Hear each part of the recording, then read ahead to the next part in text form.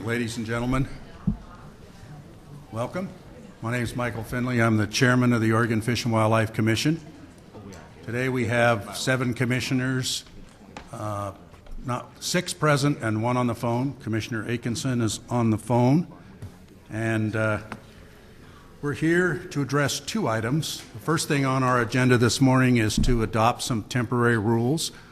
We provide the director with authority so that he can address changes in season, change in intake, or other emergent type of issues in a timely manner without having to address the commission, and then we follow up and ratify those rules. And then, of course, I think the subject that most of you are here to discuss is the management of the wolf in the state of Oregon. So, Mr. Director, we'll turn to you for the director's report and the temporary rules. Thank you, Chair Finley. And we do have, I did add one other item under the director's report. It will be brief, and that is a sturgeon fishery update. And while Tucker Jones is coming up, I did want to also mention to you there's been a number of bighorn sheep poaching cases of late that have been in the media. And in 3 cases recently, judges have not applied restitution as part of the sentence. The law allows restitution of $25,000 per animal. The judges did not apply restitution in those cases. The statute gives the commission the authority to seek civil damages. And so I just wanted to highlight for the commissioner, mention to the commission that right now we're exploring our options on all 3 of those cases. And we will be coming back to you at a future executive session to talk about our legal options, and then likely in a public session to get direction from the commission on how to proceed with those three cases. So with that then, I did ask Tucker Jones to come here and give you a brief update on the sturgeon fishery. If you recall, back at the February commission meeting, we had an update on sturgeon stock status. The stock status was particularly strong for the legal size category of fish. And at that February commission meeting, we had a number of public testifiers who indicated an interest in having a directed sturgeon fishery, again, a small directed sturgeon fishery. And the commission directed us to move forward in considering some limited opportunity in 2017. We're still on track for that, but I wanted to have Tucker come and give you an update on where we are in our work with Washington. And so I would turn it over to Tucker, and then we'll do the temporary rules after Tucker's brief report. Thank you. Tucker? Thank you, Director Melcher. Is the microphone picking me up all right? Chair Finley, Director Melcher, members of the Commission, good morning. For the record, my name is Tucker Jones. I'm the Ocean Salmon and Columbia River Program Manager. This morning, I'd like to discuss with you all a tentative plan for a small 2017 Columbia River white sturgeon retention fishery. Briefly, little roadmap here. We're talking the lower river, lower Willamette. I'm going to go over today a little bit of background for why I'm here, considerations that we took when putting together a tentative fishery structure, what that potential fishery structure might look like, and then looking, I guess, for some commission guidance on whether we should proceed with a hearing and get public testimony or table the idea for a while. So back in February, I came before the commission and gave you guys an update on the current status of lower Columbia River and lower Willamette white sturgeon. After hearing the update and public testimony, staff was directed by the commission to assess Washington interest in a possible small 2017 fishery, and if there was interest, to bring back a proposal to the commission. So there was interest across the river, and here I am.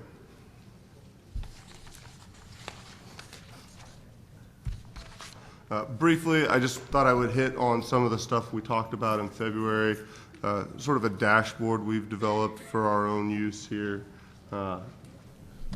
highlighting the status of sturgeon.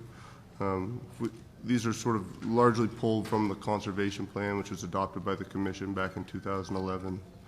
The legal abundance, and here we're talking sort of the traditional legal abundance, so 38 to 54 inches fork length. That abundance is up. It's about 224,000. Now the adult abundance is also up substantially, about 6,000 with a 3-year average of over 4,000. The population structure, there are not as many juvenile fish as we would like to see, and recruitment has not been as great as we would like to see, though I would add we are noting recruitment annually in the lower river. And of course, sea lion abundances are up, both in the Willamette and in the Columbia River, and those sea lion abundances are problematic for the sturgeon population. Without really sort of a status light, fisheries are down quite a bit, especially in the estuary from sort of pre-2014 time when retention was allowed in those sport fisheries. Just to show you how the population looks with regards to overall.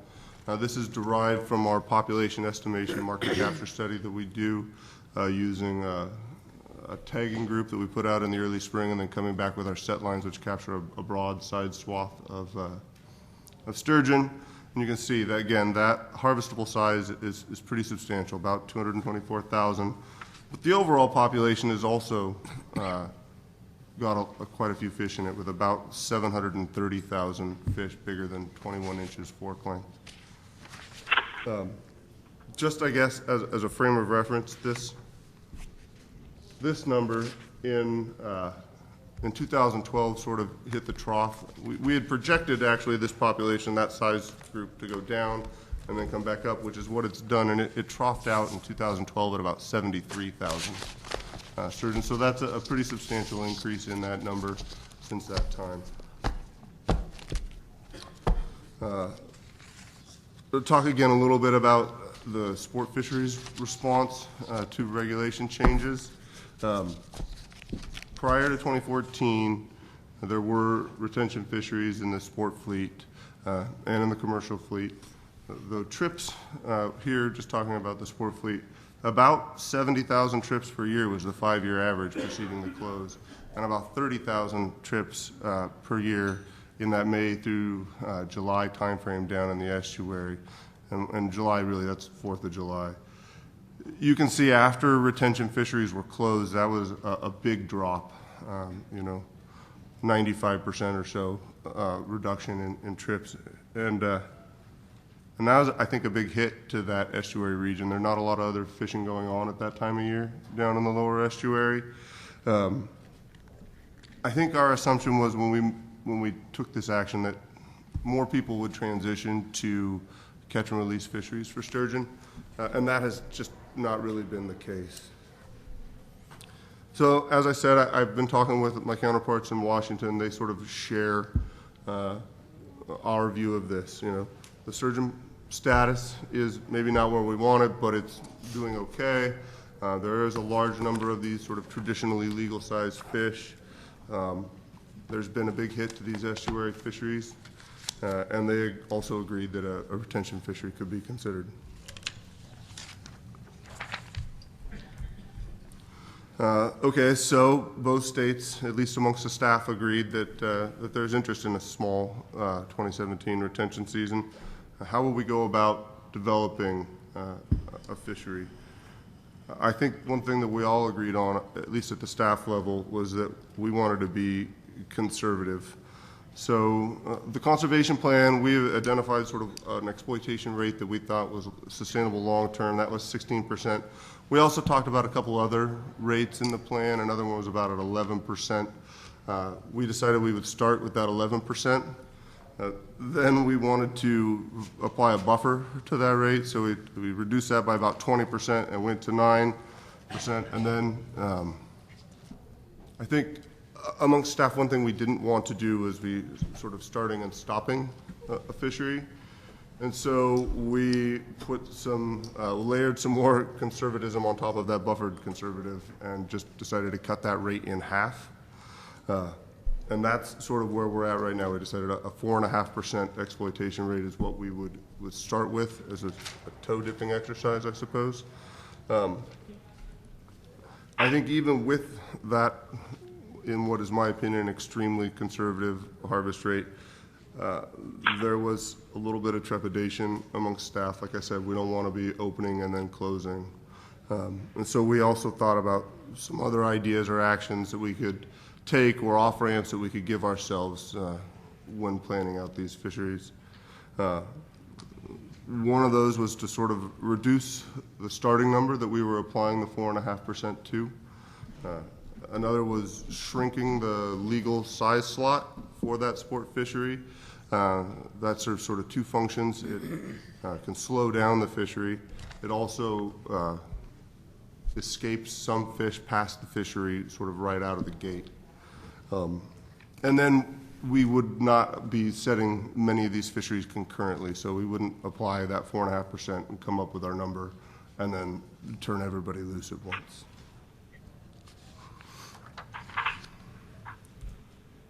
With regards to reducing the starting number, prior to 2016, there was a pretty good linear relationship between those set lines that I talked about earlier and the overall population estimate. So if you use that linear relationship to derive a number for 2016 instead of our directed population estimation techniques, you come up with basically about 156,000. If you grow that through our models, it gives you about 166,000 for a starting point in 2017. And so that's, it's just different math, and it's not necessarily the point estimate we derive through our techniques, which I still feel pretty good about, if I'm being honest.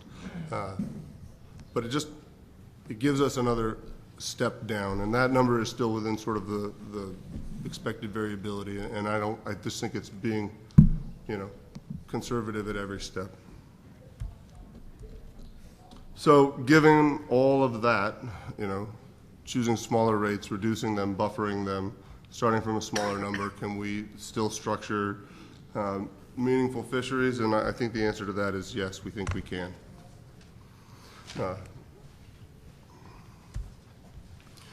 If we moved forward with this potential fishery, we would start with an adjusted overall guideline of about 6,100 fish. This is not quite exactly, if you're trying to do the math, of 4.5% of 166. This is not, your calculator's not going to spit out this number. Like I said, we shrunk that sport slot, and the commercial size slot is slightly different. And so we sort of apply a correction factor so that everybody's getting what is essentially the same number of fish that would be escaping out of the legal size slot. And that comes to about 4,900 recreational fish and about 1,100 commercial fish, using sort of guidance from the Columbia River policy. And then prior to closure, there was, I guess, standard rates, percentages of the sport allocation were given to different geographical areas, and we just follow that same convention when developing this. That gives about 3,000 fish to that estuary fishery, about 1,200 fish to the area upstream of the Wana power lines. That's about River Mile 40 and has been the traditional break between the estuary and the main stem sturgeon fishery, and about 700 fish to the lower Willamette. I think these guidelines stay within our conservative framework, and they should still allow us to have more fish in the legal slot than we've had in the recent past.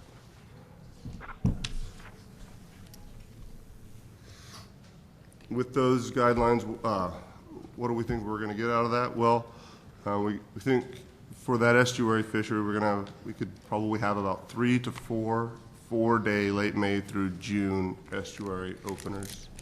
Not a lot, but it is definitely going to be, I think, positive impact for that area. And by doing these sort of days per week openers, it also allows us to assess the fishery if it occurred. and come back and see where we're at. So we know that, we have time to stop if we're approaching that guideline that we would have, essentially. We would also assign a portion of that commercial guideline up front, I guess commensurate to the recreational. So if we were assigning 3,000 fish to the recreational fishery to start with during May, June, we would assign basically the 80-20 version of that to the commercial fishery to use in their spring and summer off-channel fisheries. Then we can use our 2017 stock assessment, because we'll be out there again this year assessing the population as an off-ramp or a potential off-ramp.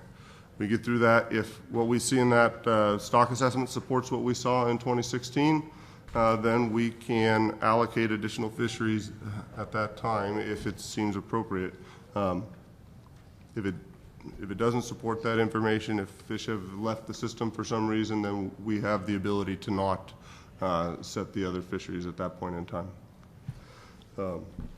Again, those other fisheries would be the recreational fishery upstream, the Wana power lines, and the Willamette, and then we would allocate the remainder of the commercial guideline to fall main stem and the fall off-channel fisheries that occur.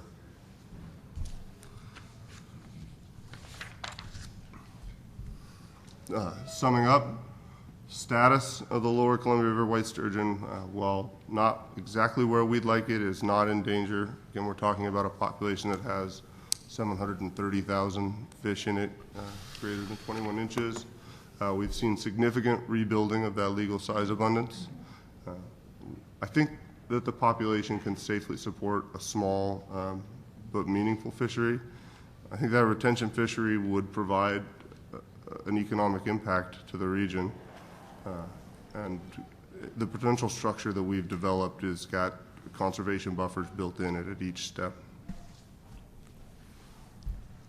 With that, I will be happy to take any questions that you might have, and I would, I guess, ask for guidance on what next steps should be. Commissioners, any questions? Commissioner Woolley. Thank you, Mr. Chair. I know that the guides have been waiting patiently for the population to recover. I remember their testimony that they were having a tough time. But my question is, how much what was the rate of sea lion depredation? I mean, how has the rate of sea lion depredation been being factored into the exploitation rate that you've calculated? Have there been any studies around that? Chair Finley, Commissioner Woolley, we don't have at this point in time, direct estimate of overall sea lion predation. We know sort of what goes on up at Bonneville Dam, and to a lesser degree sort of at the falls, but that's kind of a real small geographic area. But what they've seen at Bonneville especially is a big decrease in the amount of sturgeon predated. At the same time, we've seen big increases in sea lion abundances there, and especially in stellar sea lion abundances. So I don't see that predation decrease as a good sign, actually. I think it means, and also at the same time, we are seeing an increase in the adult population and an increase in the legal population. And that means if there are more sea lions and fewer sturgeon predation events, that sturgeon aren't going up there as much, and that's kind of where they need to go to spawn. So that's potentially problematic. Like I said, high levels of sea lions are problematic for sturgeon. Our model that we use, though, to grow the population does have a fairly large predation component built into it. When we first developed that model, we sort of went through everything we could do. We expanded it out to try to account for the whole river. We inflated it beyond what we thought the sea lion population could grow to and went right to the max amount. So we're pulling out about, I think, 10 to 11,000 sturgeon from the model each year with that. We truthed that up at that time with our sea lion guys, and they thought it was probably too much, but that they could see our logic path, and so we felt comfortable that that was sort of a conservative estimate for that predation. Okay, thanks, Tucker. Commissioner Buckmaster. Thanks for getting back to us on this. I was one of the ones who was supportive of having you look into it. Do you feel that the proposal you're making spreads, gives as many opportunities across there are various user groups within the recreational sector? The guides, we've got the charter boat operators, and we have the individual fishermen. Have you structured this in a way that you feel offers opportunity for all the groups? So no one group is going to get an overwhelming majority of the fish? Chair Finley, Commissioner Buckmaster, we've tried to put together this potential structure in a way that we feel sort of reflects what we've done in the past and trying to balance it out between user groups, while also trying to focus opportunity where there's actual, it's not just opportunity to fish, it's a good chance to catch a fish. So that May, June timeframe in the estuary is really a popular area. Not really a popular fishing time for sturgeon in the Willamette and the upper part of the river. So the non-concurrent structure, our plan is, presumptive plan, would be to allocate those to all the user groups. But because we have this non-concurrent structure, it also gives us potential off-ramps. So the presumptive plan is, yes, make those available to all the different user groups. But I would not sit here and tell you that I'm going to allocate every one of those fish if we have hard data that says, hey, you know what, you shouldn't, then, that off-ramp is, we're specifically layering that in that, and I would take that off-ramp. Okay. One more, Chair. Sure. I testified back when our legal population was in the 70 to 80,000 range that we needed to shut down this fishery, and I think we did the right thing, and I think this is proving that at least we didn't do the wrong thing. I looked at your numbers on the allocation. We do have concurrent allocation with Washington and Oregon on the 80-20 split commercial recreation. That is something that we are concurrent on. But it looked to me like you were coming up with a method that looked at pounds of fish or factored in sizes of fish. And is that a new precedent? I mean, I think people are expecting, at least on the commercial side, the public supply, they're looking for 20% of the numbers of sturgeon, and this comes up a little bit short. Chair Finley, Commissioner Buckmaster. So we adjusted those numbers, we call it for broodstock equivalents, actually, not to get too far down into the weeds. But essentially, you take that overall number, and then based on the size that you're applying that fishery to, you convert a rate on how many of those fish will be escaping to adult populations. It's a little bit less because that commercial slot that we're talking about is harvesting a slightly bigger fish. It's a 43 to 54 inch slot proposed, whereas the sport fishery as proposed is a 44 to 50 inch fork length. And that is a fork length? A fork length, yeah. And the reason for those size slot differences is that the fish buyers typically want a larger fish. It's more marketable for them. And so I think within the industry there's an acknowledgement that, bigger but fewer. So I'm not going to get blasted when I go back to Astoria. No, I don't anticipate that. Thank you. Mr. Weber. Tucker, in regard to the commercial, is that all executed, the commercial fishery executed in the off-channel areas? Chair Finley, Commissioner Weber, in the spring and summer, it would be executed fully in the off-channel areas, given the Columbia River current harvest policy, there are no main stem gillnet fisheries allowed. So those would be prosecuted in the off-channel areas. In the fall, depending on where we are with off-ramps and available allocation, we could allow some sales in those main stem Zone 4-5 fisheries, but then the rest and the balance would come again from the off-channel fall fisheries. And the, is the 20%, is that a directed, where they directly go after these sturgeon, or is it more bycatch in their other fishing activities? Chair Finley, Commissioner Weber, I would expect that would be more incidental catch in other fisheries. I don't anticipate setting directed sturgeon fisheries in off-channel areas. Okay, thank you. It's not a, sorry, Chair Finley, Commissioner Weber, it is not an overly large number. I don't anticipate them really having too much trouble intercepting that in their just sort of daily prosecuting their off-channel fisheries for those select areas. Commissioner Buckmaster. Following that line of thought, there is a possibility that as an incidental catch, that the commercial group would not be able to get to that number, particularly with the uncertainty that we look at coming this fall. Is it? Would you be willing to sit down with the commercial advisory group, and I'm way in front of myself here, the idea that maybe alternate gear, things we've talked about, and other issues in the main stem, you allow the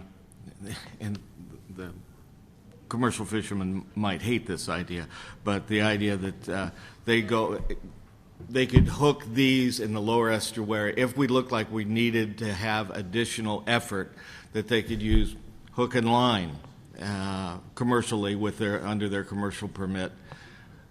Those guys can come up with ideas on how to utilize this. Are you going to be talking to them about the possibilities? Chair Finley, Commissioner Buckmaster, we've actually talked a little bit with the advisory group. We had a meeting with them on another topic, but we did bring this up, and yeah, I mean, if there are ideas that they want to use and bring forth, like I said, I don't anticipate that they would have a problem catching these, especially in this time frame in those off-channel areas. But I will tell you also that definitely some in the industry were just not sure that they would even want to take them. They said they might just try to set them aside for conservation. So the industry is, I think, split on that. Okay, I have a couple questions. It relates to your last phrase about conservation. You used the phrase, "I'm not prepared to allocate if we have hard data that it may risk conservation values." Those are my words. But during your presentation, you used phrases like population is large but doing okay, not robust, okay. I think the population can support this. So reflecting back to your phrase about hard data, where's the hard data on this proposal? Chair Finley, when I said the population is okay, the population has 730,000 fish bigger than 21 inches in it. There's a large chunk of legal size, traditionally legal size, subadult fish within that population. Sturgeon are inherently buffered against hard times by having those big fish that spawn over and over again. So I feel like this population is in no danger. It's in pretty healthy shape. Is it exactly where we want it to be? Are all metrics at our desired status? No. But I think that all the data we have says that, yeah, we can safely prosecute a small fishery if so desired. So the debate in my mind comes down to how small is small. And why are we doing this now? Is this for economic stimulation? Chair Finley, I think that at the February commission, the commissioners present saw the status update, they heard the testimony, and yeah, they asked me to start working with my counterparts in Washington to see if we could put something together that would be small. I think this is small, 6,000 total fish out of a population of 225,000. And you say that, yet you say that all the parameters aren't where we want this fishery to be. Chair Finley, yes. Okay. All right. Commissioners, any other comments? Well, Tucker, my question to you is, I'm really torn on this, because with the sea lions still having free reign out there, are we working on a resource that's really fragile? I know you said it's okay, and I trust your opinion, but I think until we get these sea lions in check, or something starts to come around, do we catch the last fish and it's over? And that's a question you can't answer, but I have concerns about the resource. Chair Finley, Commissioner Biddle. Yeah, I think sturgeon are uniquely buffered to, just their inherent life history. So, not to get too wonky and to take up too much of your time, I apologize. But sturgeon live for 150 years potentially. They start spawning when they're 20 to 25, and they spawn every 3 to 5 years after that. So, sea lions have been aggressive in numbers for 10 years. That's a blip on the sturgeon radar. We have robust, I think, numbers of subadults and a growing adult population. 10 years, like I said, is a blip. Our conservation status metric, just for reference, for young of year recruitment, based on our population models, is like greater than 5 years with 0 measurable recruitment. And we haven't seen a single year without recruitment. We have recruitment annually in the lower river. So there are some fish spawning successfully every year. Would we like that number to be more? Yes. But there are other places. The Fraser River, right? They have a population that has been static for 25 years. It just keeps getting larger in the size of the fish. They don't measure recruitment ever. The Snake River, they talk about their healthy population, and it's got 5,000 fish in it. This is the biggest, most robust, healthiest population of white sturgeon in the world. It is the envy of the sturgeon world, I can tell you. well, that's the way we want to keep it. Holly, do you have any questions? No, I don't have any further questions. Okay, Tucker, thank you very much. Director? Yep. Thanks, Tucker. Commissioners, I would then draw your attention to your TAN agenda. There are 10 temporary rules on the TAN agenda and 1 temporary rule that's also presented in a separate memo to you from Ed Bowles dated today regarding a rule that was adopted yesterday after the agenda was printed. So we need these 11 temporary rules ratified, and we'd be happy to answer any questions you might have. Okay. So, Commissioners, you have 2 pieces, our traditional TAN agenda, and right below it, staff has put the emergency actions to modify spring commercial season in select areas of the Columbia. So I'll give you a minute to read the one that was just added.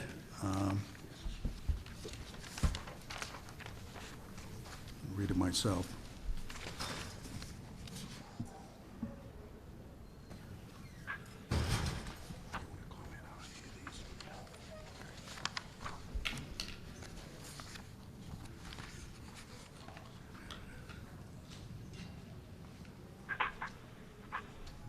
And when you're ready, Commissioner Weber, I'll take a motion.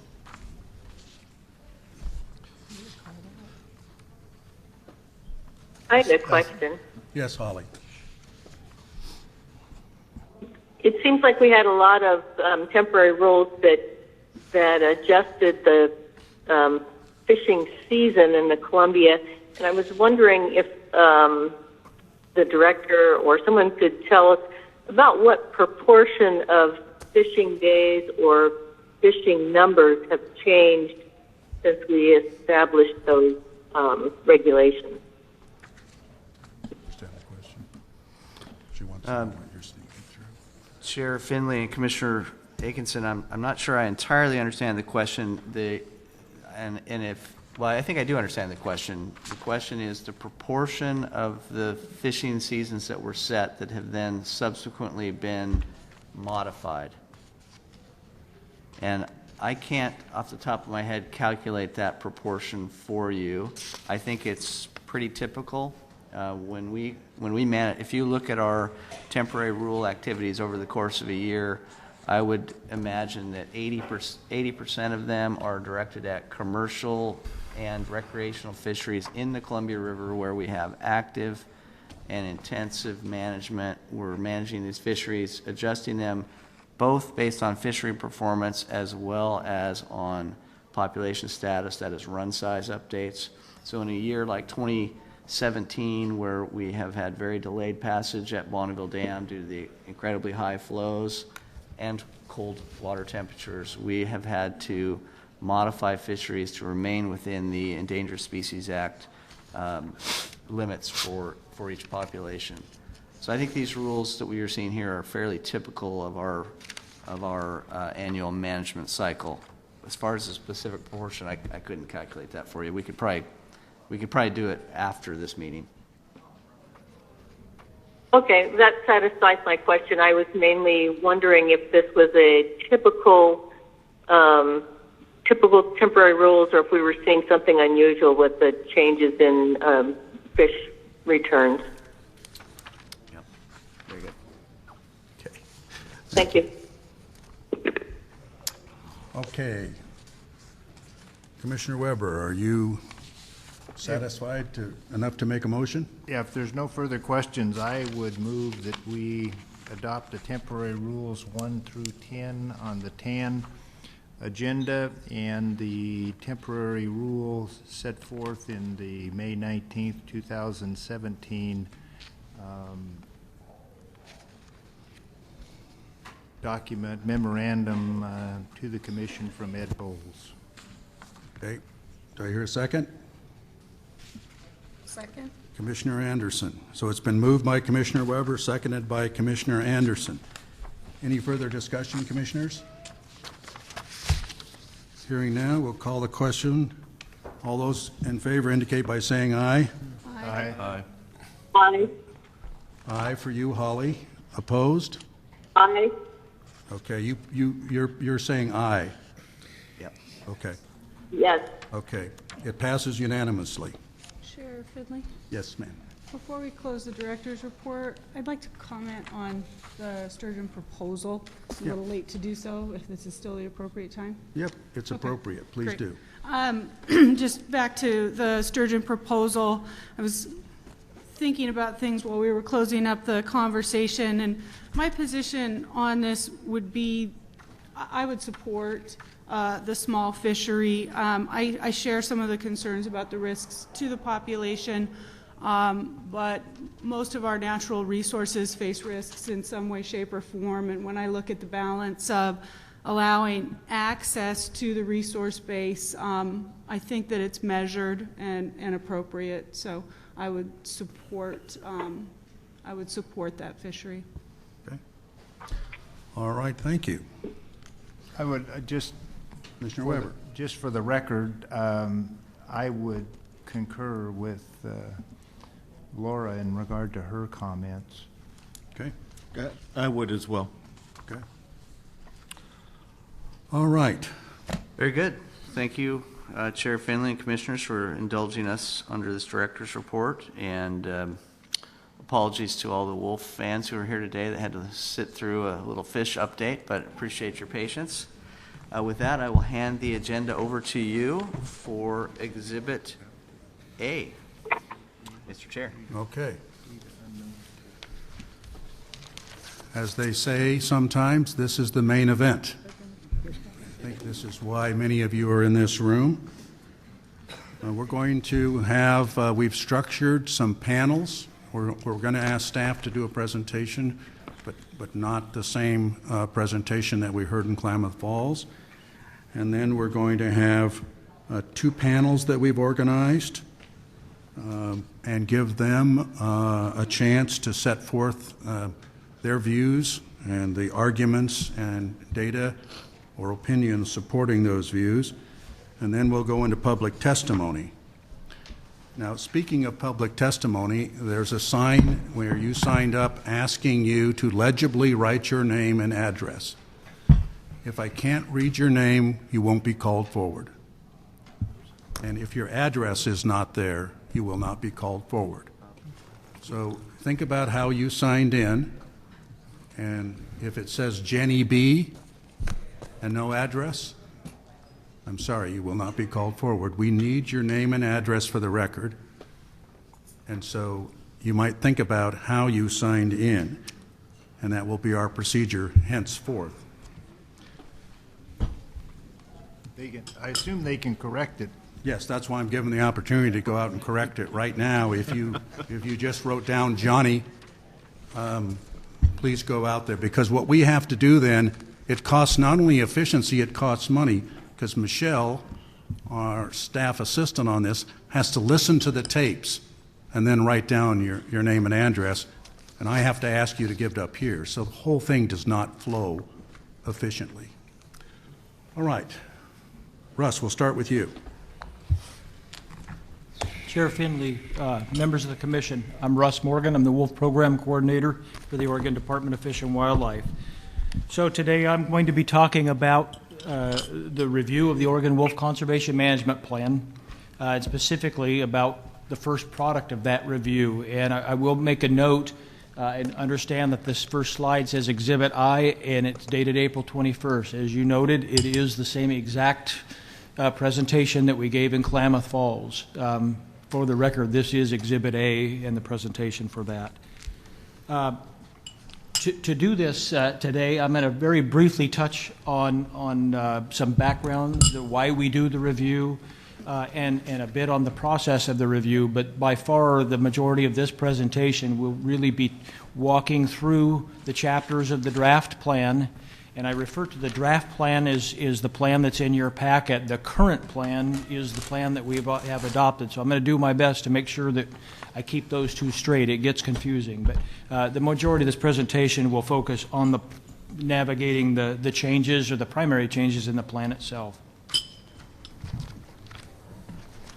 So first, why did we do this?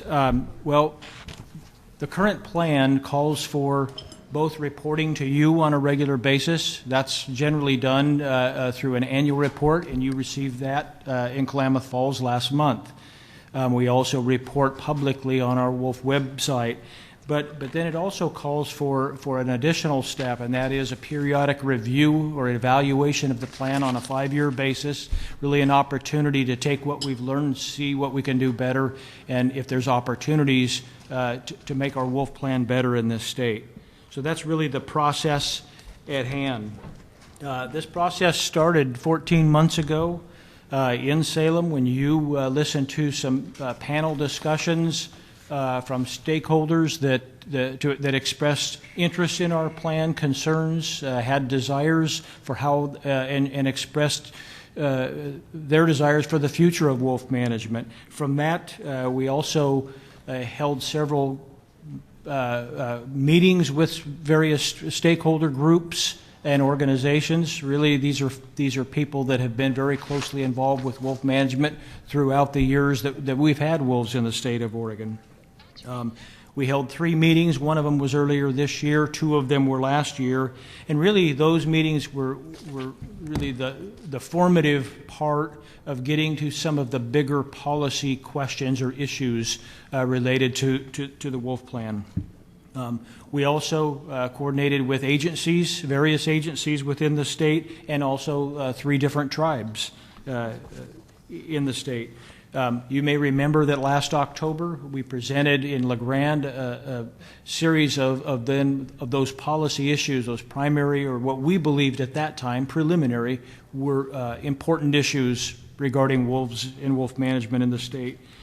We also, I should point out, went through an internal evaluation. We have a number of our staff, a number of biologists that are working with wolves every day of the week in some parts of Oregon, and those folks have a great deal of constructive input on how we can make the plan better. So really, all of that combined really led to the draft that you have before you now. Before I get into the draft, I do want to talk about some general approaches that we use that I think are important to point out. One is, and probably the most important one, is that the plan was originally adopted in 2005. It was updated in 2010. But when it was originally adopted, there were a number of agreements, if you will, or understandings contained within that. There was a fair amount of negotiation that it took to create that plan. We hold those previous agreements to be important, and we have through this process. Some examples of that would be, and you've heard me say over the years, I'm sure that conservation is a focus of this plan in all phases, and we still hold that to be important.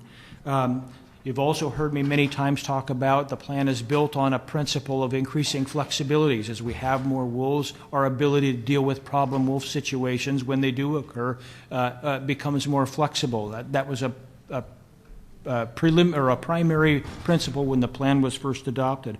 An example of an understanding would be factors that we used when wolves were delisted in 2015. Get my years right. There was a number of things used in that evaluation, and those factors are still valid. We hold those as valid understandings. So it's important to know that we tried to continue on with that and follow through. We never viewed this as a rewrite of the plan. We wanted to make sure and keep the integrity of the original wolf plan. The plan is also built on an adaptive management principle. Really, simply put, it's taking what we've learned as we've implemented the plan and what new information is out there, and try to apply it and make our plan better over time.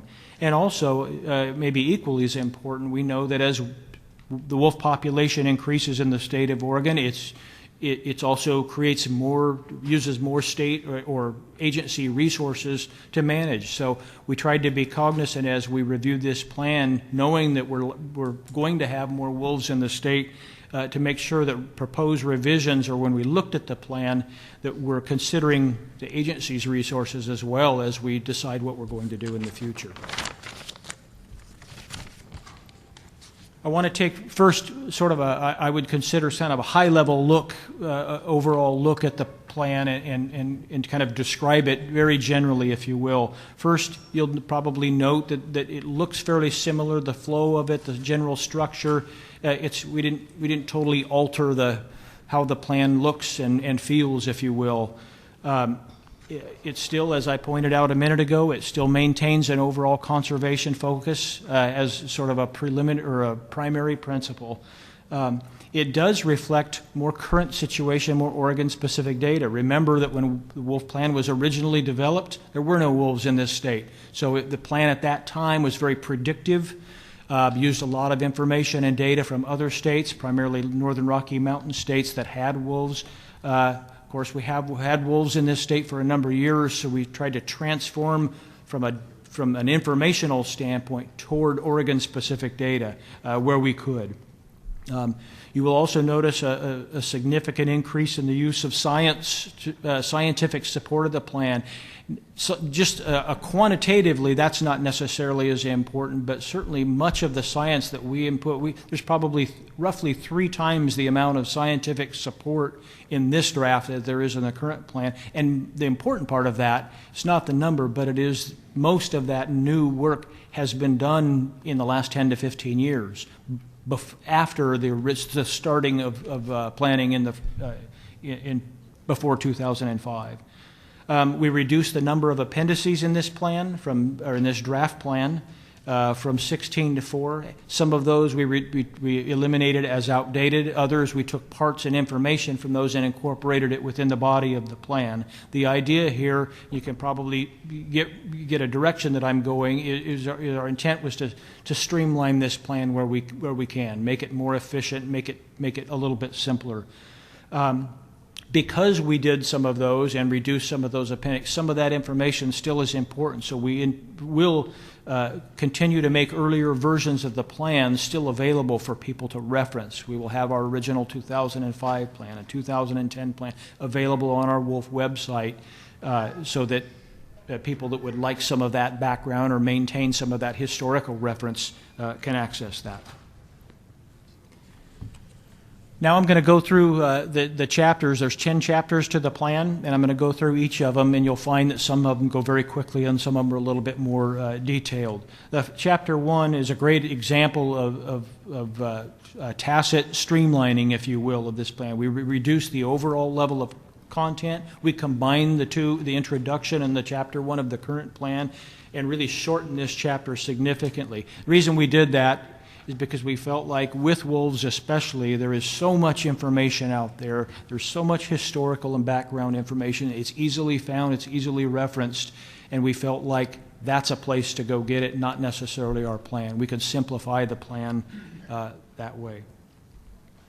Now I want to get into chapter 2, which is certainly more substantive than some of the other chapters because it deals with a very important part of wolf management in Oregon. That's conservation, how we count them, how we track them, what numbers there are, and how they're distributed, all very important. We also added the game mammal status as part of the title. It's not a new part of this chapter, but there is an importance to it that we felt like it needed to be in the title. So I'm going to go through some of the high points, or at least important changes to point out in Chapter 2. One is that this chapter we maintained the current zones and population objectives. There's 2 zones in the state. There's 3 phases. We did not alter that fundamentally. We did that even though the plan recognizes that management zones objectives are certainly a potential. There's certainly an option in the future, and we retain that in this draft as an option. But we felt like it was, at this point, preliminary to do that. We felt like we needed some more analysis, and so we committed in this chapter to do more analysis, and part of that would include a spatial population model that really allows us or helps inform us about if we're going to create zones in the future, how they might look, and information related to that. The second, the one is that we require, or at least I want to make a bit of a correction, because in Klamath Falls and on this slide, the second bullet, it says requires an analysis of the population when we move from phase 1 to phase 2. I misstated that in Klamath Falls. And that question came up after my presentation.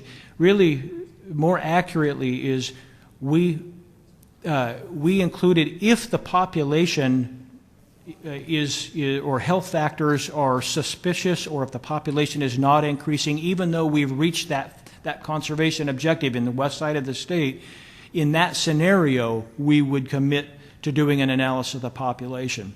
So it was a bit of a fallback. An additional precaution, if you will, once we reach the conservation level. It wasn't an automatic, but it certainly would be automatic if the population is not growing or there's other things that make us suspect problems. So I wanted to clarify that.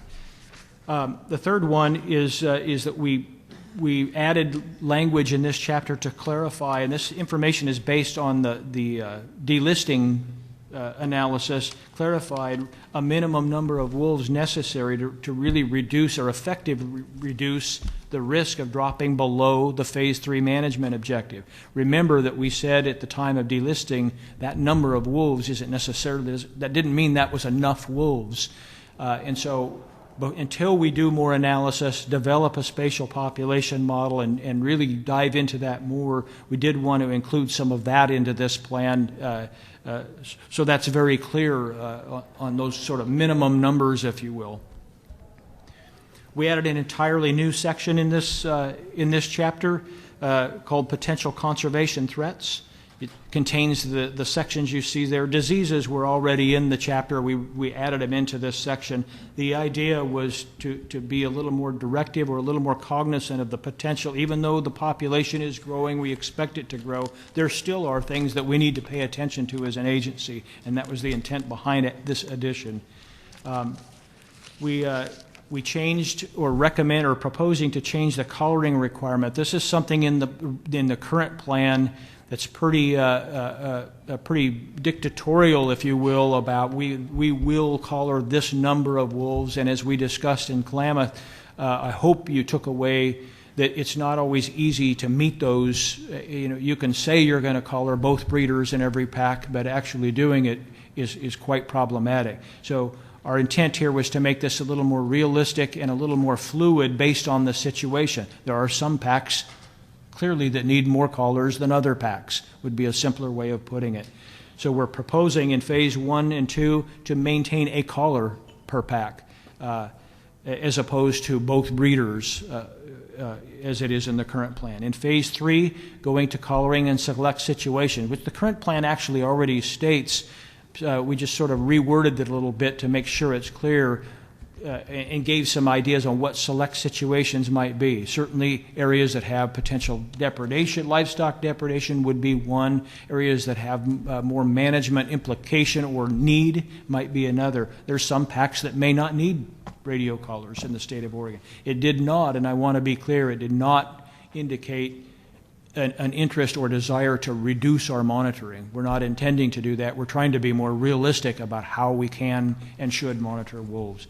We also put in this draft an intent to increase the use of VHF collars. I think you saw in the annual report that when we put these GPS collars on, besides being extremely expensive, they don't last very well.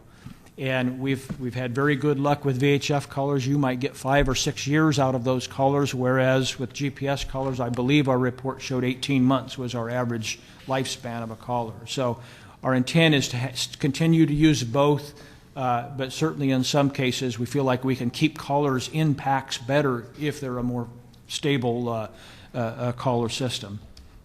The third one on this page, or in this chapter 2, is a commitment to implement a citizen advisory group of stakeholders as a way to share information, talk about, keep updated on wolf events, wolf science, and essentially assist us as an agency in managing wolves as the wolf population goes higher. We really don't have a great deal of specifics in the plan, but certainly a commitment that we would get to this once this plan is adopted.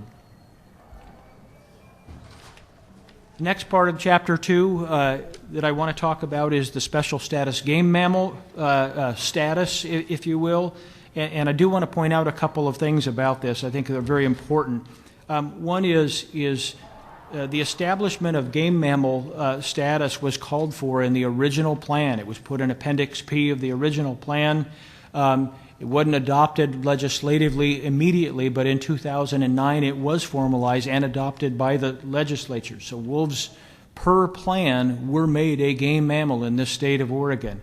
That original plan also stated that it would allow the use of hunters and trappers in very specific situations. It doesn't have a great deal of specificity in the current plan. But it would be an available tool once we are in phase 3.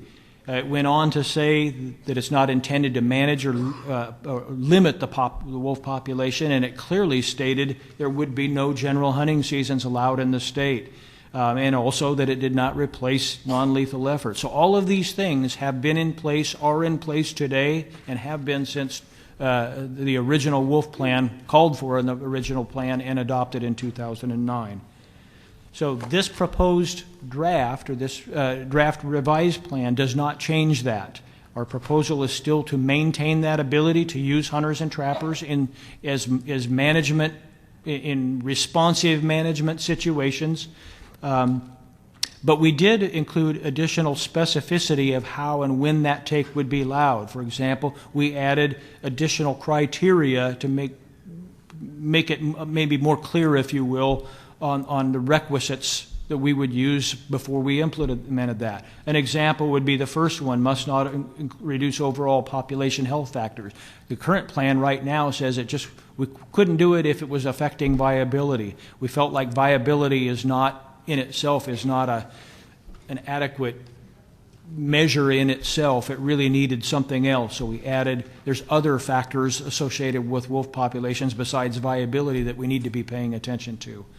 It also establishes or proposes that we must determine that wolves are a significant factor in the population not meeting established ungulate objectives. I know that's a mouthful to say, but it is important also, there's a second part to that, and that the controlled take action would be expected to improve the situation. That's additional language. The reason that we did this is because there's several places within our plan, our current plan, that have different definitions of this requirement. One is that wolves would have to be shown to ungulate declines would be attributed to wolves. Attributed, I quote that. Others is the primary cause in another place, and in the administrative rule, it's just in general ungulate declines with no qualifiers. We felt like that sort of all over the place could be improved, so we used language that's right out of the Northern Rocky Mountain revised 10J rule, and we also added the expectation that if we use controlled take, that it would improve the situation. In other words, it wouldn't be punitive action. It would be expected to have positive effect. The third one is that we added a requirement that if controlled take were used, that we would be required to monitor the results and impact, not just do it and forget about it. We do that anyway, but this would codify it a bit more. We add certification requirements. That's already in the current plan, that we would certify hunters or trappers to use, but we added additional language and specification on how we would make that work. We talked about a program that might be parallel to our Master Hunter program on a way to get a pool of people that could help us should the need arise. These are not general hunting seasons or planned hunts. I want to be very clear about that. So just like the current plan, this proposed plan does not allow general season hunts. I'm going to go to Chapter 3, which is the other substantive chapter, of course. And that's the chapter that deals directly with wolf and livestock conflict. So in this chapter, we added certainly a lot more Oregon-specific data. Again, didn't have any in the original plan. We have a lot of depredation data, unfortunately, over the years, and so we use that information, part of that adaptive process. And of course, we increased the amount of scientific supporting literature that relates to wolf-livestock conflict, of which there is more now than there was 10 years ago. We also added an entirely new section that covers specific considerations when we're trying to manage or minimize depredation. Things such as non-lethal measures, considerations for lethal control, a little more discussion about when that might be an appropriate tool and when not. And also compensation, which is now a part of Oregon's wolf management picture. For strategies to address livestock conflict, I want to be clear that in Phase 1, we did not change any of the standards. We left it as is, or if there is any changes, they're unintentional. So obviously we'll go through that with a fine-tooth comb, but our intent there was to leave Phase 1 as is. So really all the changes proposed are in Phase 2 and Phase 3. We added a requirement that in Phase 2 and 3 that injurious harassment would require that livestock must be present. In other words, you can't harass wolves if there's not something to harass them away from.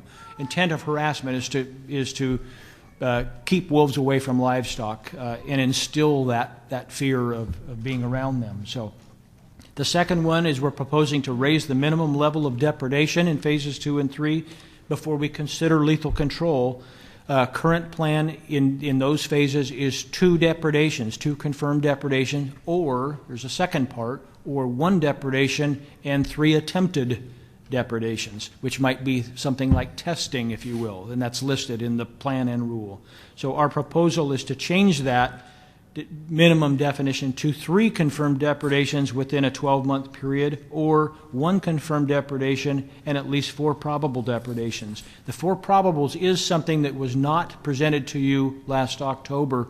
As we evaluated this criteria and we really scratched our head a lot over this, it just seemed like it was not really workable to propose the going to 3 and 12 on the first part of the definition and leave the second the same.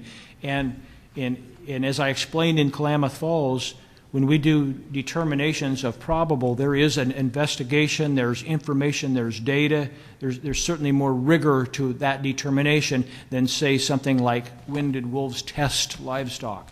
So we felt like it was more appropriate and really more defendable, if you will. We also added a requirement that take permits, or change the requirement, instead of wolves having to be routinely present in a particular area, which is very hard to show when it comes to wolves, especially depredating wolves, that if we're going to issue a permit, it has to be in the area that these wolves are depredating. It can't be in a larger area. The idea is to focus, take to the problem. And we felt like the language that we're proposing does that better. We added clarification in Chapter 3 about the use of non-lethal measures, and we added a requirement that they must be reasonable for the situation. And I know that term created some discussion in Klamath Falls. I do want us to clarify that a little bit. The intent there may be better ways to write it than we did, but the intent was to tie that to the additional, I said we put an additional section in this chapter about non-lethal measures that kind of illustrated what measures would be reasonable for a situation. The idea was to tie the two together. We will be taking a look at that wording, but I did want to explain the intention behind that change. We're proposing to reduce the reporting time if somebody takes a wolf under these rules to 24 hours. Right now in the current plan it's 48. We just feel like 24 is reasonable, it's doable, and if a wolf were to be taken, the sooner we know about it, the better.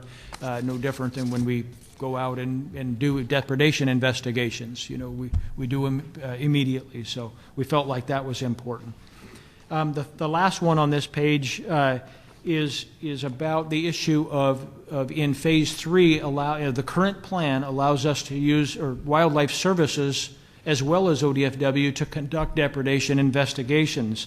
We retain that in this proposal, but we did add some clarification and an expectation that regardless of which agency does depredation investigations, that the evidence would be collected consistently between our agencies. There's a standard of evidence that we would apply the same standard. And when it came time for decisions, if we have a problem situation, for decisions on how to manage that we would use the amount and quality and quantity of that evidence in our formulation of corrective measures. So regardless of the agency that conducts it, our intent is to maintain a high standard of determination of when depredation has occurred and when it has not. Okay, I'm going to move to Chapter 4 now, which is a chapter regarding wolves and ungulates, wolves and their prey. We did something to this chapter a little different. We combined 2 chapters, Chapters 4 and 5. Chapter 5 had really wolves and interacting with other species in their environment. We eliminated Chapter 5, section on hybrids, and we actually moved some of that to Chapter 2. A little confusing, I know. And we also eliminated the Chapter 5 section on interactions with other ESA species. We just didn't feel like, when we looked at the list, that it was relevant really in any way. And ecosystem responses. Some of that is contained in other parts of the plan. We added scientific literature related to wolf interactions. And if you've read that chapter, I will freely admit is very complex. It is very confusing, and there's a lot of information there. And that was done intentionally. Clearly, when you start looking at predator-prey relationships, they are extremely complex, and we felt like to do it properly, we really needed to try to put more of the whole picture in there. So it takes a bit of care to go through it, but our intent was to really use that chapter as a resource to help people understand these complex relationships. We added a section also that deals with summarizing big game populations, which we track, of course, in the state of Oregon, in units with wolves. And we also can do that with other units without wolves as well. But the intent, I want to be clear, we don't have any data right now in Oregon that shows impacts, if you will, to ungulate populations as a result of wolves. But that doesn't mean that there might not be in the future. So really this idea with this is to start the process of tracking these populations in relation to wolves as part of our overall monitoring, is why we put that in there.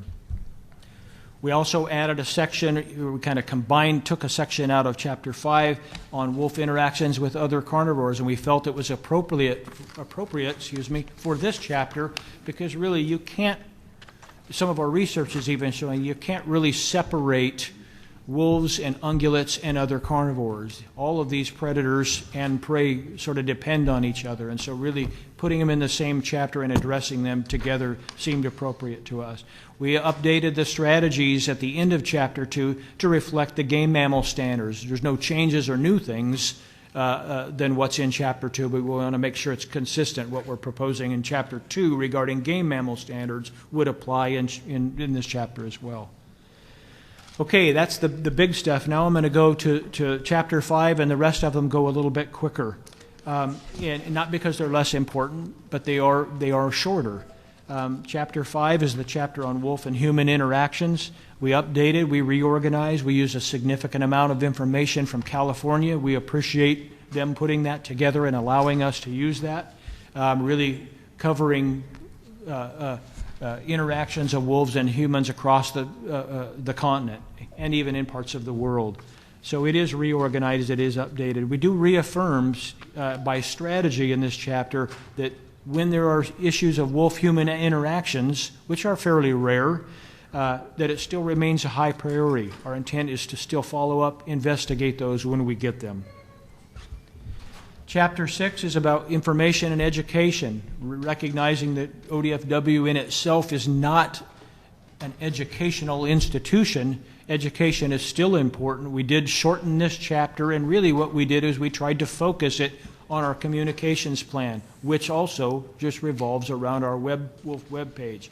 Having worked in this for the last 10 years, I can tell you nearly every bit of information that people glean informatively or for educative purposes, people go to our website. It really is the tool.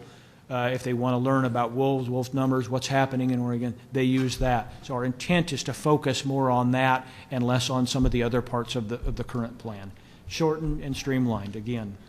Chapter 7 is reporting and evaluation. We really didn't change or propose to change that. We still maintain a 5-year review of our plan. We did add a strategy to make sure that we're going to use a citizen advisory group to kind of acknowledge that information that we get, share, and trade back and forth in that process is also part of the evaluation process when we do that. Chapter 8, Research and Information Management. This is also a fairly expanded and updated chapter. The current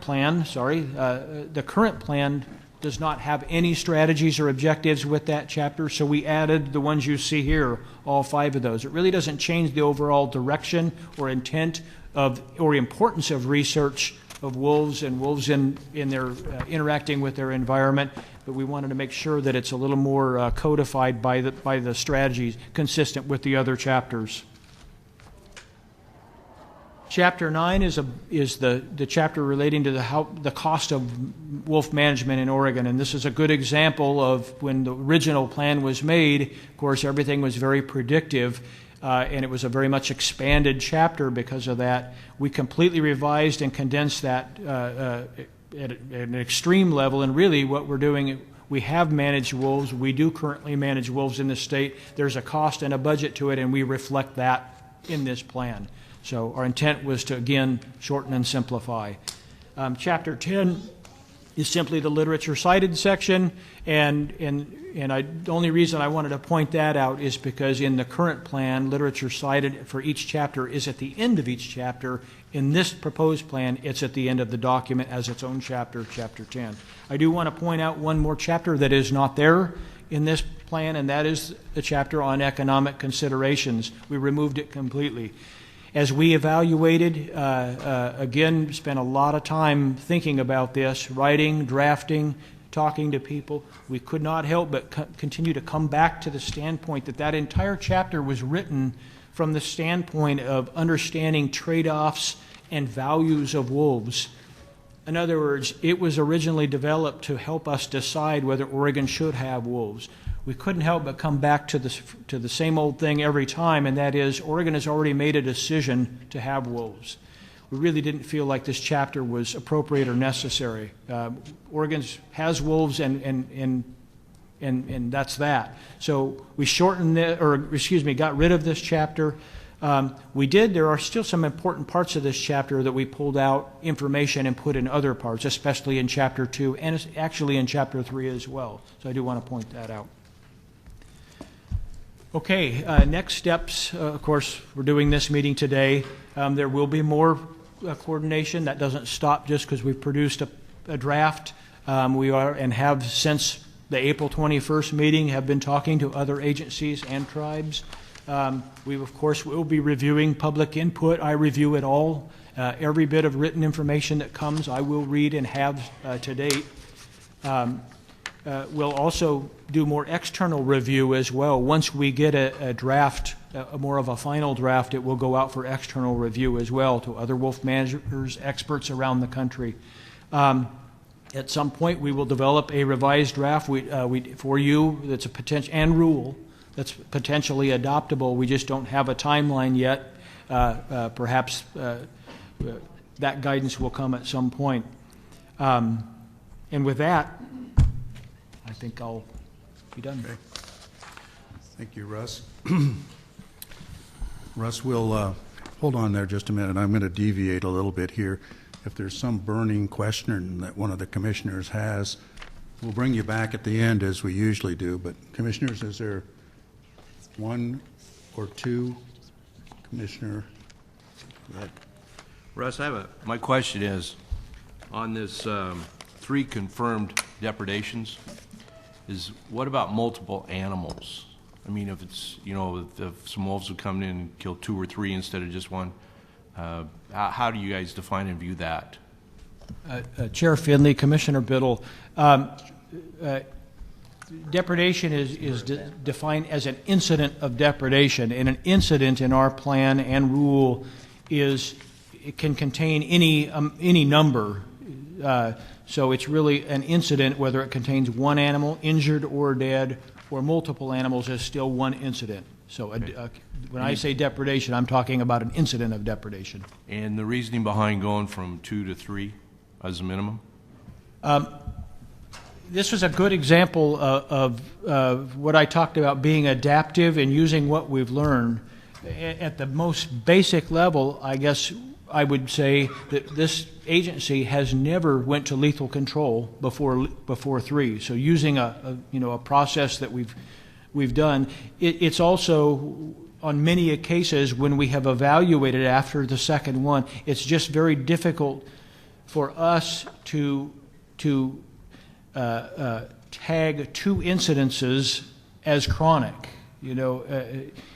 By some measures, chronic would indicate something that is going to continue to be a problem or will escalate even, and we didn't feel like 2 really met that, which of course is in large part why in many cases we have never gone to lethal control at 2. So from a practical standpoint, you would expect to see no change. We haven't gone to 3 to lethal control before 3 depredations before anyway. The 12-month period is a little bit different. Certainly condenses the time frame. 12 months, the idea with that was to incorporate different seasons, because sometimes wolves will depredate at a certain season. They might not depredate again until the same season the next year, so or near there. So at least by putting the 12-month, we felt like it was really, the idea is to tell us when do we really have a problem that we expect to continue if we don't. Remember, this is just for lethal control. Right. So Thank you, Russ. Okay? And I wanted to add, Chair Finley, if I could, just a little bit on that. I think Russ did a great job of answering that question, but it is a good question.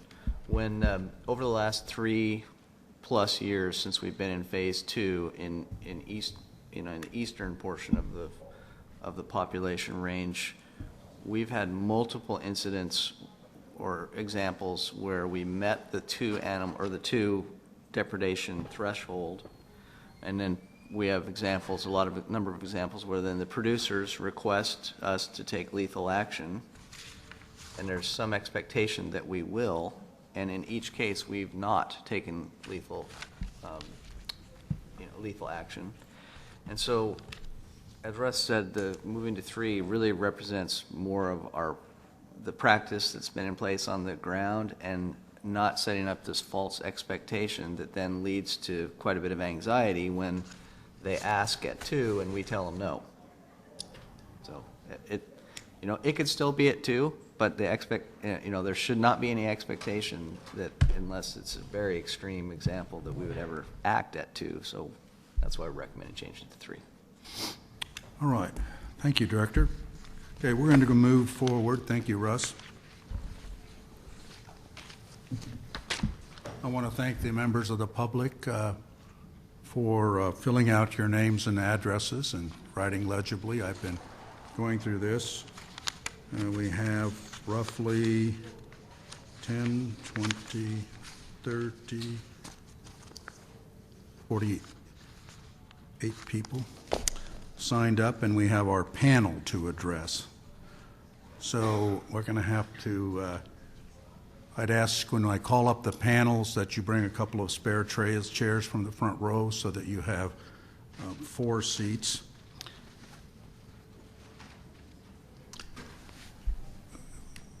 Well, thank you, Roxy. This is a very divisive issue. It's not new to the West. In my years of resource management, I wanted to understand what the West was like pre-settlement and during settlement. They're 2 different worlds. And if you've read The Voyage, if you've read the Lewis and Clark Expedition journals, not the book, Undaunted Courage, but the individual journals, you will understand that wolves were ubiquitous across the United States. They were everywhere. If you read Jedediah Smith's Journal of 1827, you would also know how he noted all of his wildlife observations. And if you've read some of the accompanying books about the Hudson's Bay Company and its trappers, you will understand the relationship of wolves and predators and what the original West was like. And you can go on about that, but it's no longer 1803 or 1804. Oregon was a territory and is now a state. People settled as best they could. The wolf was seen as something that interfered with livelihood and was persecuted, eliminated. I carried the first wolf back into Yellowstone National Park in 1995. We have seen great ecological benefits, but there are also adverse consequences. As much as I respect the restoration project, there are places wolves can't be. So our job together today, and when we adopt this plan, is to come together reasonably to protect this population, to shepherd this population, but recognize the limitations that we live in a very developed and settled state. We have economic interests that are in conflict. So that's when our new ingenuity comes into play, and our fairness, and the experience. And so when I talk about experience, that's when I talk about effective public testimony. When we call you up here, I'm going to ask you to think about effective public testimony.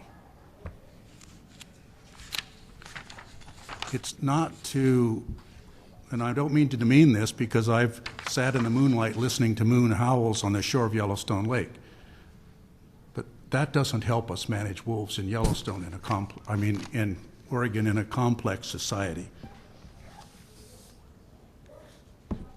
So think about the things that you've read, you've experienced either in this state or other states about wolf management. You've looked at the plan, you've read some of the plans, you've heard Russ. Where is the department not seeing unintended consequences? What are the policies that make sense both economically? Which ones are best for long-term? Which ones should we try and maybe phase out because they don't work? These are the things we're looking for. Okay? So with that, we'll bring up the first panel.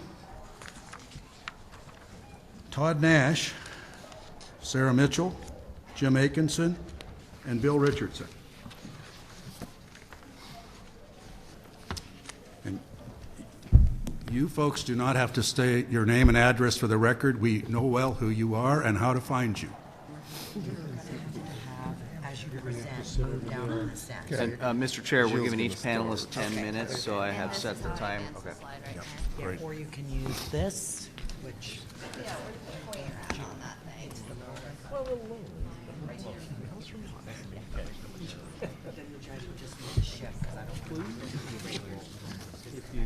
Jill's going to operate mine. I am. Hey, Holly, you there? You are. Yes, I am. Should I give, you don't have to just answer yes or no. They put out some cards here. Should I give those to Jim so he can bring them to you? Yes, thank you. Okay, so we designed this that you have 10 minutes apiece. If you use your partner's time, don't blame me. Okay? So the panel overall. Seem to have one extra person. Pardon? Oh, we seem to have one extra person. Yeah, well, That's whoever. because we're splitting our. Yeah, okay, so OCA. you have 5 minutes apiece or 6-4, however you want to split up your 10 minutes. We're comfortable with that. All right, Todd, we're going to start with you. Jill's actually starts first, so. Okay, Jill.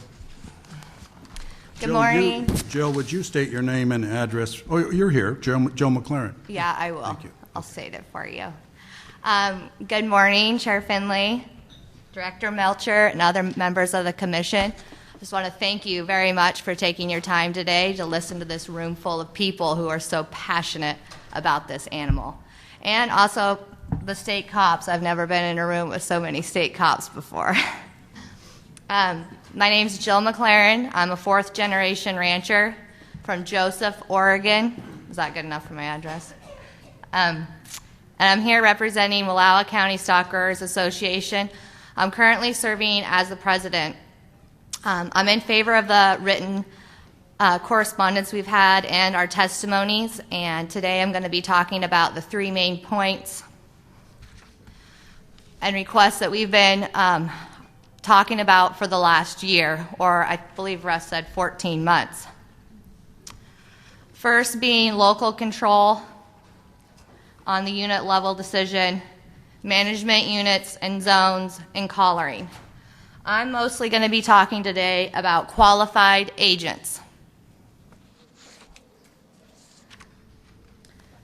So what does it mean for local control, and what is it that we're exactly asking for?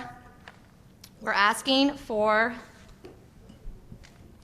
a focus on a certification standard that will allow local officials to make the call and have the call stand based on objective standards of the call. Currently in Wallowa County, we have 2 district wildlife ODFW biologists that are the only ones qualified to make a call on a depredation. Russ just mentioned in his presentation that Wildlife Services is added. We'd also like to see the consideration of state police, the county sheriffs, or deputies.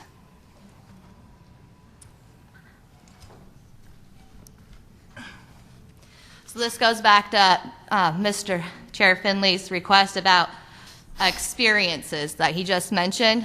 So this is an example of why this is so important. On May 8th, some hikers found a dead calf on our private property.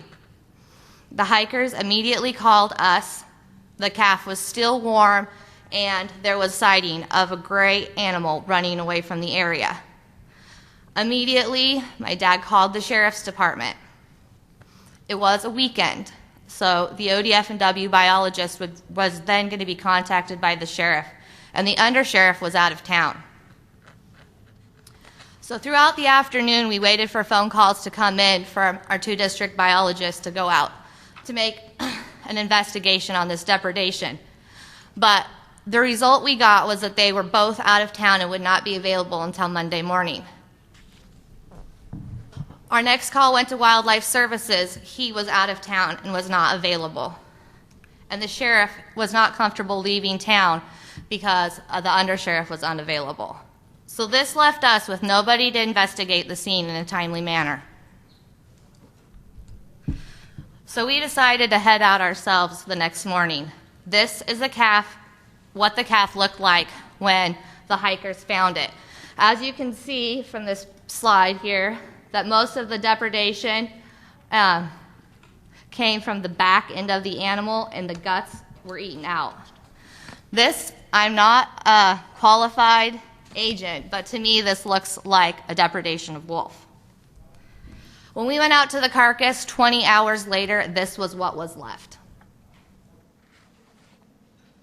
We also found blood about 300 feet away from the carcass, signs of trampling and struggling. Approximately 25 wolf tracks around the carcass, no sign of any coyote tracks or scat. We then took the carcass to town at this point and delivered it to the ODFW office ourselves and patiently waited. To which we received this report midweek. Cause of death to be other. An incident was not wolf related. Let me just bring up the confirmed depredation. I underlined a few, I realize it's a bulky slide, underlined a few things that we did have. We obviously had physical evidence, feeding pattern on the carcass, and fresh tracks that you just saw. We had an eyewitness from the hiker. We had other physical evidence. GPS collar OR 49 was within 49 yards from where that calf was killed. You saw the slide of blood and the largely consumed carcass. I'm sorry, but this leaves us feeling very frustrated. No one was available to investigate in a timely manner, and we understand that the ODFW is doing the best they can and that they are out of town. But wolves do work on the weekends. There was significant evidence that this was a wolf kill in our mind.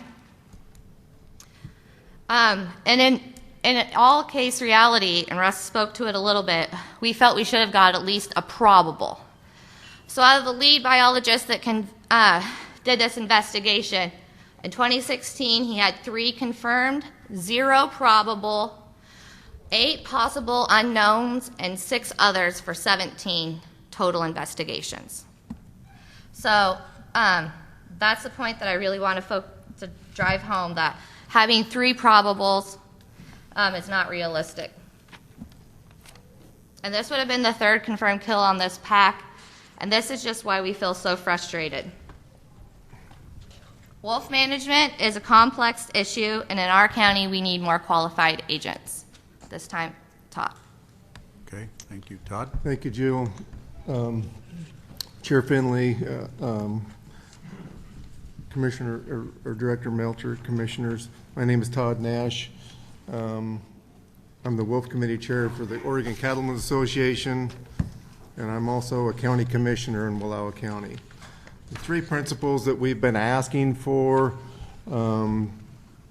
we presented to the Association of Oregon Counties, and we'll go to the next slide. There was a vote on that May 8th, and it was a unanimous vote. It was accepted by all 36 counties. Metro was very well represented there at the time, and it was gratifying. And it also showed that what we are asking for is a very reasonable ask.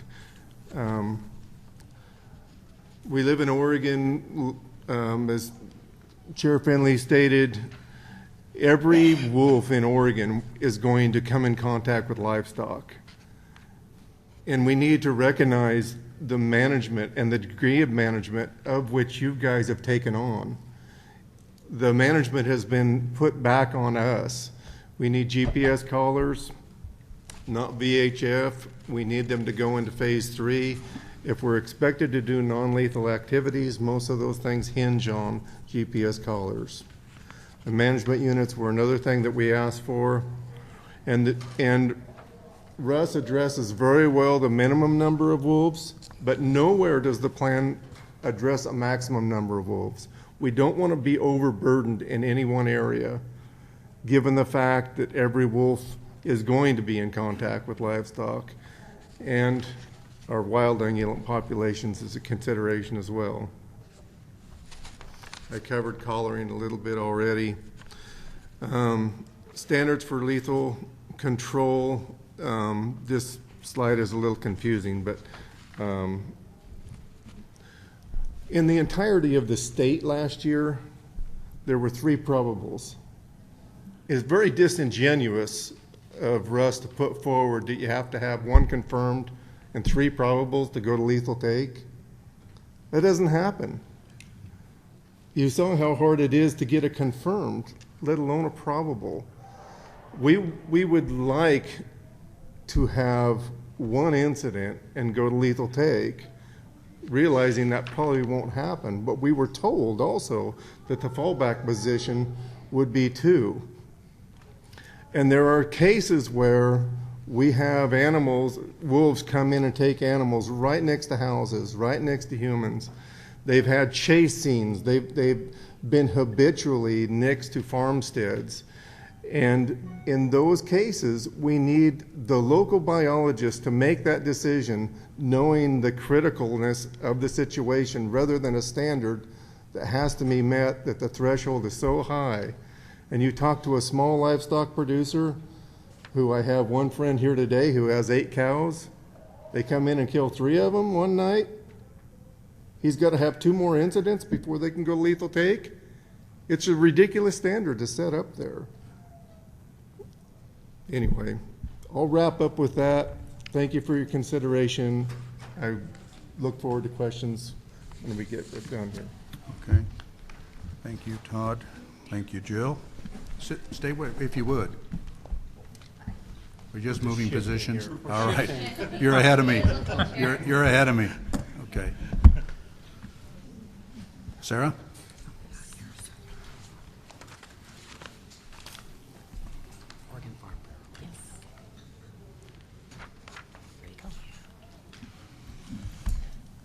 Chair Finley, Director Melcher, members of the Commission. My name is Sarah Mitchell, and I'm subbing in today for Mary Ann Nash on behalf of the Oregon Farm Bureau. Thank you for the opportunity to comment today. Oregon Farm Bureau was among stakeholder groups that met with staff about changes to the plan over the past year, and we have thousands of members who will be impacted by the department's decisions regarding wolf management. As such, it is frustrating that despite our input, the draft plan indicates that the department is moving forward with even more prescriptive and burdensome wolf management in Oregon at a time when populations are increasing and our producers need management flexibility. Our comments address several key changes that will need to be made for the agricultural community to continue to support the Oregon Wolf Conservation and Management Plan. Primary among these are the failure to include increased local control in the draft plan and the decision to change the depredation threshold in phases 2 and 3 of wolf management. We also would like the department to commit to continued collaring in the draft plan, to set a timeline moving forward with setting population management zones and objectives, and to alter or eliminate the citizen advisory group process. So first off, we believe that the plan must include reliance on qualified investigators making real-time calls in the field to be effective. Depredation calls being made in real time are critical to our members as wolf populations increase. Currently, the plan requires consultation with U.S. Fish and Wildlife Service and ODFW in the federally listed portion of Oregon, which could delay the results of an investigation. In the federally delisted portion of Oregon, ODFW makes the final determination in phases 1 and 2, while ODFW or USDA Wildlife Services can also make the determination in phase 3. We would ask that the plan require ODFW to allow district biologists, local law enforcement, or USDA Wildlife Services to make depredation determinations in their local area once that person has received training by ODFW. In the draft plan, ODFW lays out several considerations around the sufficiency of the investigation that ODFW will consider in evaluating the investigation. We recommend that ODFW instead develop a training and certification program that's designed to ensure that investigations will be sufficient, and then require that ODFW accept the call made at the local level if it was made by a trained person using the standards set forth by the department. This will provide certainty and efficiency by disallowing non-local staff to change the determination or waiting for secondary review while evidence diminishes.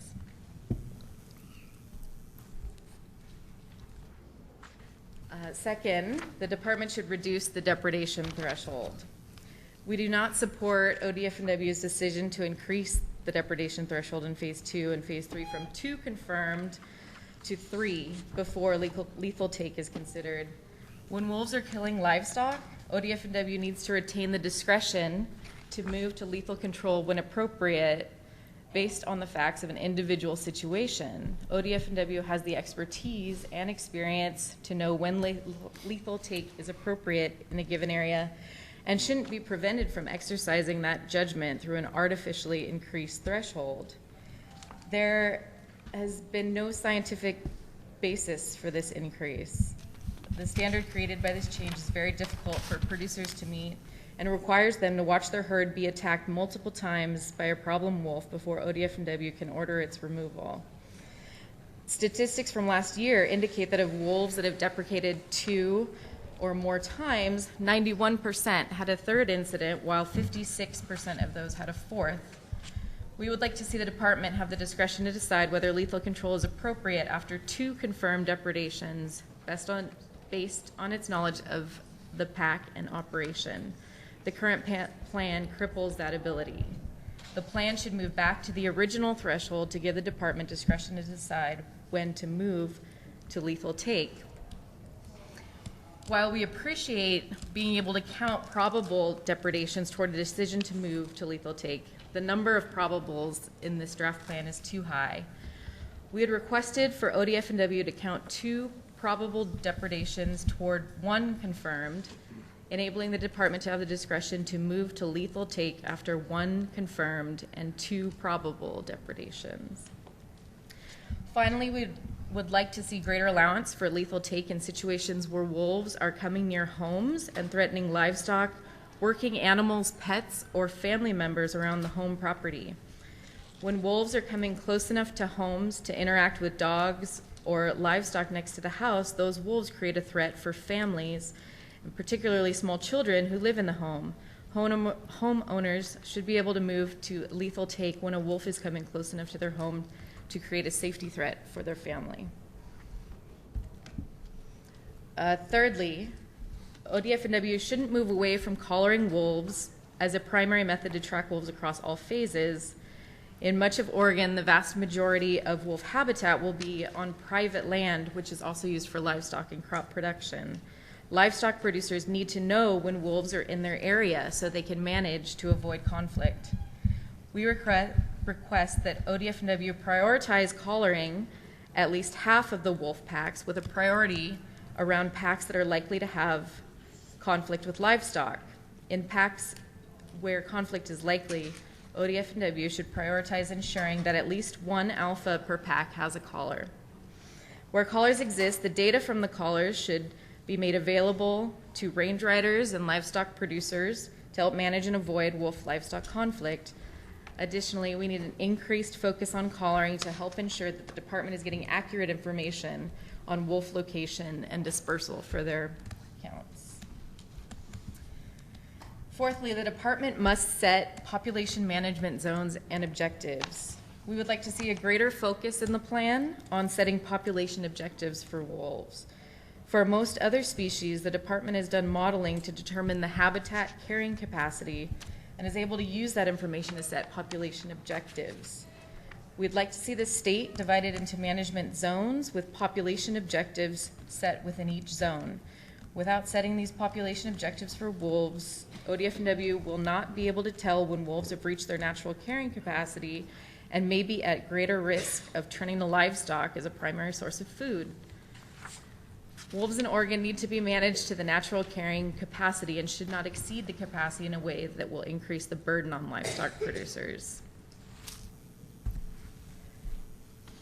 Fifth, in the draft plan, ODFW states its intent to form a citizen advisory group for the purpose of giving the department feedback on wolf management in Oregon. We have significant concerns about this process.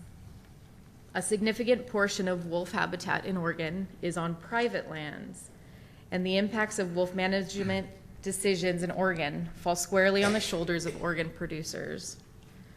However, Oregon producers are severely outnumbered by wolf advocacy groups in conversations around wolf management in Oregon.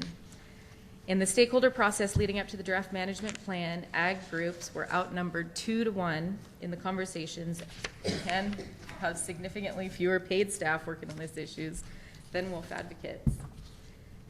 Given that the biggest burden of wolf management falls on private landowners, we do not support a citizen advisory committee process where landowners are outnumbered. Such a process is not likely to lead to outcomes that are positive for landowners impacted by wolf management and will not be fair. If a citizen advisory group is formed, ODFW must ensure a strong local voice for landowners in rural communities. We would recommend either eliminating the citizen advisory group or, alternatively, allowing counties with wolf activity to select one representative each to be on the citizen advisory group. And lastly, ODFW should work to ensure management parity. For producers west of Highway 395, ODFW should work with U.S. Fish and Wildlife Service to help ensure that federally listed wolves in Oregon are treated similarly to federally delisted wolves. This should include support for federal delisting and working with U.S. Fish and Wildlife Service to develop necessary plans and permits to ensure equal management across the state until delisting occurs. And thank you so much for the opportunity to comment today. Okay, thank you. Jim. Well, you have that one. Thank you, Roxanne. My name's Jim Akinson from Enterprise, Oregon. I'm representing the Oregon Hunters Association. I am their conservation director. It's a privilege, we feel it's a privilege to have the opportunity to provide input on this wolf plan revision. That's what this is all about. And I also want to go up to 10, 20,000 feet like Chair Finley did and talk about the broader implications, the bigger picture in this situation. And in so doing, I think we need to do some comparative looks at our situation where wolves are well established with central Idaho. And prior to doing that, this is the schematic of wolf packs in the Northern Rockies. There's 282 packs there, 1,700 individuals. They've successfully recolonized 6 states, western states, with California being the most recent in that group.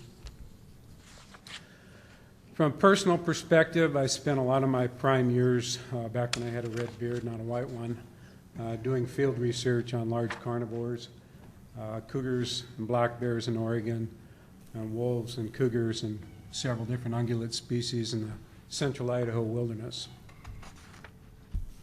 Back on the Idaho situation, Idaho has reached stability with their wolf population. They basically are running in this range of around 800 individuals in the state, over 100 packs, and they're doing so at this time with significant mortality to wolves, with the majority of that mortality coming from legal harvest, about 80% of it. So you see there 256 wolves were removed by hunting and trapping methods in both 2014 and 2015. And interestingly, I think there's another important side note to this in looking at that bottom line there. 75 wolves were lethally controlled in 2015, identical to the previous 5-year average. That is management stability. That is ultimately what we need to strive for. Proportions are going to be different in Oregon, naturally, but this is just a demonstration of what successful wolf management looks like. This is a schematic showing the Idaho wolf population over time, initially brought in 1995, on the far left and the far right, 2015, where we are. 2015 is after 6 years of harvest. And you can see we still have a robust population, over 700 individuals, minimum numbers, in the state of Idaho. So, using Idaho as an example, what did Idaho do to get to this point? Well, first they established some jurisdictional lines under which wolves would be evaluated for their numbers, population health, naturally, and their influence on other factors, such as livestock depredation. A yellow line circles the McCall-Weiser area, which is just across the river from us in our Wallowa County area. It encompasses 8 wildlife management units. It's really pretty similar in size to our Wallowa district in northeast Oregon. They've effectively removed wolves through harvest for a number of years now. Still maintain 9 packs, important to make note of that. Their depredations have gone down as time has gone by. They still have depredations, so they still need to do control measures besides harvest. You can see there for that McCall-Weiser zone, they've done 11 control actions lethally and a harvest of 14. Now, when Idaho established these zones, and they initially developed them, the size of these zones are based on all those social biological factors that I mentioned. And you'll see some are great big, and it's because they don't have a lot of factors involved. Others are quite small, such as the McCall-Weiser zone, where they have significant depredation to consider. And there where I lived and did research for many years on wolves, the Middle Fork zone right in the middle of the state, it's very small. And that's because there's a very coveted big game population there that's being managed for. Now let's take a look at Oregon as an example. These are the wildlife management units in our state. There's the northeast corner, there's the Wallowa district, basically 6 wildlife management units, although the ones on the west side are only half of those units. Wallowa district, I'll go right down to the aspect of the population, 6 packs, minimum 55 individuals, 5 breeding pairs, met all the requirement for phase 3 consideration and management. The depredations, if you, and I won't be able to go back to this, but if you look at lethal control, it's actually quite a bit less for the occurrence in Wallowa district compared to the McCall-Weiser. In Idaho, they've been in the game for a couple decades. Basically, wolves are a normalized species. They're just managed very similarly to the way black bears and cougars are, and that's ultimately where I think we need to project towards. Again, proportions are going to be different. So, one weakness I see in our plan, the plan by and large is good. It covers a lot of things. It's been carried forward from 2005, 2010, it's had revisions, it has a capability to be proactive, but it seems to be lagging a little bit in projecting ahead to where we need to be in the near future so we can really truly conduct wolf management. And I'm not necessarily saying that the Wallowa District should be the unit under which we look at for applying management. It's probably something broader, such as Northeast Oregon, or something along the lines of what we've done in our state with cougars. With cougar management zones, we have six zones. It's a pretty effective system. But this is really what we need to be moving towards. And eventually, ultimately, we want to be in a situation where we can manage these species similar to cougars and bears and feel proud of the conservation accomplishment. We brought them back. We have them intermixed in our society, our social economic situation. Very difficult to do, as Chair Finley mentioned. But we can do it because we've got the tools in today's world. Getting back to that original question I raised, why manage? Well, I think the objective of the Oregon Wolf Plan pretty well states it, to ensure the conservation of gray wolves as required by Oregon law while protecting the social and economic interests of all Oregonians. And I underline that last part because I feel as we move into phase 3, this is really the punchline. This is the critical part. This is the make it or break it. This is what's going to allow for acceptance. I recently visited with a longtime Fish and Game colleague friend who's a district conservation officer in McCall, and I said, what's the sentiment among hunters and just people that are living in that McCall area now about wolves? And he says, oh, it's just not an issue anymore. We manage them. They're out there. They're another one of our wildlife community. And I think that's ultimately what we need to get towards. And I think we can do it. We've got to do like what Chair Finley indicated. We've got to step back, look bigger, look at ways to collaborate, work through this. But we also have to really give, at this point, in phase 3, strong consideration to this social and economic aspect, which, having lived the Idaho situation, to me, this feels so deja vu-like. And it's like, I remember all these same talks, all these same discussions, and here we are again. And I think that we need to look a little further to the east, pull back out to 10,000 feet, look at the big picture, and we can learn from our neighbors.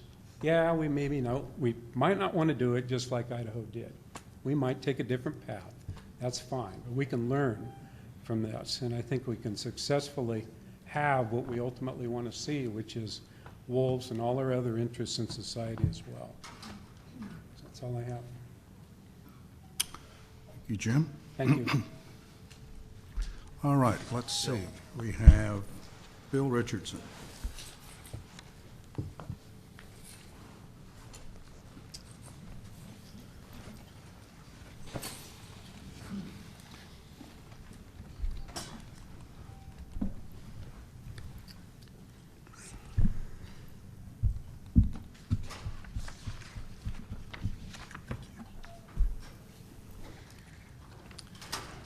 Chair Finley, Director Melcher, and members of the Commission.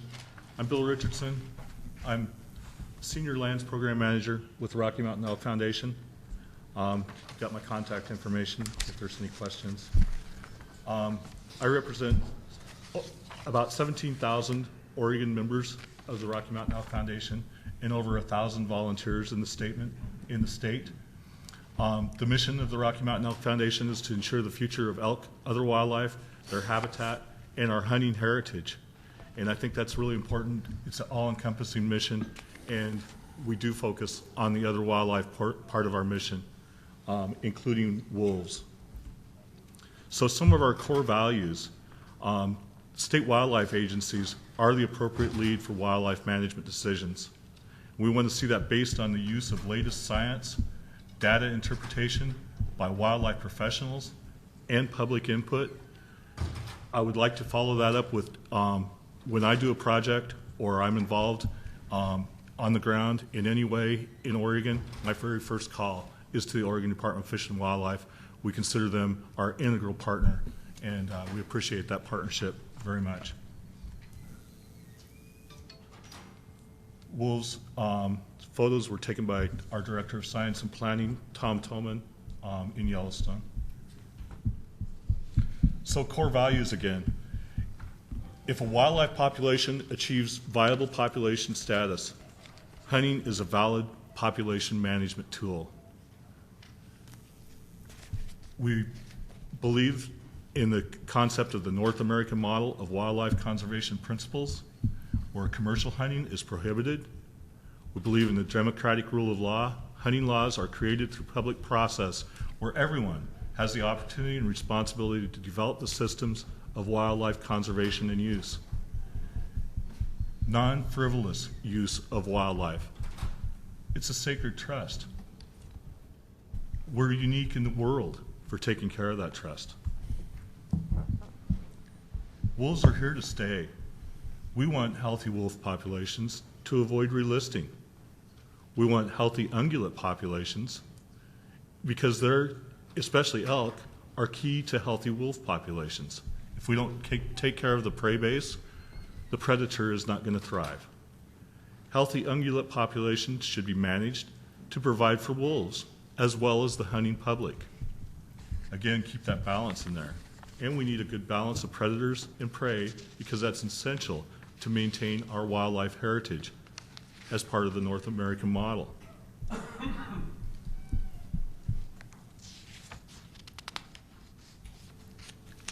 Our comments on the draft 2017 Oregon Wolf Conservation and Management Plan. We support the wolf plan draft.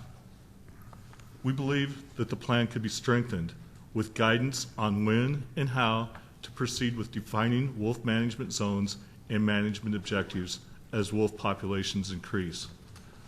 We think that adaptive management and those other tools could be expanded on, and we do believe that wolf populations are thriving and will continue to thrive with the management provided by Oregon Department of Fish and Wildlife. And I do want to thank all of you on the Commission for your passion and dedication to Oregon's wildlife. Okay. Thank you, panel. You were all within your time allotted. It was good testimony. Bill, you were way within your time limit. Commissioners, any questions of this panel? Ms. Commissioner Weber. I have a question, I guess, for Jill and probably Todd too. It's in regard to the local control. I certainly understand your position that you want somebody to be able to get out there, but ultimately what I'm thinking about is ODFW is going to be making the decision of what to do. So whether you have say 3 depredations confirmed or 100, the department is going to make a decision based on the I guess the quality of the evidence. And how do we create a situation where we're confident that we're getting good information in which we're going to make decisions down the road? Well, first off, is the quality of the evidence. Well, sorry, Chairman Finley and Weber.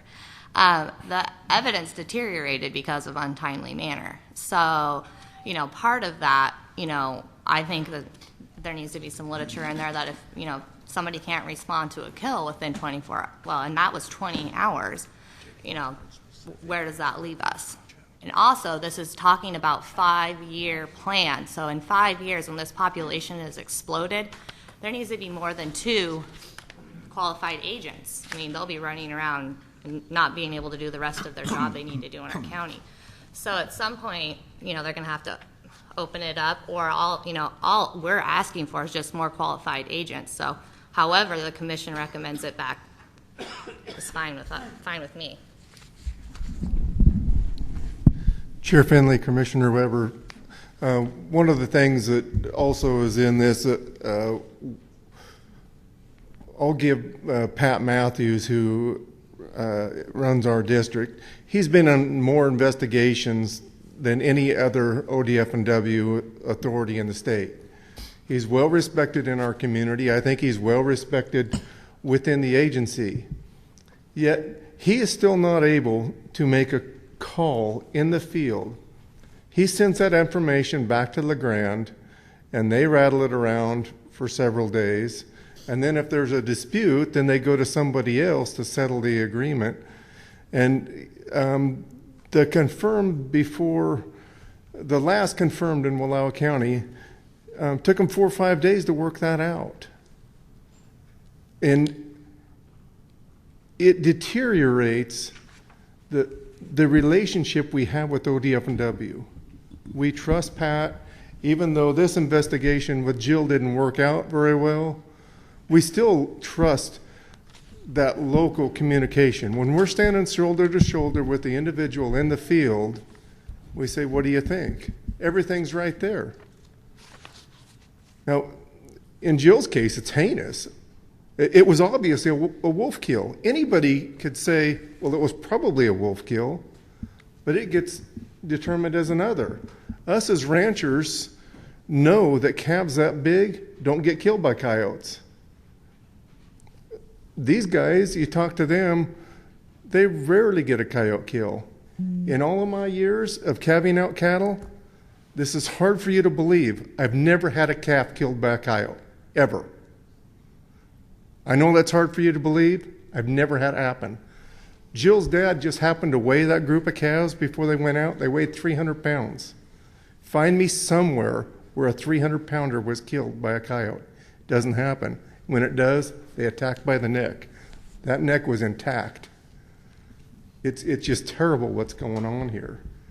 And you talk about the frustration level, forgive me for getting a little bit passionate, we're losing it. You've lost a lot of it. Most of these aren't called in Wallowa County anymore.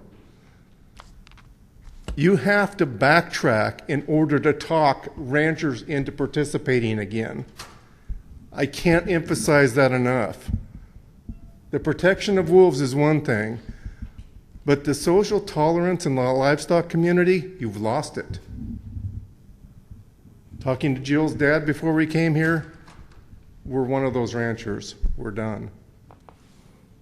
They got an award a few years ago through the state, sponsored by OHA. It was a big deal at our annual banquet. Pat Matthews gave it to them. They've allowed access to everybody that comes to their ranch to hunt. You think that's going to continue? You're losing it. I can't emphasize enough how critical this point is. Thank you, Todd. Commissioners? Commissioner Woolley, and then Commissioner Biddle. Thank you, Mr. Chair. But similar follow-up question, I think, for Jill, and then a question for Todd. So I just want to get just a clear idea how common it is that you're not able to get a response, or just in the community in general, that the response time is inadequate because ODFW, the biologists may not be available, wildlife services may not be available. I mean, you had sort of this whole triage of, sheriff couldn't come. And, is that more of an exception, or are you finding that is more common than maybe what some people realize? Well, several of the packs, the Snake River pack, there's no cell phone range down there. So when we have a depredation down there, we usually have to call it out.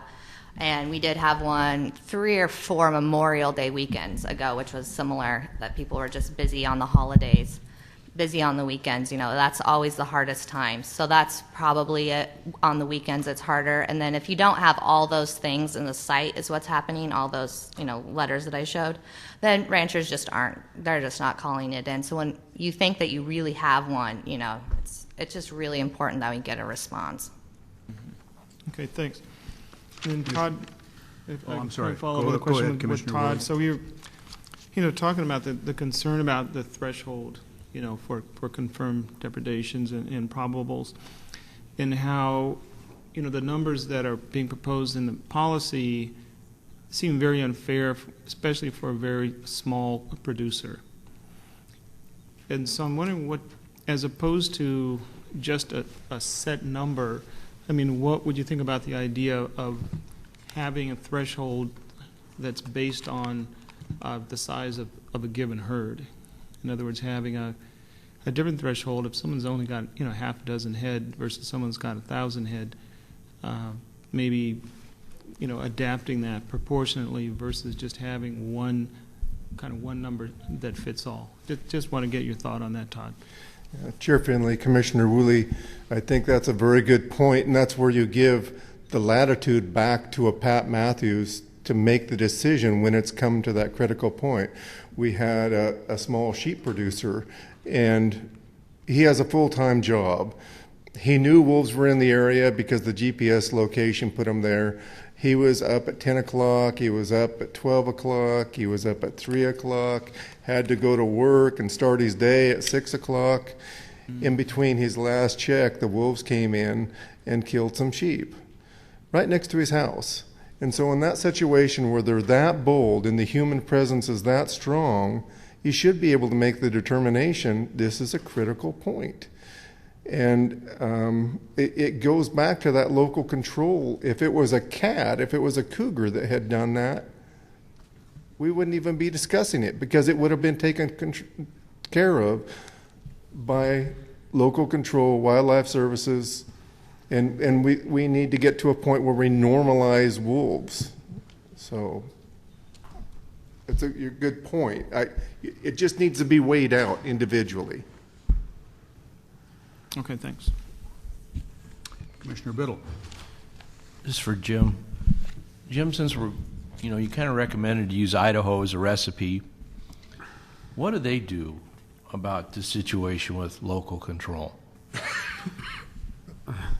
Chair Finley, Commissioner Biddle, they have a much more streamlined process, but they're much more advanced in this whole evolution of management.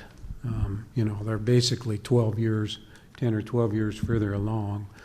So my understanding is it's paired about half. There has to be a confirmed depredation before there's action, but my understanding is there's action upon one.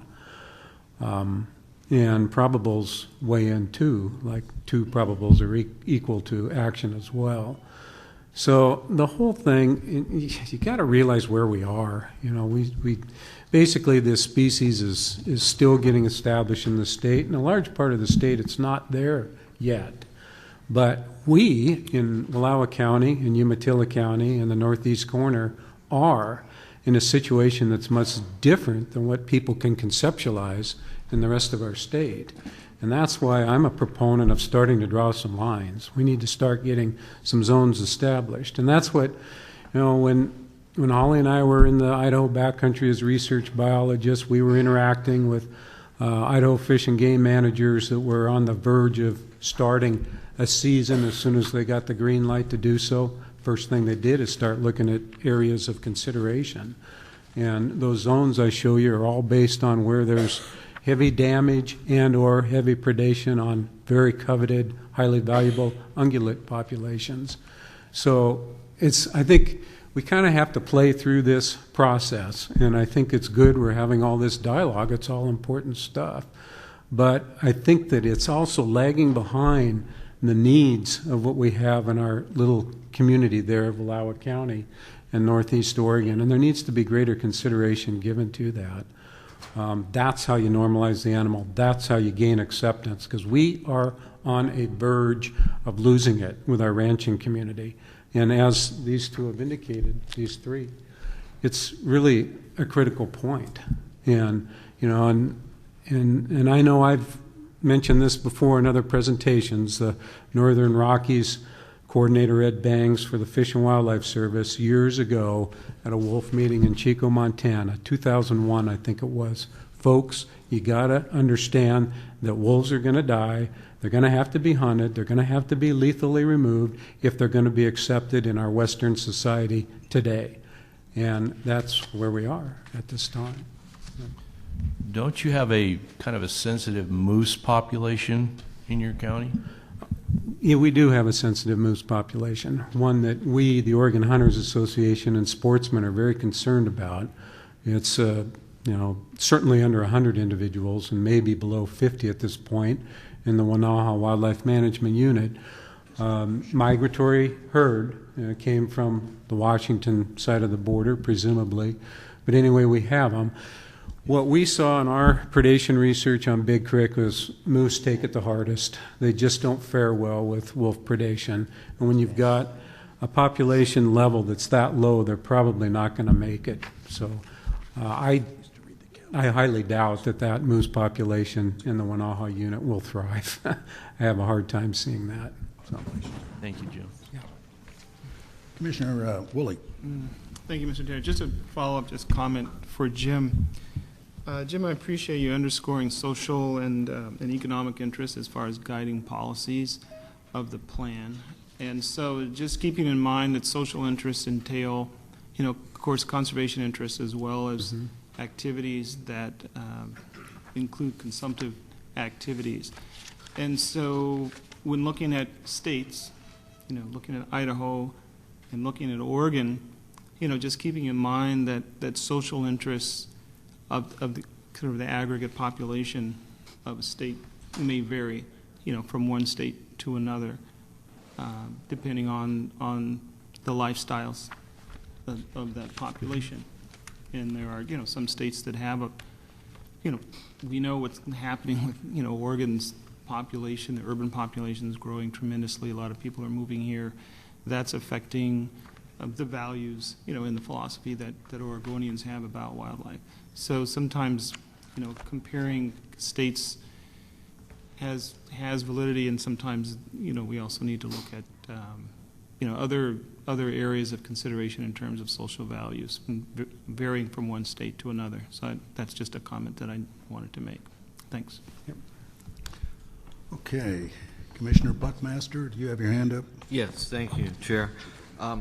This is for Jim, Bill. Both of you mentioned the North American model. And we also received a letter from Dr. Mike Nelson. I think he's OSU. I can't remember.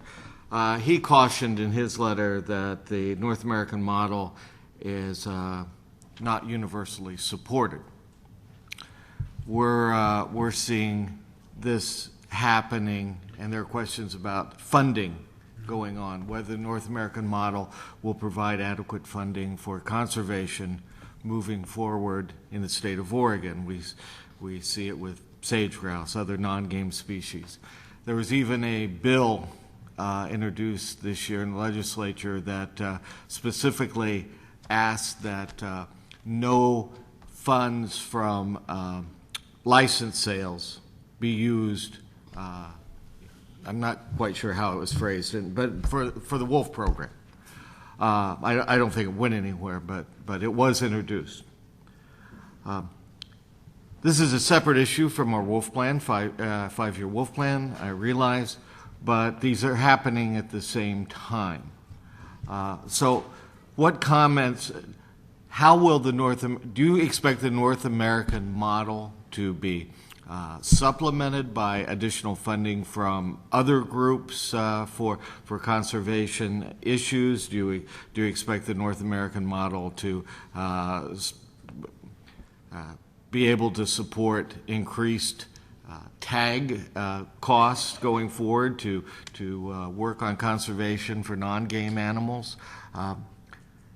I think this is something that we're going to face along with, I think the wolves, we're going to end up with a good plan.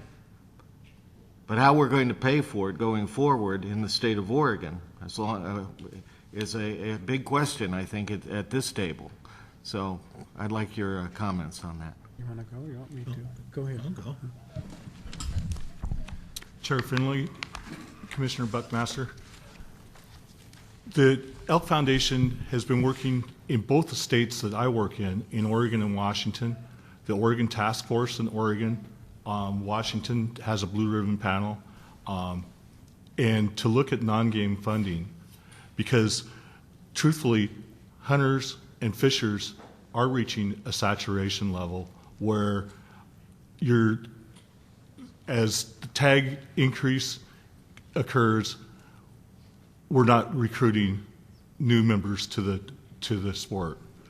And we have been paying the freight.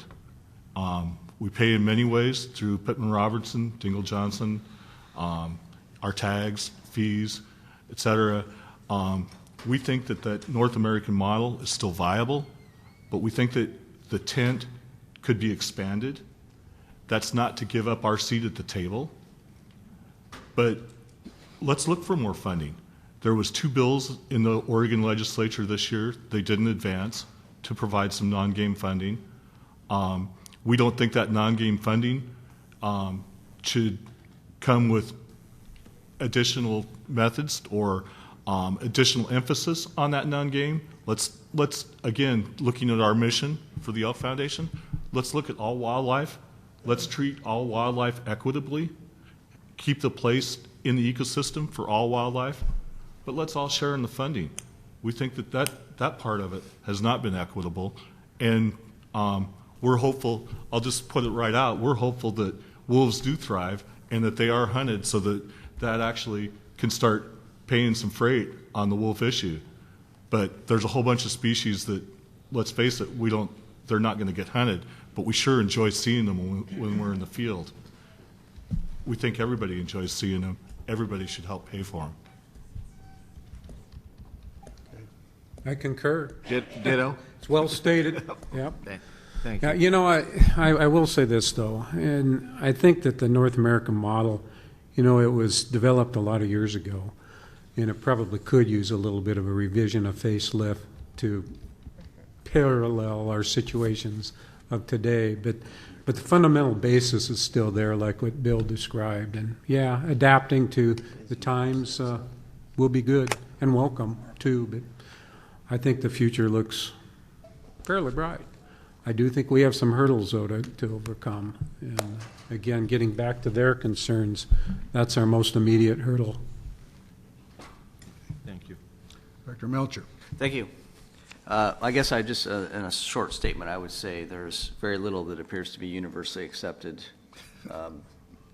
today in our society. So the fact that some folks perceive the North American model as not universally accepted, that's not surprising to me. But I had a question for Commissioner Nash. You mentioned the action that the Association of Oregon Counties took, and I may have missed it, but if you could make sure we have a copy of whatever they did for the record, I don't know if it was in the form of resolution or if you could make sure, just follow up and we can get a copy of whatever their action was. We would appreciate that. I understood, and I checked a couple of times that it was electronically mailed to you guys. Okay. Yeah. So we may already have it. You should already sure have it. Okay. Yeah. Thank you. I have a question for either Todd or Jill or Sarah. Paint a picture for me and for the other commissioners and from the audience, maybe just not Wallowa County, but certainly centered there, about how many of these incidents or depredations occur on private land as opposed to U.S. Forest Service land or other public land. Sheriff Finley, approximately 90% of them, I believe, are found on private properties. With our forest permits, they largely go unfound just because of the vastness of them and the timber. Okay. That'd be your estimate. Okay. Thank you, panel. Appreciate you taking the time and coming. Thank you. Thank you. Yeah. Comment I want to make, or several. Oh, I'm sorry, Holly. Do you have any questions for the panel? Of course. I actually had some comments regarding some of what they were saying. Maybe one of them would be for Todd Nash, though. he and I had previously talked about, this is sort of regarding local control. One of the concerns that I've heard from several producers is the timing for announcing the results of a depredation evaluation. And there's a concern that particularly where we have biologists that have a lot of experience, that ODFW really needs to be very fast on returning those results from those evaluations. And we see that in northeastern Oregon, where the biologists have done many depredation surveys and have a lot of experience that even if those results aren't given out in the field while the biologists are there with the producers, I think it is important for ODFW to be as quick as possible on getting that information back to producers and trying to deal with those issues. And just need to confirm with Todd if that's the correct statement.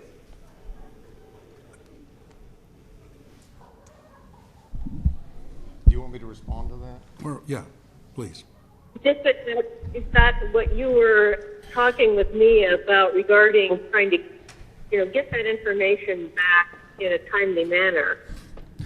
Yeah, Holly, my biggest concern is those guys that have the experience, that are trained up, and we want people trained all over the state, that their recommendation that they make in the field is not challenged up above. There's no reason they can't make it that day. And I have a real problem with that. It breaches the trust that we have with our local biologist. Okay. And I think that is important to get that information out really quickly. We do have some really qualified biologists that are making those designations. I had a couple more comments regarding lethal control and the criteria for that. One of the things, and this, I don't know, maybe this is more of a question for Russ, but the plan says 3 confirmed or 1 confirmed depredation and 4 probable, and I was wondering if that also could include 2 confirmed and 2 probable. Holly, if you can hold that, we'll wait till we get Russ back up, okay? Okay, that sounds good.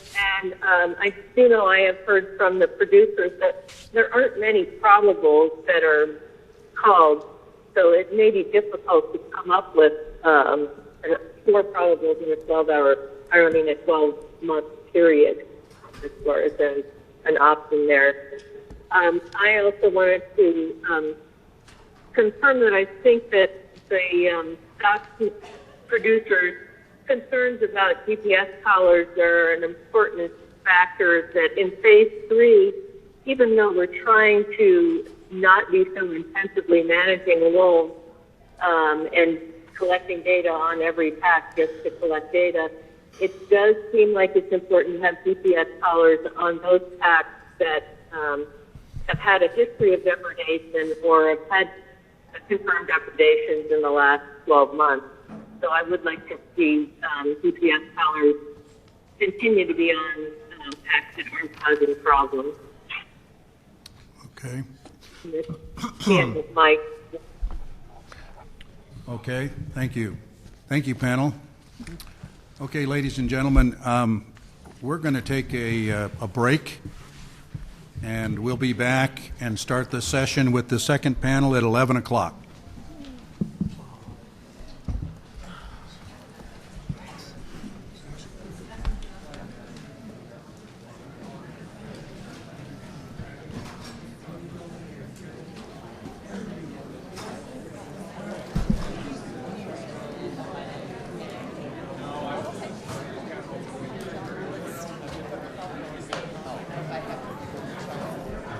That's fine. If you're not here when we call your name, you'll be fine. Yeah. So you can leave it on, and if you are here, you'll get to come up.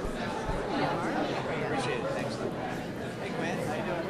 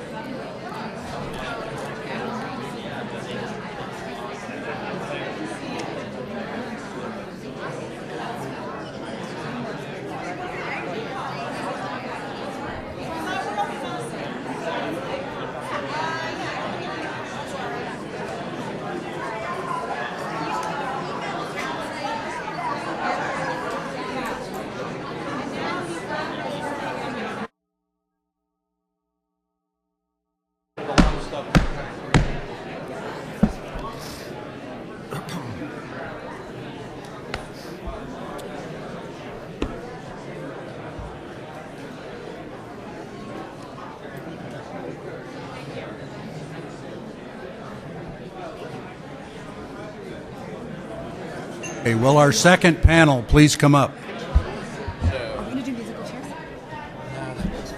So are you going to do the cooking? You're ready. Sure. Can you know what order you're in? I think we can.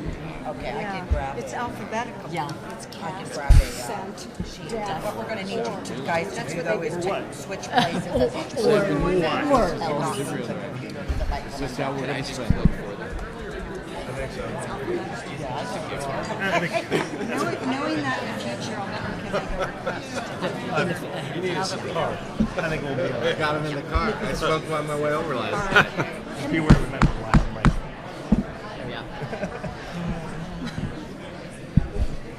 Okay, could I have your attention? To cut down the background noise, please.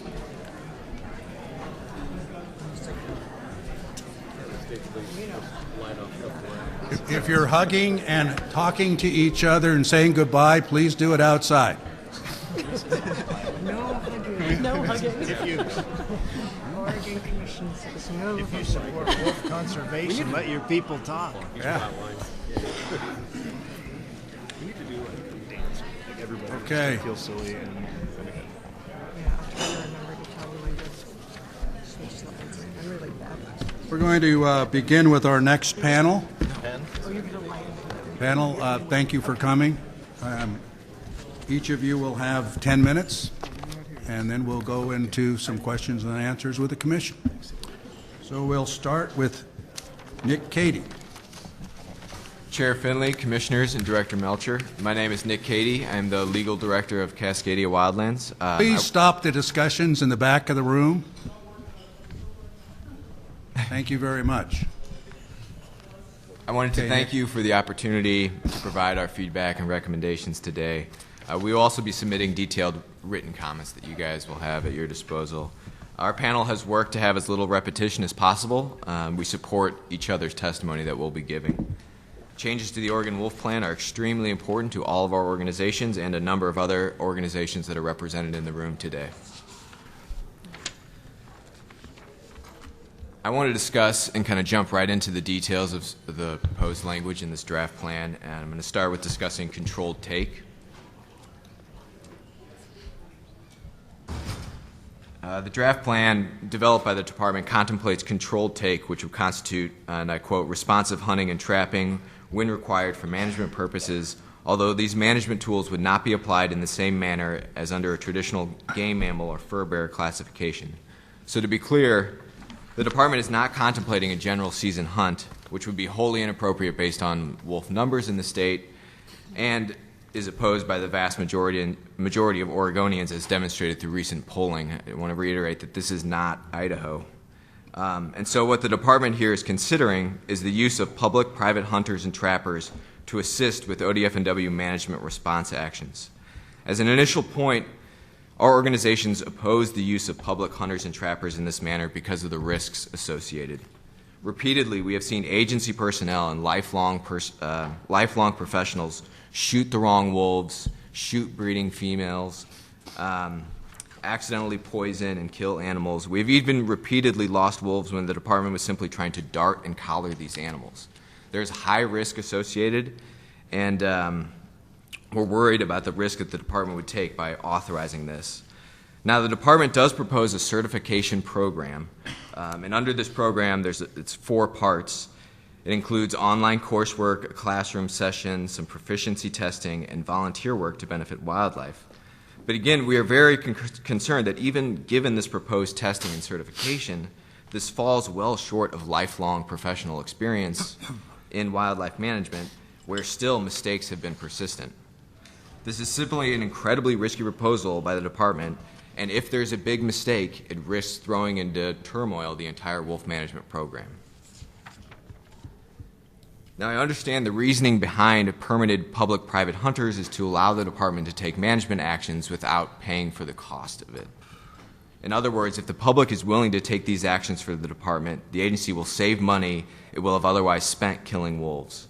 We understand that ODFW's budget, and in general the state's budget, is not in the best place right now. But we believe the most concerning thing about this controlled take permitting system is that the department here has the potential to charge money for these permits. This is unclear from the proposed plan language. The plan does state that a fee can be applied to cover the cost of the training and the class for their certification process, but does not clarify whether or not the department can charge for controlled take permits. Cascadia Wildlands believes that this potential to charge money for controlled take permits represents the greatest danger to wolf recovery in Oregon. We cannot have a mechanism whereby a cash-strapped agency makes money off killing wolves, because inevitably there will be decisions to kill wolves. It creates a financial incentive for the department to identify situations of chronic depredation, to attribute wolves to ungulate decline, and this sets the plan up for failure. This explicitly needs to be prohibited and clarified in the language provided by the department. Now, Commissioner Buckmaster asked me at the last hearing if we were willing to explore ways to help the department fund wolf conservation, and the answer is a resounding yes, and yes for other non-game species as well. And I think I speak for everyone here that we want to find funding solutions because the North American model has failed and is failing, and that's why this department is currently dependent upon general fund money. Now we're going to turn to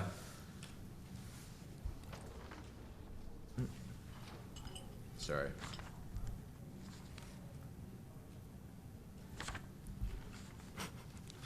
Now turning to killing wolves in response to ungulate decline. The ungulates are deer and elk.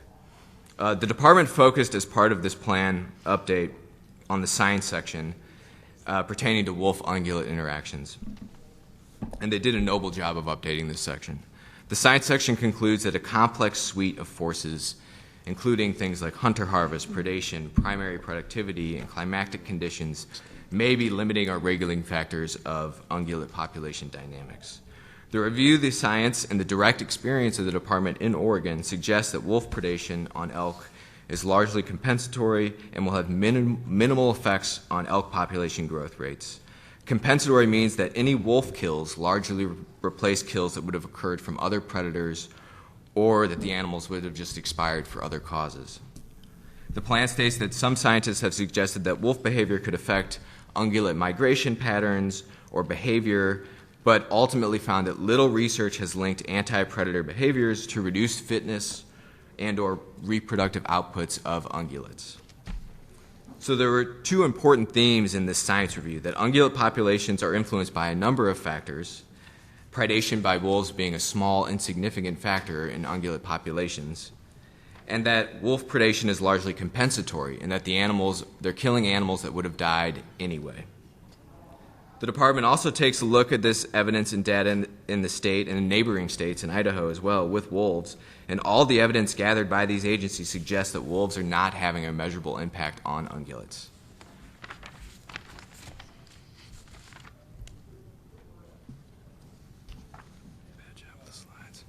The 2005 wolf plan had initially included a provision to allow for killing wolves in response to wolf-ungulate problems, but it was very limited to localized and specific problems.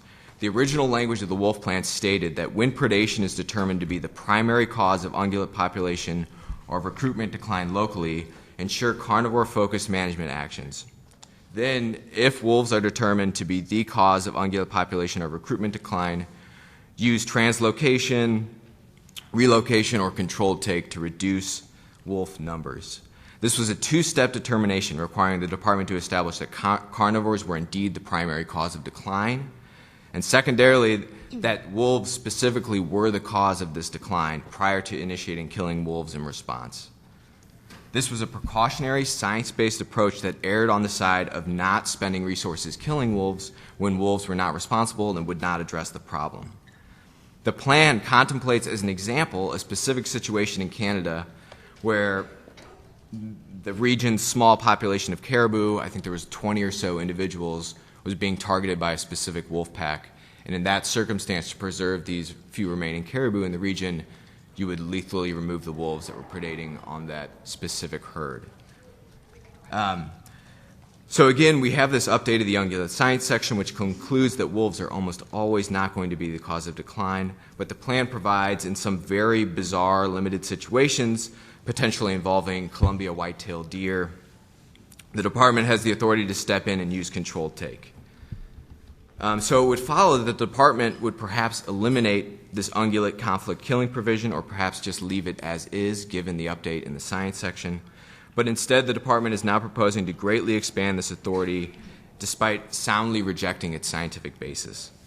Now, the department can authorize killing wolves to address ungulate decline if it determines that wolves are a significant factor in the population not meeting established ungulate objectives. Putting aside the fact that this is far looser language and directly conflicts with the conclusions of the science section, this proposed new language is problematic for two additional reasons. First, a significant factor is vague and gives the agency broad discretion, and you might say that discretion is good because we trust our department staff. But discretion cuts both ways. Anytime there is ungulate decline in wolf territory, there will be hunters beating down the department door arguing that wolves are a significant factor, and likewise you're going to have conservation groups arguing that wolves are not a significant factor. This vague language will lead to conflict. It sets the stage for poor, politically motivated decisions that will only serve to blow this wolf issue up yet again. Secondly, the significant factor language invites more scrutiny of the department's ungulate objectives. Arguably, many of the game management unit objectives are arbitrary in the first place, and wolf killing determinations hinging on these objectives will invite intense scrutiny of these numbers and how they were developed. Again, we urge the Commission to instruct the Department to maintain the prior language regarding wolf-ungulate conflict. The proposed new language is vague, invites conflict, and is not rooted in the science, in the Department's own science. Finally, and I know I've mentioned this many times previously, but one of our major concerns is the involvement of wildlife services in livestock depredations, and likewise the involvement of local elected officials in livestock depredation investigations. The livestock depredation investigations are the most vital part of Oregon's chronic depredation determinations and ultimate decisions to kill wolves in this state. Thus far, the Department, in the few times it has had to decide to kill wolves, has been very cautious about making chronic depredation determinations and has approached this issue with diligence and integrity. You're out of time, Nick. Okay, so let me wrap up here. It was for this reason that the Department was able to kill the Imnaha pack, the first established pack in Oregon, the pack that sired OR7, without a massive outpouring of criticism and conflict, and it was due to the integrity of the chronic depredation investigations that this was permitted. We would ask the Commission to urge the Department to eliminate wildlife services from this participation in the wolf plan, especially in the livestock depredation investigations, because this agency does not have public credibility and does not have public trust. And it is upon the credibility of these investigations now you're really out of time. that the integrity of the wolf plan. Thank you very much. All right. Okay. Emerald. It's yellow. Pardon? And how much time is left when it's yellow? And then the red You have 10 minutes each. And when it's yellow, is that 1 minute? Oh, left? 1 minute, yeah. 1 minute. Okay. Oh, sure. Can you do that?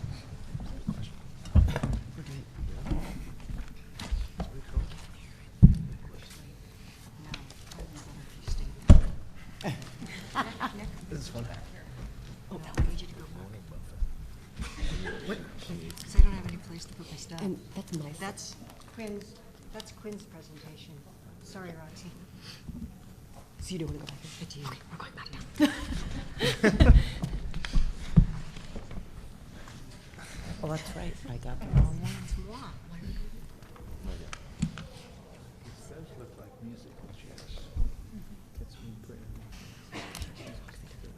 Got out of order there on me somehow. There you go. It's messy. Let's put you back there.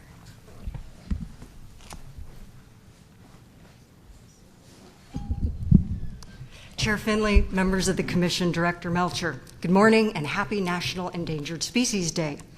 My name is Amaruk Weiss. I'm the West Coast Wolf Advocate for the Center for Biological Diversity. I'm here speaking today on behalf of our nearly 28,000 Oregon members and supporters.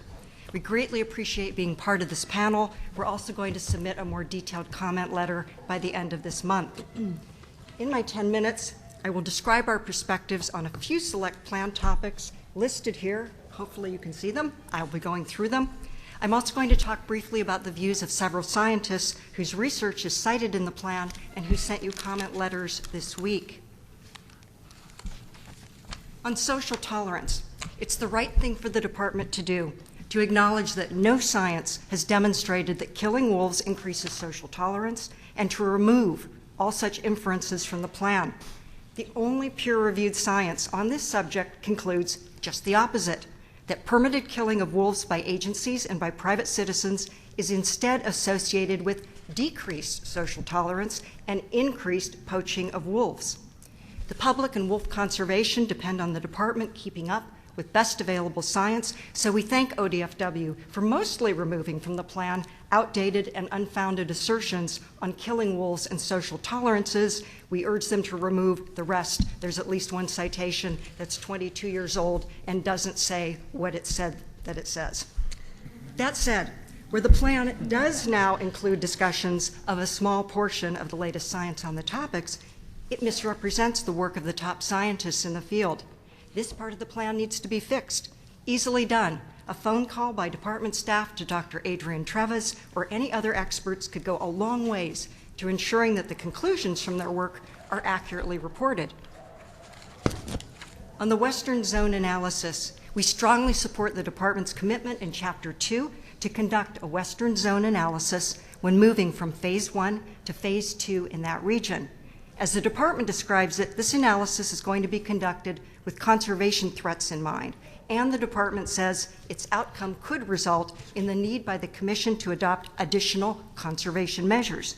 We thank the department for its foresight in applying the scientific better safe than sorry principle. We hope ODFW, however, will remain steadfast in its commitment to do this analysis because we foresee likely forceful political pressure to simply kill more wolves over time under the rubric of adaptive management. On the use of rigorous and sound scientific approaches, in Chapter 8 on Research and Information Management, we disagree when ODFW states that partnerships and cooperative research are how to ensure a rigorous and sound scientific approach when conducting wildlife research. We maintain that what is truly needed is peer review by outside expert scientists and the use of gold standard research designs. Now, this next section is long, or rather, the section isn't long, but our comments are. On this new section on potential conservation threats, we applaud the department's addition of this section. That said, it fails to discuss several clear, known threats to wolves or any actions to address them. First, it fails to identify human activities that are currently lawful in Oregon, which pose conservation threats to wolves, and which need to be addressed legislatively or through rulemaking. And these are the state allowance of coyote killing contests, night hunting of coyotes, and the use of lethal traps and snares for coyotes and other native wildlife in wolf habitat. In all areas when wolves are recolonizing, they frequently are mistaken for coyotes or claimed to be mistaken for coyotes and shot, or they're incidentally caught in traps set for other species. The department's 2015 status review reported that at least 4 known wolves in Oregon have been incidentally captured in traps set for coyotes. 2 years ago, a coyote hunter in Grant County shot and killed a wolf, and just 3 months ago, wolf OR-48 of the Shamrock Pack suffered a horrific death after tugging on an M44 cyanide bomb placed on private land by Wildlife Services to kill coyotes. Secondly, the plan fails to adequately address the conservation threats to wolves from poaching. Now, at the top of page 19, the plan devotes 5 sentences to this topic, cites to only 2 of the many recent papers on wolf poaching, and in both cases, it misrepresents the conclusions of the authors. A more accurate and robust discussion of the relevant published literature would inform and will inform the readers of the plan that, number 1, in all 4 U.S. endangered wolf populations, agencies have underestimated poaching by anywhere from 16 to 44%. Number 2, most poaching is cryptic and goes undetected, such that where studies have been conducted, for every poached wolf that is found, there are either 1 or 2 wolves that have been poached that are not found. And then finally, killing of wolves in agency actions and by state-sanctioned hunting and trapping of wolves is associated with increased poaching of wolves. We may ask, why are these findings so important for conservation of Oregon's wolves? And there's 3 reasons. First, the provisions allowing agency killing of wolves at increasingly lower thresholds of depredation, as allowed for phases 2 and 3, may encourage poaching. Second, provisions allowing the agency to deputize citizens to hunt and trap wolves may encourage poaching. And lastly, incorrect calculations made in ODFW's 2015 Population Viability Analysis, or PVA, result in an underestimate of poaching deaths and thus an underestimate of wolf mortality rates right here in Oregon. In his comment letter to you, Dr. Travis exposes this mathematical error, an error which, he reports in a paper just published today in the Journal of Mammalogy, has been made by agencies in all 4 endangered wolf population recovery areas. In Dr. Travis's letter to you, he concludes that Oregon's current wolf mortality rate likely already exceeds the thresholds ODFW's PVA predicts will result in conservation failure and risk of extinction. And so what that means is that any additional regulated killing allowed by the new plan will be imposed on a wolf population whose current mortality rate is likely already unsustainable.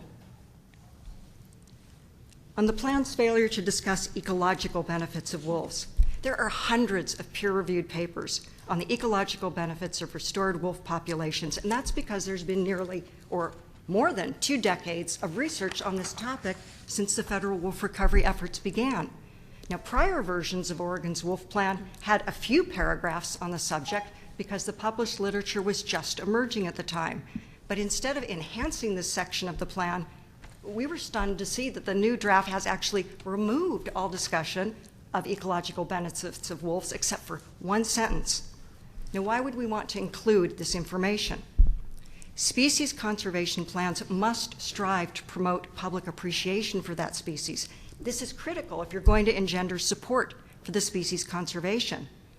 There are published studies that show that people are actually more willing to modify their own behaviors to improve the chances of success for a wildlife conservation program once they've been informed of that species' critical ecological role and benefit. In failing to discuss the ecological role of wolves, trophic cascades, the benefits of having ecologically effective populations of wolves, this plan totally misses the boat. This plan deprives its readers of the opportunity to learn about what is likely the most scientifically significant story resulting from wolf restoration in the last 2 decades. To be effective, the wolf plan needs to explain to the public why wolves should be conserved. I'm going to conclude with just a few remarks from comments sent to you by 3 scientists who are cited in the plan, giving their expert opinions on the wolf plan, which they have reviewed. First of all, Dr. Adrian Travis.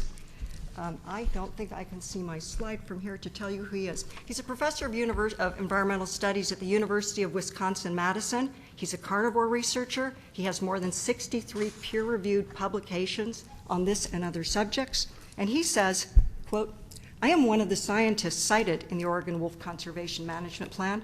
I believe my work has been misrepresented and that conclusions reached by other scientists cited in the plan also have been misrepresented." He goes on to say the plan is not transparent and does not use the best available science. Next, from Dr. Robert Beshta, Oregon State University Professor Emeritus, author or co-author of approximately 40 peer-reviewed research papers on trophic cascades, and who is here today and will be testifying before you. He said after looking at the plan, quote, "There's little information in the Oregon Wolf Plan that might help Oregonians understand the ecological importance of conserving wolves." And then finally, from Dr. Michael P. Nelson, who Commissioner Buckmaster referred to earlier, Michael Nelson is also an OSU professor of environmental ethics and philosophy. He's the author of more than 100 peer-reviewed papers on relevant research. He says, "I find a collection of errors in this plan I find a collection of errors in this plan that collectively demonstrate a systematic, that is not non-random, perspective that scientists would likely refer to as bias in the formal sense, a bias in favor of the state-sanctioned killing of wolves." Let me just wrap up by saying, while we support some of the additions proposed for the plan, we think there's a great deal of room for improvement. The scientists I just quoted agree. We hope that ODFW staff takes the time to contact these experts. Each of them always welcome the chance to discuss their work with fellow researchers and state wildlife managers. Thank you for allowing us this time to address you. Okay, thank you. Quinn. You want to switch places? I do, actually. Do you want to just hold the presentation? No, we're actually supposed to do that. Okay. Yeah, Dan. Glitches. Perfect.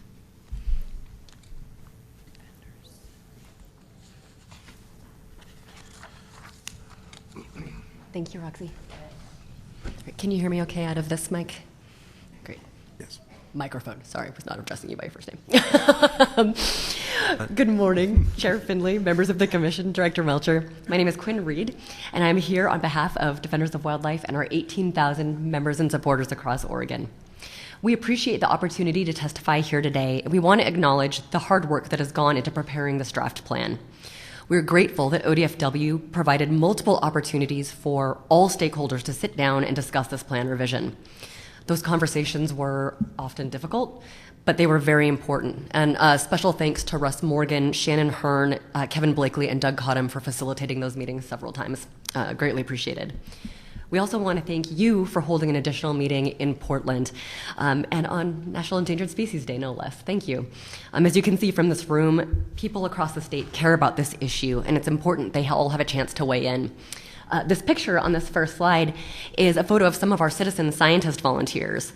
We have over 100 people of all ages, ethnicities, and backgrounds who spend their free weekends in the woods to monitor trail cams, all in the hope that one day they will see a wolf or a wolverine on the side of the Cascades. So a lot of interest in this topic. Today I'm going to focus on a few key issues and our recommendations. I'm going to start with the framework for updates, non-lethal requisites, the inclusion of probable determinations, and then a brief discussion of hunting. So to start off with the framework, when this review process began, we had a lot of questions about its scope. We wondered, would the updates be simple edits for clarity or more substantial edits with big policy implications? Would it be politically driven, or would it be focused on science and on-the-ground experience? So we were happy to see the answer provided in the very first pages of the draft plan. And you can see on this slide here, right in the executive summary, it says, other changes are more substantive in nature and include management improvements based on information gained over years of wolf management in Oregon. The draft plan then identifies 3 different sources of those substantive changes, and that includes updates to base information, new science, and management improvements from years of wolf management. The draft plan can and should undergo additional changes and reorganization as we proceed through the public involvement process. Now, we understand that this is an update of the 2010 plan, but the last time this plan was updated, there were only 21 confirmed wolves in Oregon. Since then, the population has grown to 112 confirmed wolves, and we have collectively learned a lot more about wolf management and coexistence. So we are in agreement with the language in the draft that says substantive changes are warranted based on new data, new science, and lessons learned on the ground. I also want to express my appreciation for the reminders today from Commissioner Woolley to consider this through the lens of Oregon's unique social values, and from Commissioner Buckmaster to look at this in the larger context of ODFW's evolving funding model. So thank you for those reminders about context. So moving on to non-lethal requisites, and this stems directly from what we know works on the ground. We know non-lethal methods and tools to minimize livestock depredations work. So we were very happy to see that the plan considerably expands its treatment of these kinds of tools. We think this is a big step forward and commend ODFW for encouraging innovation and implementation of these kinds of tools. We think this represents a great opportunity, but to fully realize that opportunity, non-lethal must remain the first choice for wildlife managers, and guidance must be clear. So right now, the draft plan contemplates lethal removal when several criteria are met. That includes when efforts to use non-lethal methods which are reasonable for the situation are documented. We believe that language is confusing for the public and for landowners, and ultimately unenforceable for the agency. So we recommend that ODFW expand its recommendations for non-lethal tools to include a thorough description of each available tool or method, followed by its most appropriate application. Where is it most appropriate and where is it most effective? And then, finally, we recommend that the language for the non-lethal requisites be tied directly to that guidance included in the plan. So as I mentioned in Klamath Falls, we're moving on to chronic depredation now. As I mentioned there, we're on the record that we do not believe 3 confirmed depredations within 12 months is sufficiently protective. We've previously submitted comments and advised taking into account seasonality, past depredation patterns, and pack behavior. But today I want to focus on the inclusion of probables. So the inclusion of probables was a surprise to us, but our objection to it is substantive. If there is scientific evidence showing that counting probables will in fact lead to fewer wolf-livestock conflicts, it should be cited. And if there is no scientific evidence that using probables will reduce conflicts, then they should not count as qualifying depredations. Further, a probable determination comes with an inherently lowered standard of evidence than a confirmed depredation. So to the extent that the agency contemplates probables, we would like some answers to the following questions. How is the agency going to ensure a standard application regardless of the agency conducting the investigation? We need clear definitions and criteria on what constitutes a probable versus a confirmed. And we also think the plan itself should define the standard of evidence used in making probable determinations to ensure consistency and to minimize the risk of abuse. All right. Finally, I want to reiterate that we are strongly opposed to hunting and trapping of wolves in Oregon, and we're very concerned by the proposals that imply hunting is a foregone conclusion. We understand that a general season hunt is not on the table for now, but the current plan contains multiple provisions that read like a foot in the door. During the previous panel's testimony, there was a stated goal of eventually managing wolves the way we manage cougars. But according to ODFW's last cougar population estimate, and this is important for perspective, there were over 6,000 cougars in Oregon. And according to ODFW's last population estimate for Oregon, there were only 112 confirmed wolves. So I think it's important just to provide that perspective on the difference, the inherent difference between those species. As I mentioned before, some of the current plan contains multiple provisions that read like a foot in the door for general hunting season. And that includes things like, as Nick discussed, allowing private citizens to carry out ODFW-sanctioned wolf killing, the use of a population model for the perceived purpose of establishing wolf management zones or population caps in the next plan, and the use of lethal removal for undefined impacts to ungulate populations. And all of this is especially problematic given the plan's weak treatment of poaching. Now, Nick went into great detail about the proposed permit for hunting and trapping, so I will not reiterate that and move on to our request that the plans specify that any expanded hunting and trapping, management zones, and population caps do not necessarily follow the completion of a population model. We also request that ODFW increase its treatment of the risk of poaching, including strategies for enforcement of wildlife laws. And this includes incorporating new research that shows poaching is a major cause of wolf mortality in all U.S. wolf populations. And that's the paper by Adrian Trevis that Amaruk referenced just moments ago. With that, I'll thank you for the opportunity to provide our feedback and recommendations. We will also be submitting detailed comments. And I also wanted to mention, several people approached me during the break who came early and signed up to testify, but unfortunately, due to work obligations, have to leave early, so they may not be here. So I can let you know when that's the case, but all of those people indicated they would submit written testimony and wanted to be sure you were aware of that. Great. Thank you. Well, Nick, say thank you. She helped bail you out from your deficit. Thanks, Brian. Okay. Rob. So just that one forward. Okay. You're okay.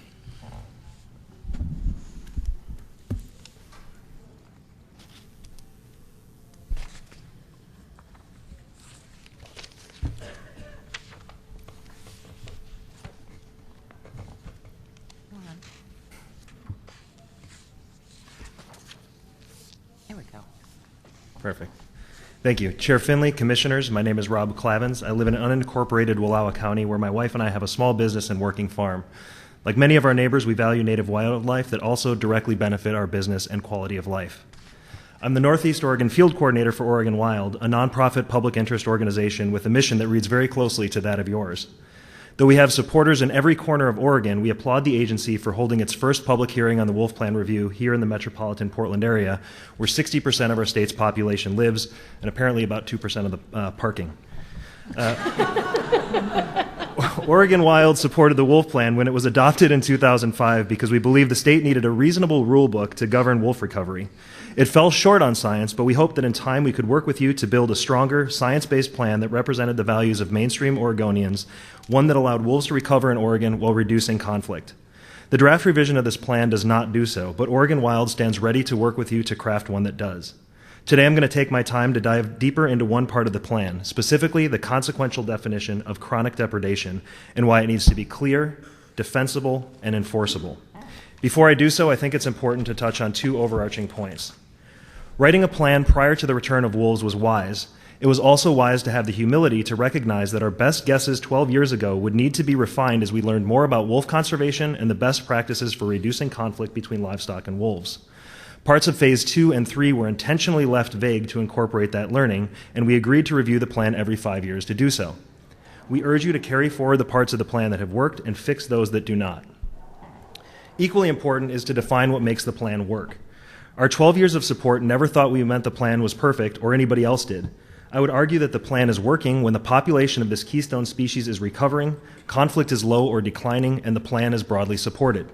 The slide up there highlights where, by that measure, the plan has worked and where it has fallen short. It's a little hard to read, but here green means it worked, red means it didn't, and yellow something more messy. Under the original Phase 1, Oregon's wolf population was low but increased. By many measures, conflict was high, and while wildlife conservation groups and other stakeholders supported the plan, the livestock industry did not. As Phase 1 evolved to adopt clearer sideboards and a greater emphasis was put on preventing conflict, our wolf population grew, conflict decreased, and the plan had the support of active stakeholders. Under Phase 2 and 3, the wolf population has generally grown. However, the stagnant population reported in the last survey is concerning, as is the increase in poaching and other conflict.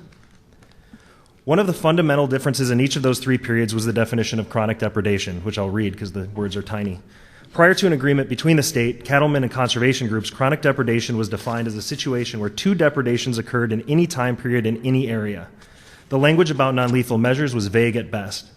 When wolves met the threshold, the agency chose not to kill them, livestock interests were angry because they believed the agency had an obligation to do so. If the agency chose not to kill wolves because of insufficient non-lethal, that felt retroactive. When the agency did choose to kill wolves, Oregonians were right to raise concerns because they had no way to know if earnest efforts had been made to implement effective, non-lethal preventative measures.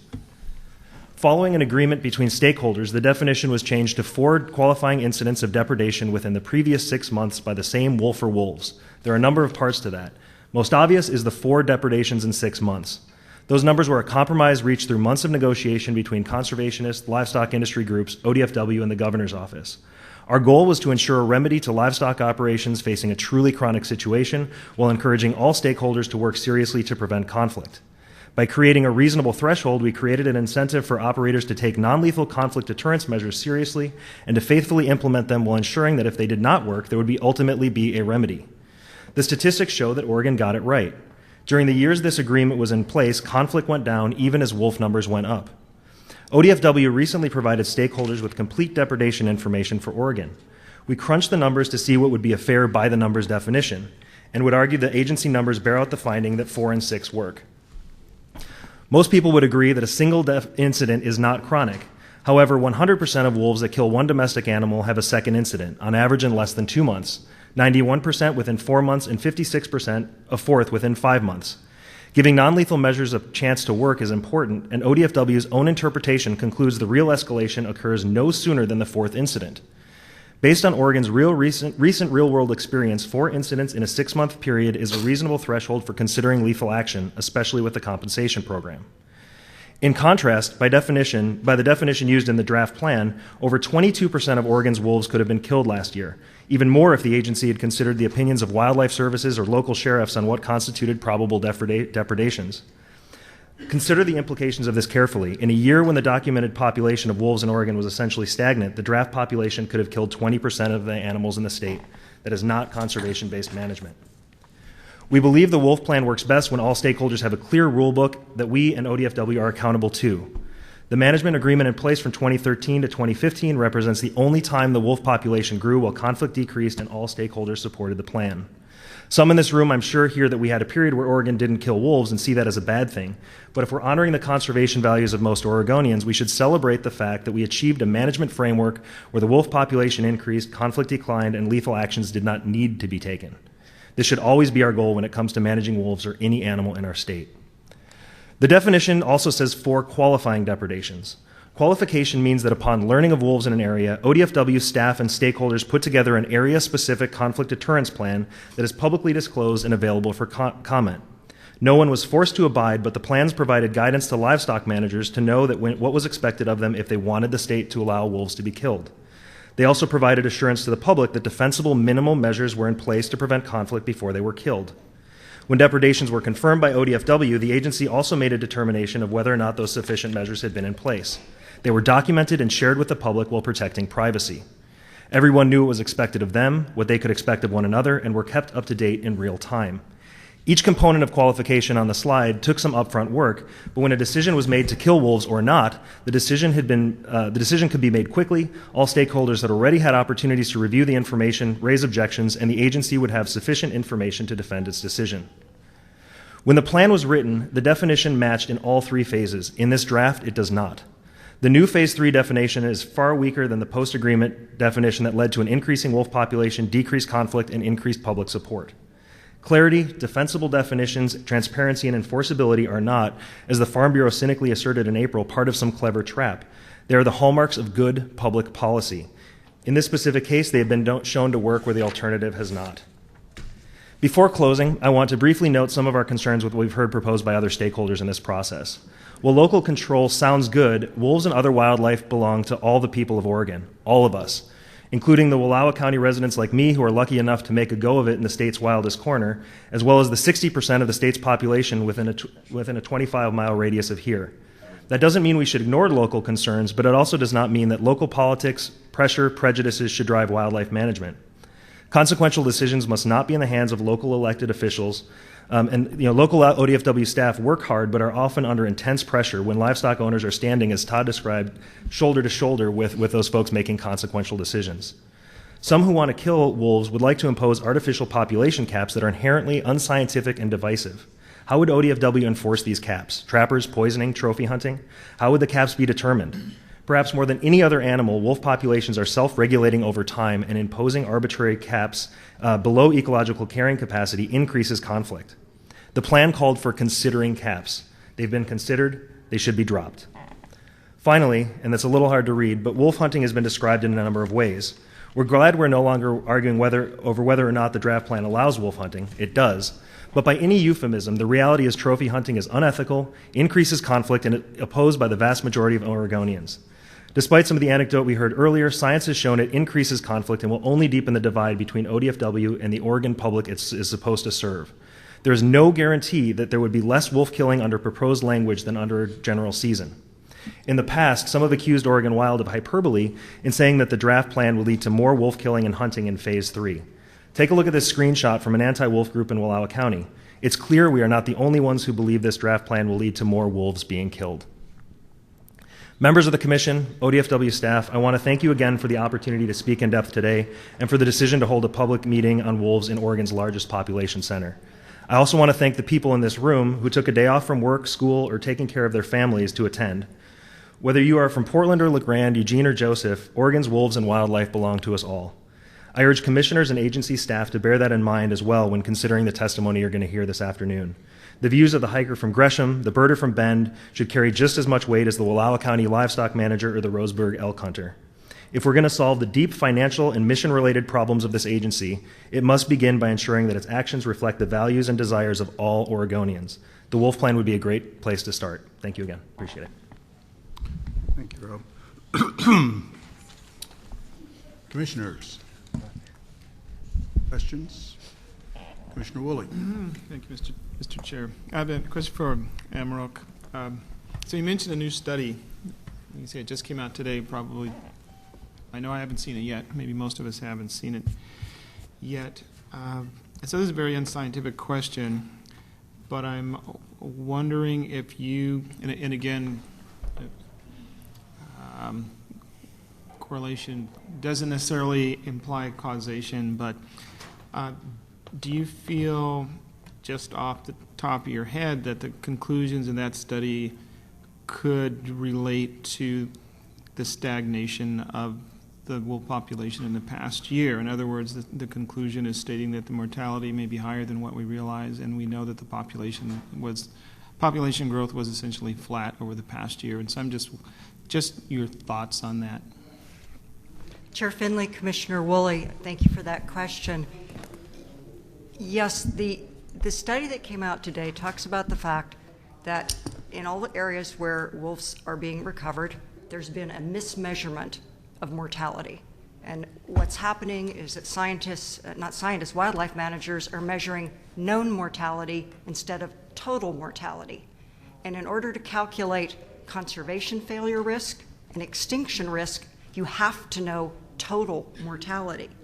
And absolutely, not just even off the top of my head, Dr. Trevis believes that this type of mismeasurement could be a factor as to why the Oregon wolf population may be stagnant. If we're seeing a situation where the population suddenly is not growing by the 30% increments that it's been growing by for about the past 8 years now, but instead grows by 1.8%. You're seeing, I think, 3 fewer breeding pairs, 1 fewer pack. Definitely a potential reason that we're seeing that reduction is that policies that we have in place now for management of wolves is not taking into account that there is unaccounted for mortality, levels of poaching that could be depressing the population. And that's why it's so important to know what is the total mortality. If you're going to base your management actions on only known mortality, you are taking a big risk. You are saying you know what the situation is on the ground, and therefore you know what's sustainable with what you do next. But if what is already happening is not sustainable, then what you do next could be a terrible catastrophe. Thank you.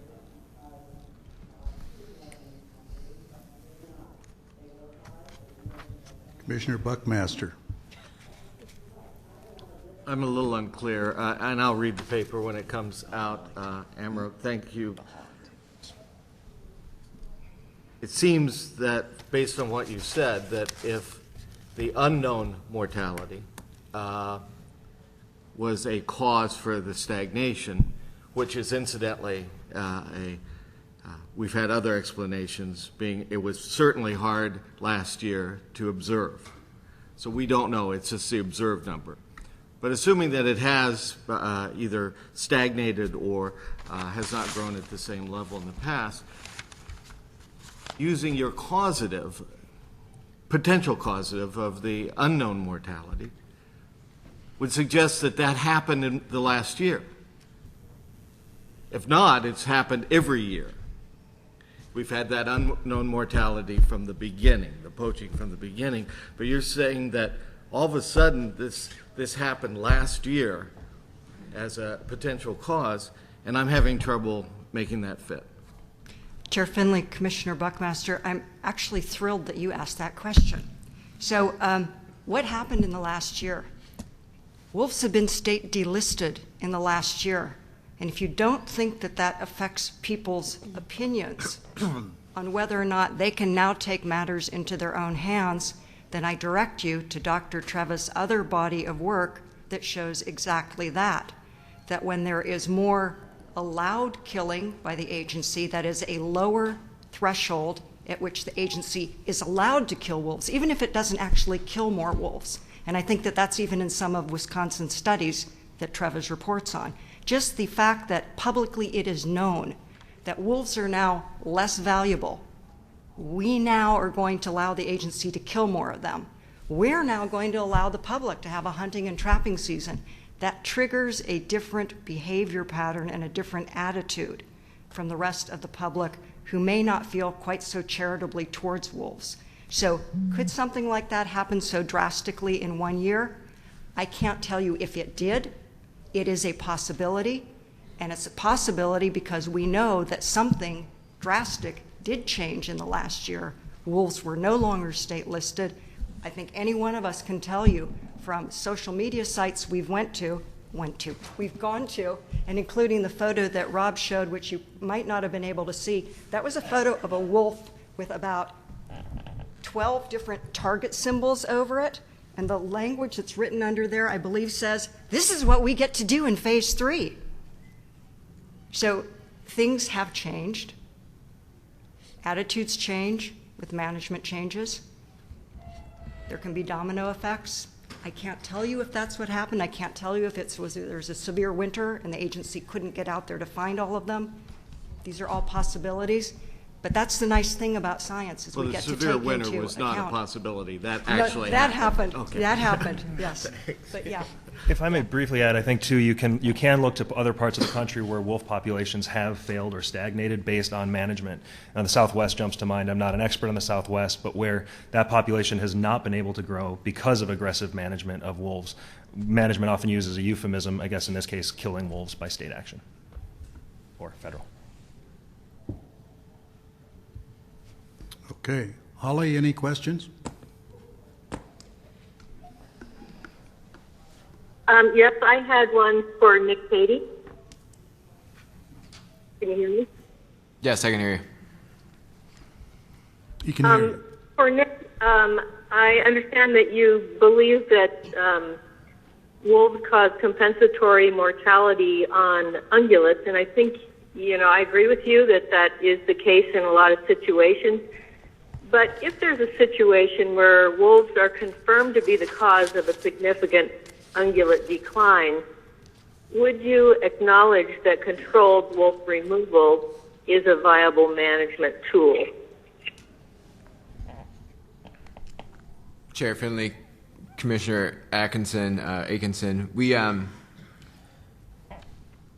Wildlands has recommended that you maintain the plan language as is, which keeps wolf killing in response to ungulate decline as one of these very limited region-specific problems, kind of like the example I mentioned with caribou in Canada, where you had a population of animals in the teens and there was a specific wolf pack targeting this herd, and they wanted to preserve that herd of caribou. I think there's several species that are contemplating the Oregon Wolf Plan that this could evolve to be a problem in some limited potential situation. And I think that's what the current plan language was written to reflect and address, and that's what we would support. What we don't support is the broader use of killing wolves to prop up elk numbers across game management units. I don't think that's appropriate. I don't think that's going to achieve what the department really wants to get out of that, which is to increase tag sales and to inflate money for the department coming from elk sales tags. May I add to that, please? Just speaking for Oregon Wild as well, we have not opposed every wolf killing that has occurred in the state. We certainly aren't celebrating it, but there have been times where we felt like it may have been an appropriate action. I think what Commissioner Atkinson just suggested is something that it's hard to give an easy yes or no answer to. There's a lot of details that are important. Are wolves the primary culprit? Are there other things that we could do? If there are other things we could do before, maybe we should consider those. Wolves didn't make elk and deer go extinct in the millions of years before we started managing things. They're not going to do it now. So are there other remedies we could consider? Likewise, if we're talking about killing a rare animal for which we've seen that there's more conflict by killing that animal to maintain the populations of a more common animal, that's not appropriate, just to boost game numbers. Your mission is not to run the state as a game farm. So if there is an ungulate population, as Nick discussed, where we're talking about an ungulate population in the dozens or teens or something that is legitimately perilously close to going extinct, that might be a different discussion.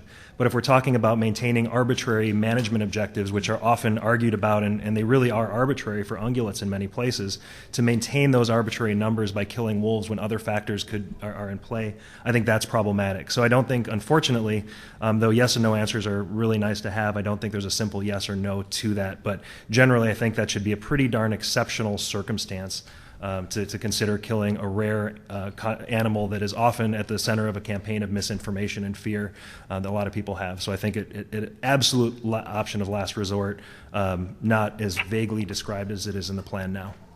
Okay, thank you, Rob. My question, though, actually was, is the controlled wolf removal one of the viable management tools that ODFW should be able to consider? I didn't say should it be the first choice. Is it one of the tools that we should have in our plan that we would consider in that condition that I described? And would it be fair to understand controlled take means hunting and trapping? It could be hunting or trapping. It could be ODFW control, any kind of removal that's not like a general hunting season that's specific to a specific situation. I think when you put a lot of asterisks on it like that, where you have to, and it's a wide suite of options, the potential for humans to kill wolves to solve some problems, there may be times where that is appropriate, but that should truly be an option of last resort. A yes or no? I'm having a hard time hearing. I can't really hear all the details, but for Rob and for Nick, is that yes or no? I think it should be an option of last resort. Did you hear that, Holly? He said it should be an option of last resort. Yes. I would add that one that can be attributed to wolves as well, and that's what the current plan language maintains, is that it has to be wolves. Carnivores have to be the primary cause, and then wolves have to be the cause of the decline. And so, I hear what he's saying. I just want a yes or no. I think it's a question there is no simple yes or no to. That's what I would say. Well, thank you. Okay. All right, panel. Thank you very much. Thank you.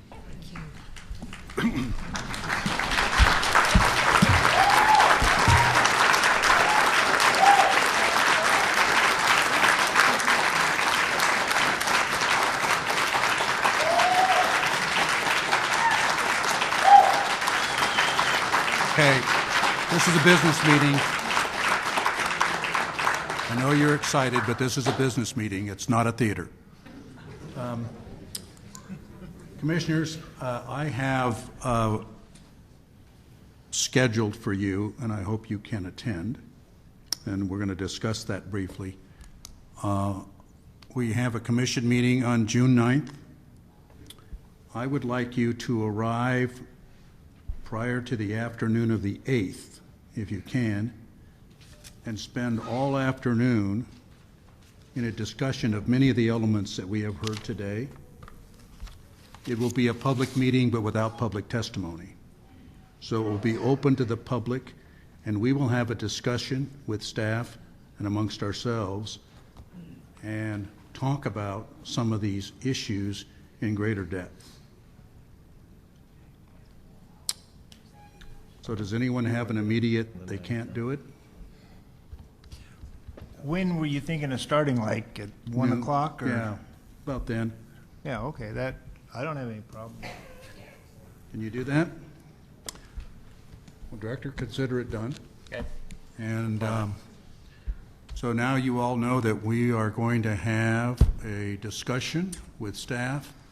All of our meetings are public, so you'll be able to attend and listen. But we're only going to discuss with the people we invite to speak. And we very rarely have this opportunity, but we're going to take it. I wanted to give you a little advance notice. I should have done it earlier this morning. I took notes of every speaker and the panel on things that were pertinent, and we'll listen for this afternoon for other issues that we need to talk about, okay? All right, so here's what we're going to do. We're going to come back at 1 o'clock, and we'll see you then with public testimony. We're going to take a break and have lunch. See you at 1. Okay, you're on now. I got a quick question. You buy sports?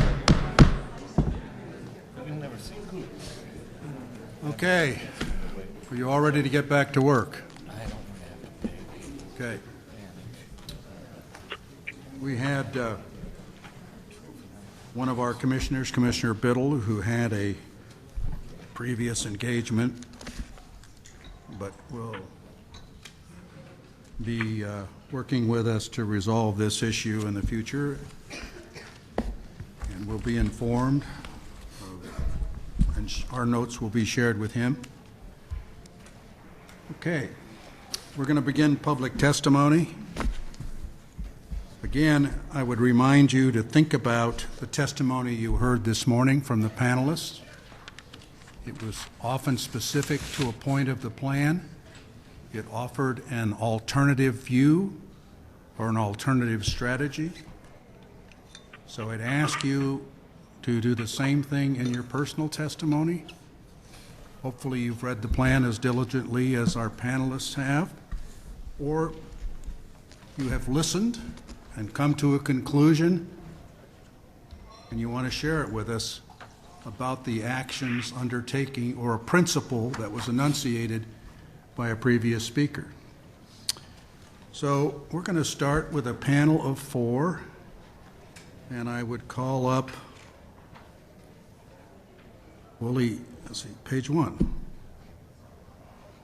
Wally Sykes, Bob Beckta, Jacob Falk, and Marceline Gary.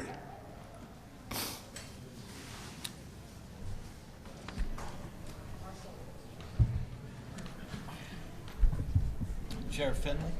Yes, sir. Chair, would you like to also announce who's on deck so they'll be ready when these guys are done? Yeah, you guys, let's see, we have Jack Fox, Marston Gary. Next on deck will be Robin Vesey, Cynthia Warnock, Roger Huffman, and Jill McClaren. Okay.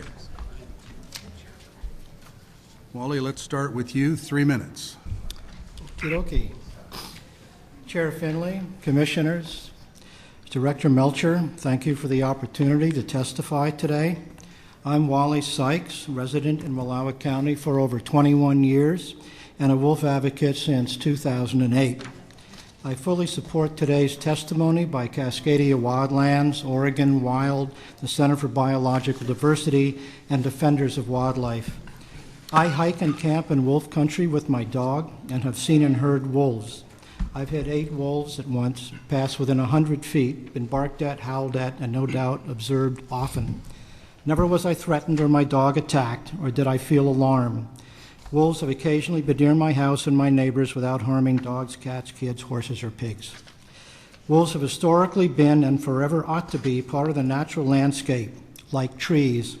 They have a right to be here and are agents for healing and maintaining disruptive ecosystems, a quality largely ignored in the draft plan.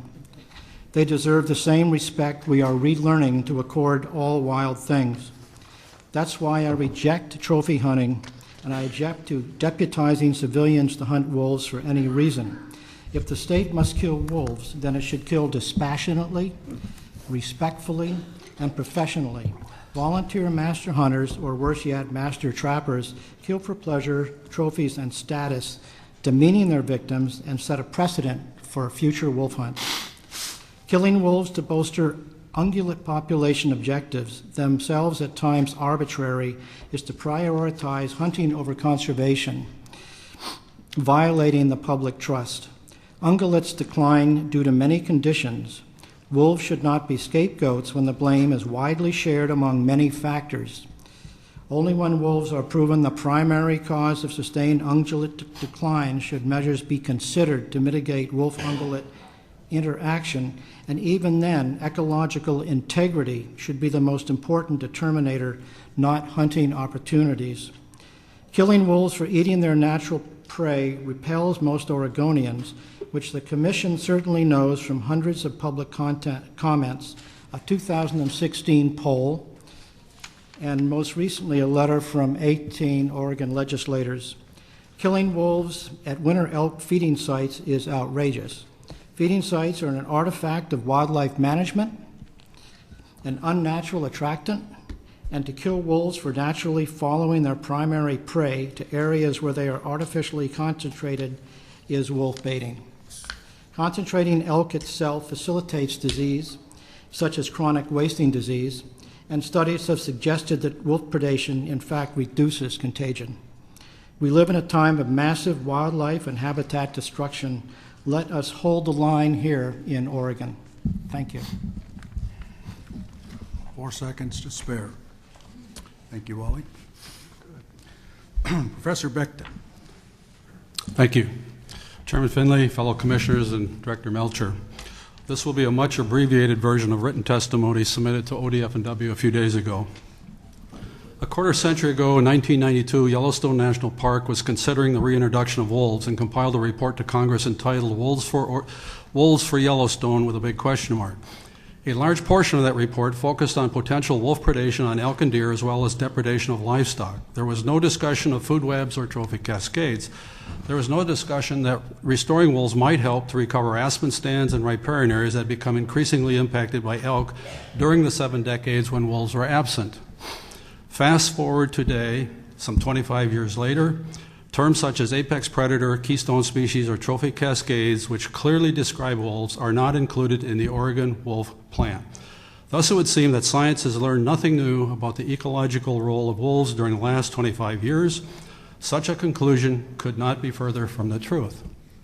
When apex predators such as wolves exert top-down effects through ungulate prey to the lowermost trophic level, the vegetation, this is known as a trophic cascade.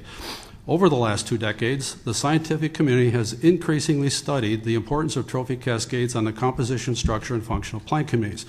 We have gone from essentially 0 publications on this topic in the period before Yellowstone wolf reintroduction to nearly 600 peer-reviewed studies over the last 10 years. A number of these studies address two fundamental questions. First, are there any major ecosystem consequences of extirpating wolves in Yellowstone and elsewhere? And the answer is a definite yes. Today, we well know that in the absence of wolves, impacts to both upland and riparian plant communities have been severe due to unimpeded herbivory by native ungulates. I would also like to indicate, perhaps as a footnote, but I think it's important to Oregon, that over the course of my professional career, I have observed and measured ungulate-impacted aspen stands and riparian areas on various areas of public land in Oregon, impacts very similar to those found in Yellowstone. The second question is, are ungulate-impacted systems recoverable if we put the predator back? Again, it looks like the answer to this is also yes, and where wolves have returned, various studies are documenting the early phases of ecosystem recovery. I've attached a figure published in Science in 2014 that briefly summarizes the multitude of direct and indirect ecosystem effects associated or currently known about wolves, and I would consider it to be an important figure. Based on this testimony and my previously submitted written comments, I reached the following 3 conclusions. 1, there's little information in the Oregon Wolf Plan that might help Oregonians understand the ecological importance of conserving wolves. 2, over the last 2 decades, the information base and studies supporting the science of trophic cascades has increased greatly, particularly with regard to wolves.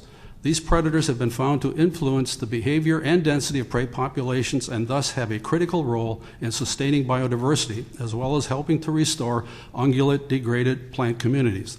The draft Oregon Wolf Plan needs a major section on trophic cascades. 3, the extent that ungulate-degraded aspen stands and riparian communities occur on Oregon's public lands is not identified in the plan. The plan needs to provide information on the status of these plant communities to help Oregonians understand that on many public lands there is a pressing need to conserve and maintain an ecologically effective population of gray wolves.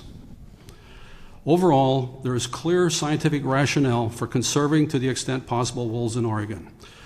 Your time's up, sir. Thank you. Thank you very much. Thank you. Mr. Falk?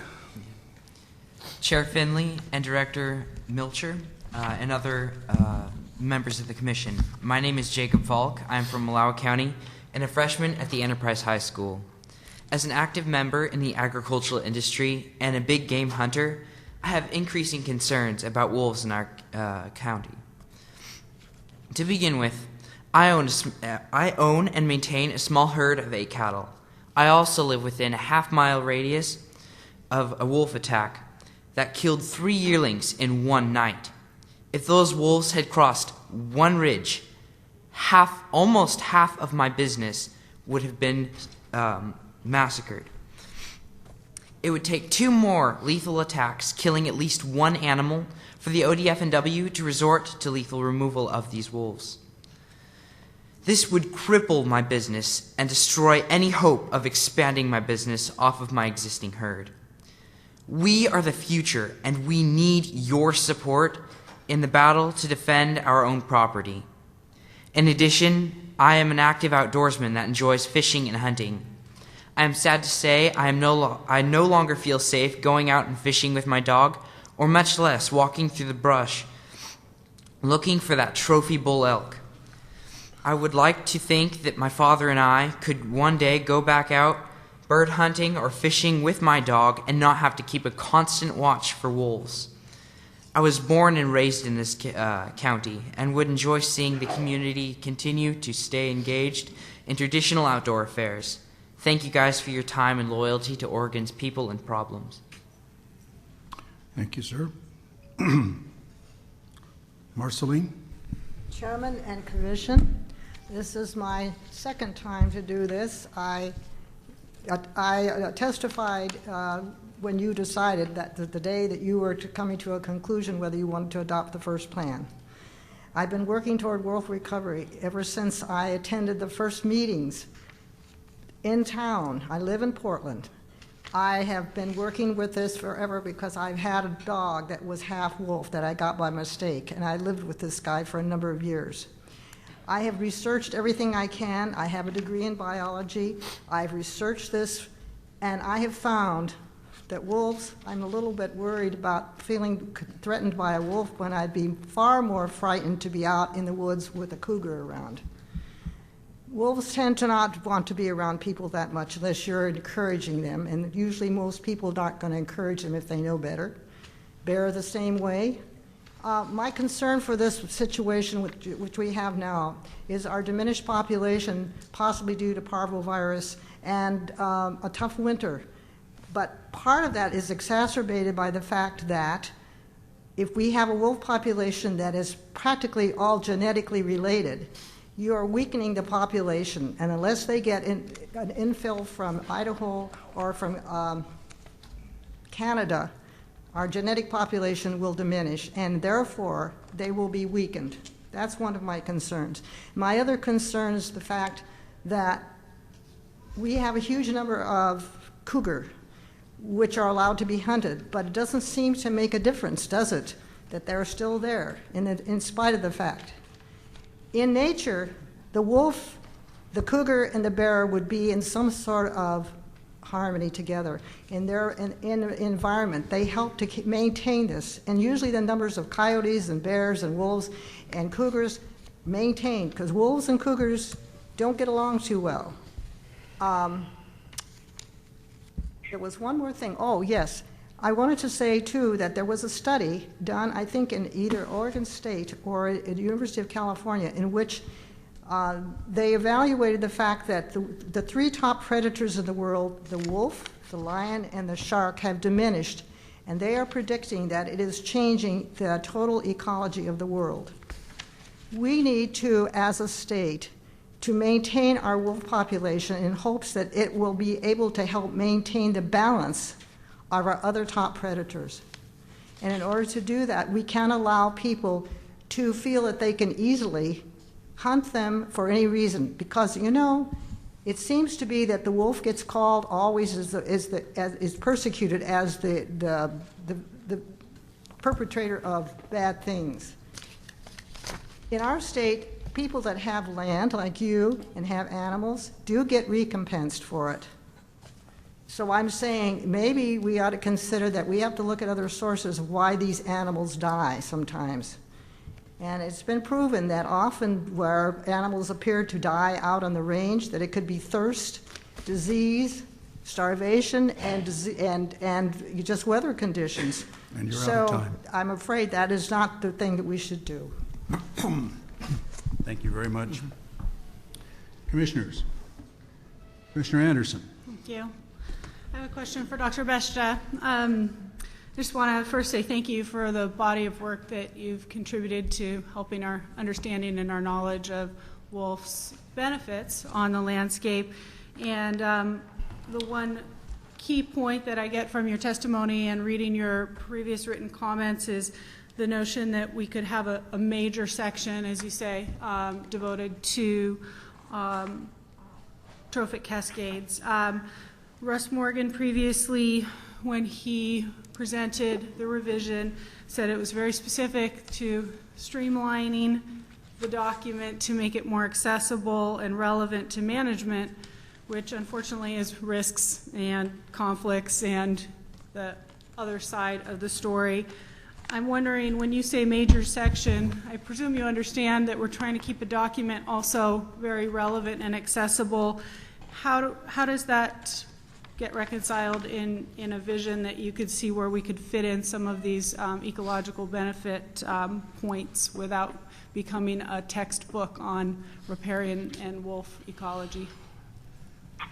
Thank you for the question.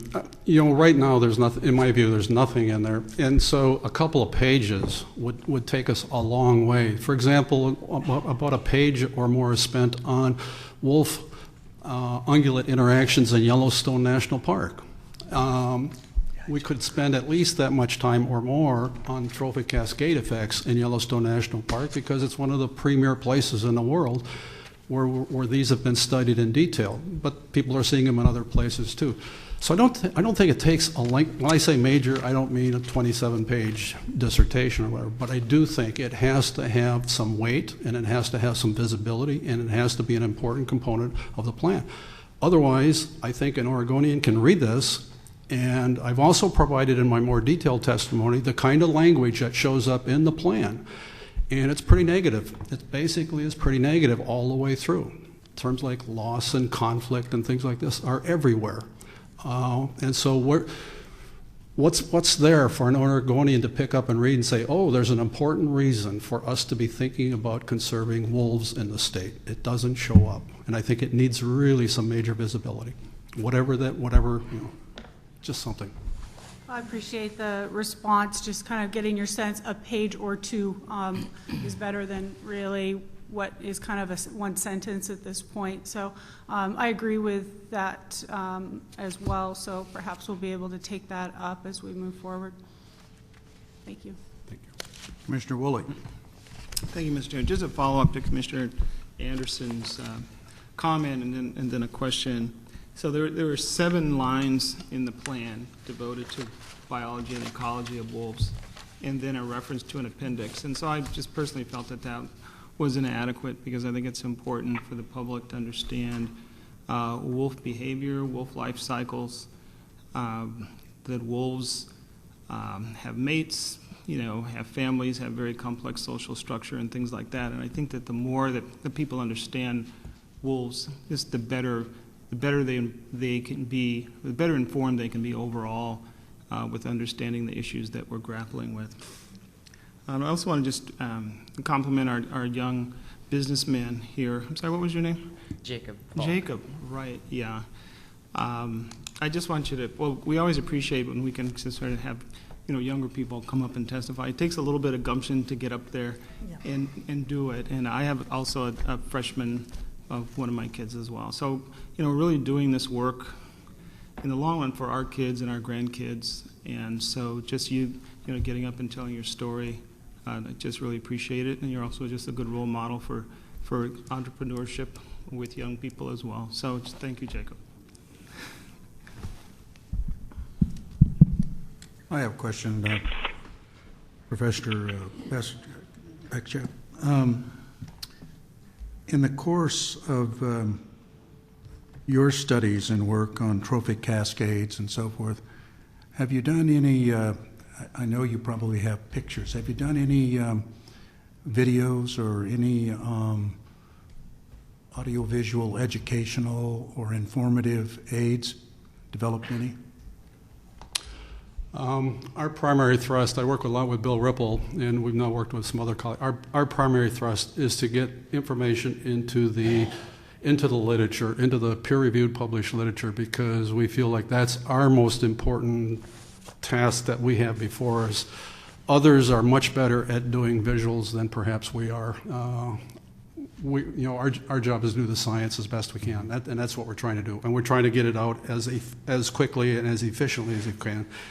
And I think we've been pretty successful at that. But going into another field of videos and things like that, no, we have not. I understand. Have you seen the ones that are out on the internet about how wolves changed a river and some of those? Yes, I have. And if I might just make a brief comment, you may consider they have taken artistic license to overemphasize or over-dramatize what's going on out there. But there's some fundamentals.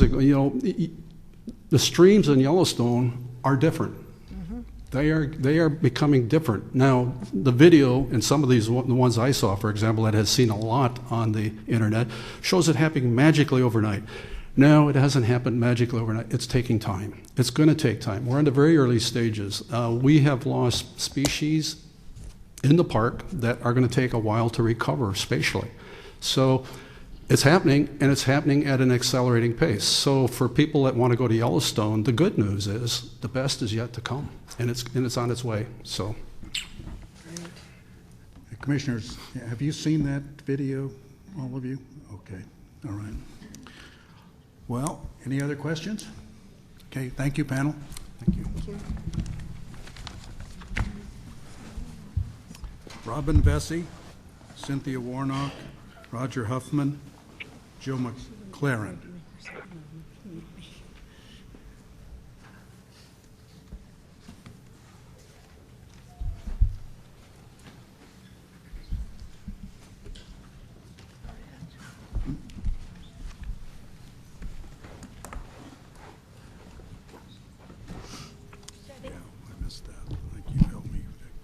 Okay, we'll start with you, Robin.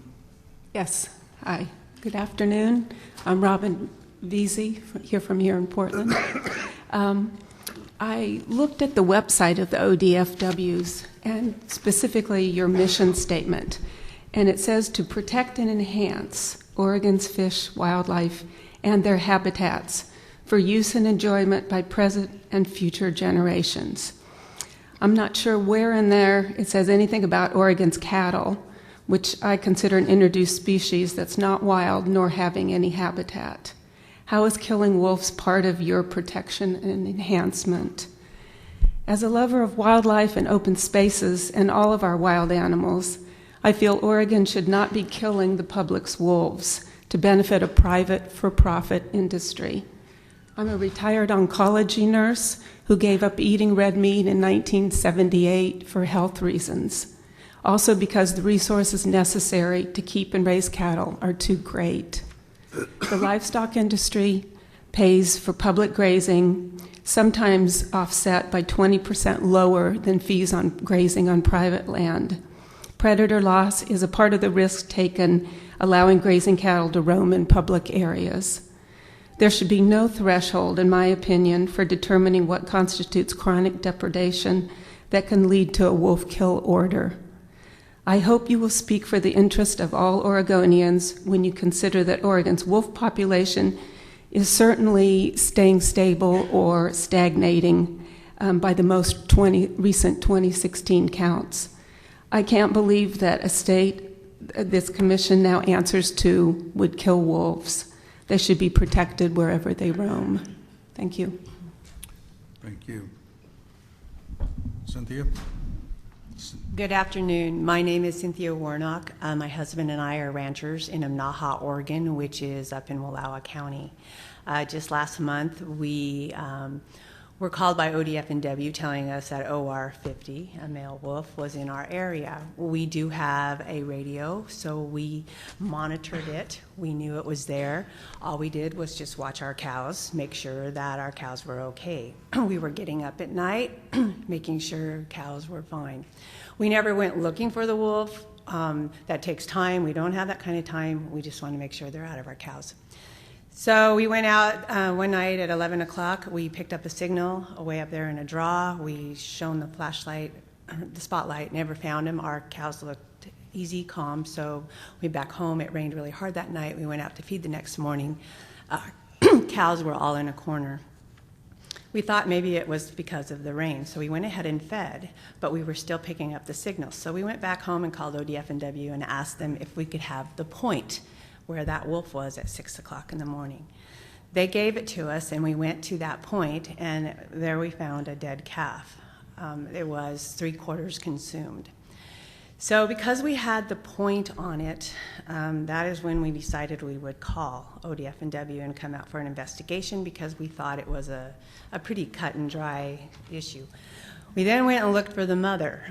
We couldn't find the mother. It was not with the calf. We found her up in a ditch. She was dead. She was probably run to death. Her face was all bloody. She had an eye that was compromised. I think she gave it her very best shot for her calf. This was in a field next to the house. It was not very far from the house, and so we did not pick up a signal either that morning. ODFW came out, Wildlife Services. They did a very good job in the investigation. It took a long time to get a decision back on that, and so I go back and with the rest of them and say it would be really nice to have some local control. These biologists are on the ground. They know what they're looking at. It would be good for their recommendation to be taken a little bit higher because they know what they're looking at. They do it all the time. And on another point, what we would really like for non-lethal is there's a lot of collared wolves out there, and there are some that with GPS collars. We were only getting downloads from those collars on one wolf. And when we get those, we get a text, and it says they're in this polygon. Those polygons are very big. And is it on the bottom of the polygon, or is it way on top of that hill in that polygon? It is really hard for us to ride that whole polygon if our cows are in there to check and see if our cows have been with the wolves or if it bothered our cows. We would like to see us get the point specifics that ODFW gets. Therefore, at 6 o'clock in the morning, we can look and see, okay, these wolves are here, and they're not in our cows, so we can go about our own business. We can do what we need to do. We do not want them because we want to go poach them or the other things that is believed that we do. We want it so that we can go about our business that day and not have to worry about, is that wolf in with our cows, or do we have to go ride this 10-mile radius and look for a depredation or if our cows have been bothered. So we just ask for some tools to work with. The wolves are here, we know that, and we know that we probably could live with them if they don't keep bothering our cows, but we would like the tools to be able to do that. And so I guess I ask in your plan is to look at a little bit more local control, maybe You're out some of time. zones. And I thank you. Mr. Huffman? Chair Finley, Director Melcher, and Commissioners. I guess it's kind of interesting for me because up until now I've been with the Department of Ag and the last state or federal person that was actually involved from the wolf stuff from day one, from B45 coming. So I guess I've kind of a couple of different perspectives, but I guess the challenge at the adoption of the 5-year plan was, we had a basic outline, and the challenge was is to follow through with that. And I think that you guys have done well. The commission and staff has supported that. And quite frankly, I didn't think we'd ever get to a delisting. I lost that bet, and I'm glad I did. But I think at this point we have responsibility to recognize that we are delisted.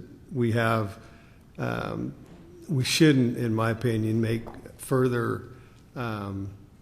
it harder for confirmation, or as is pointed out, to have 4 probables. We didn't have 4 total in the whole state last year, so not set the bar so high that it can't be achieved. And I understand some people clearly don't want any removed for any reason, and some ranchers probably want them all removed. But I run cattle now. I have for 20 years in Union County, actually my whole life. But now that I'm retired from the Department of Ag, it's full time. And there was 7 wolves 2 months ago from my stock, about a quarter mile away. It wasn't that big a deal. It wasn't.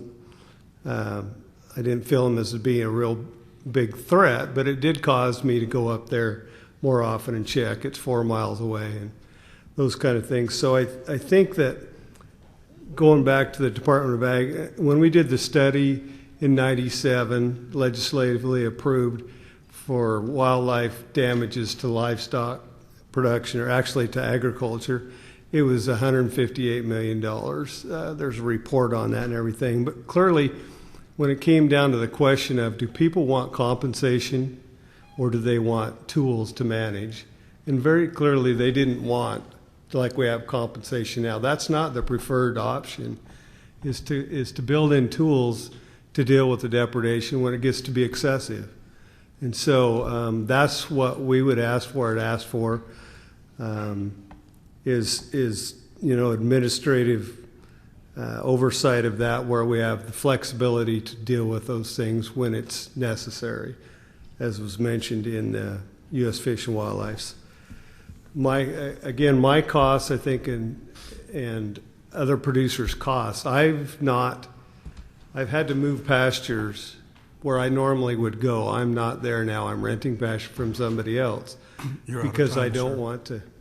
Excuse me? You're out of time, sir.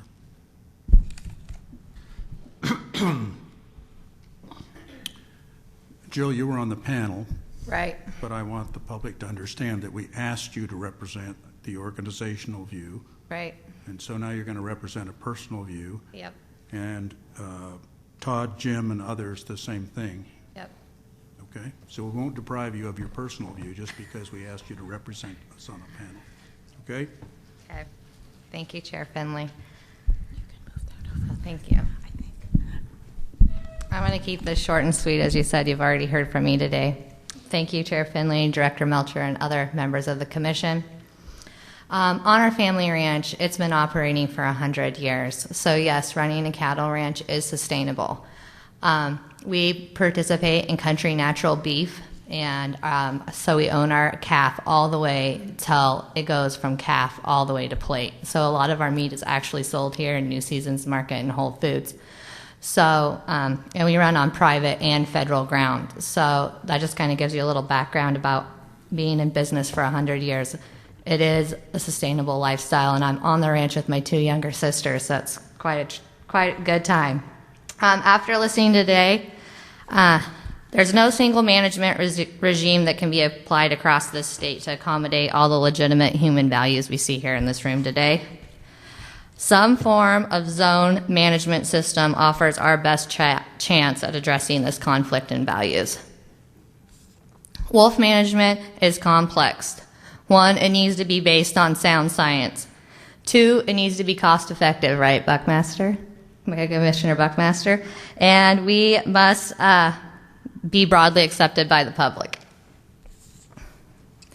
Not many Wallowa County ranchers were available to come today, and they also didn't understand why they had to testify in LeGrand and come today.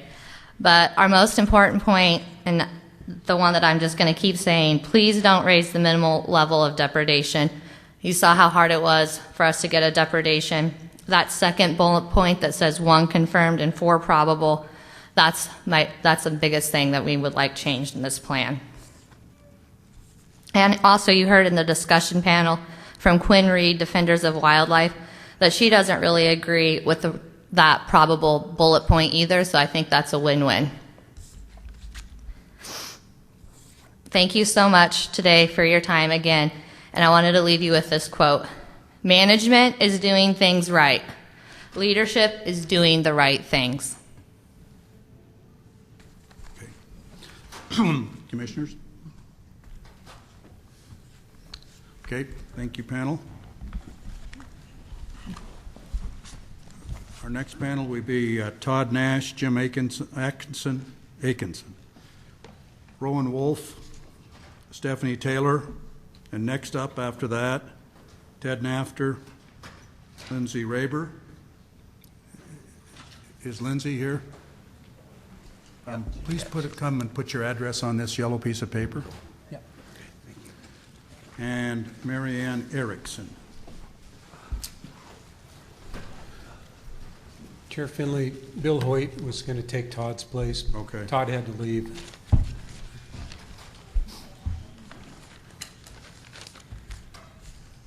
start with you, Mr. Hoyt.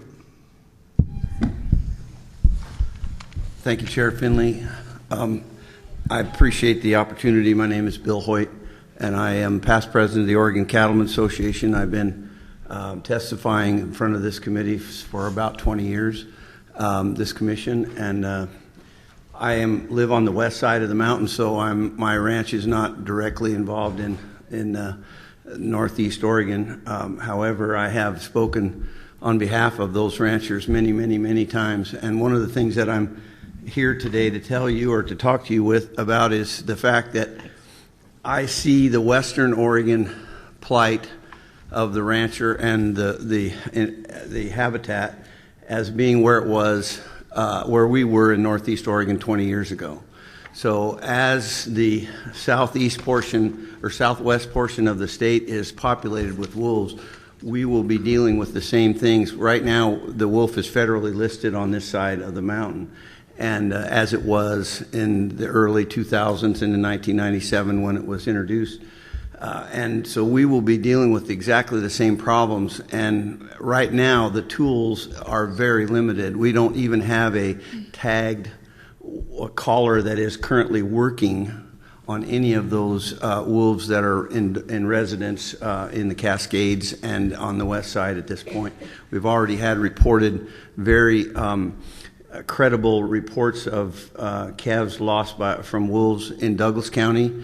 And I think it is most important that as a visionary group that you look down the road and see when this wolf becomes delisted statewide by the feds, and then under the management of the department for the whole state, that we are prepared to deal with this predator on the west side, which will be much, much more difficult than it was on the east side. And I think because of the cover, the type of topography that we're dealing with, the climate, though the population will grow faster than it did in the northeast section. And so we are very concerned in the livestock industry on the west side that we need to get ahead of this curve instead of waiting until we're at a point where we were in 2010. I was part of the negotiation process for the compensation bill in 2010.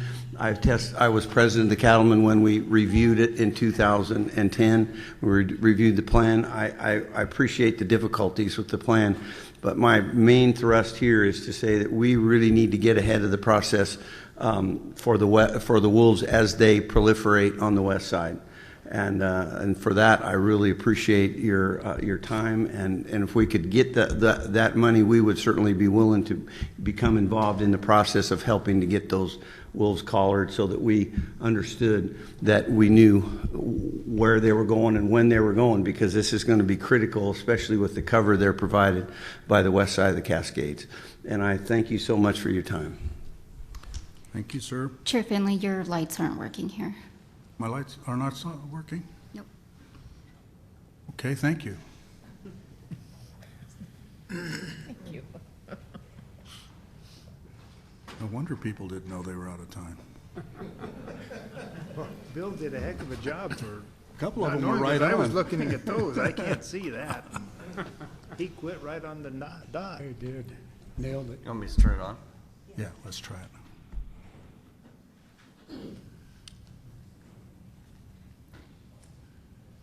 We're using your time, Jim, to fix it. Okay. You've already heard from me anyway. It's probably not that significant.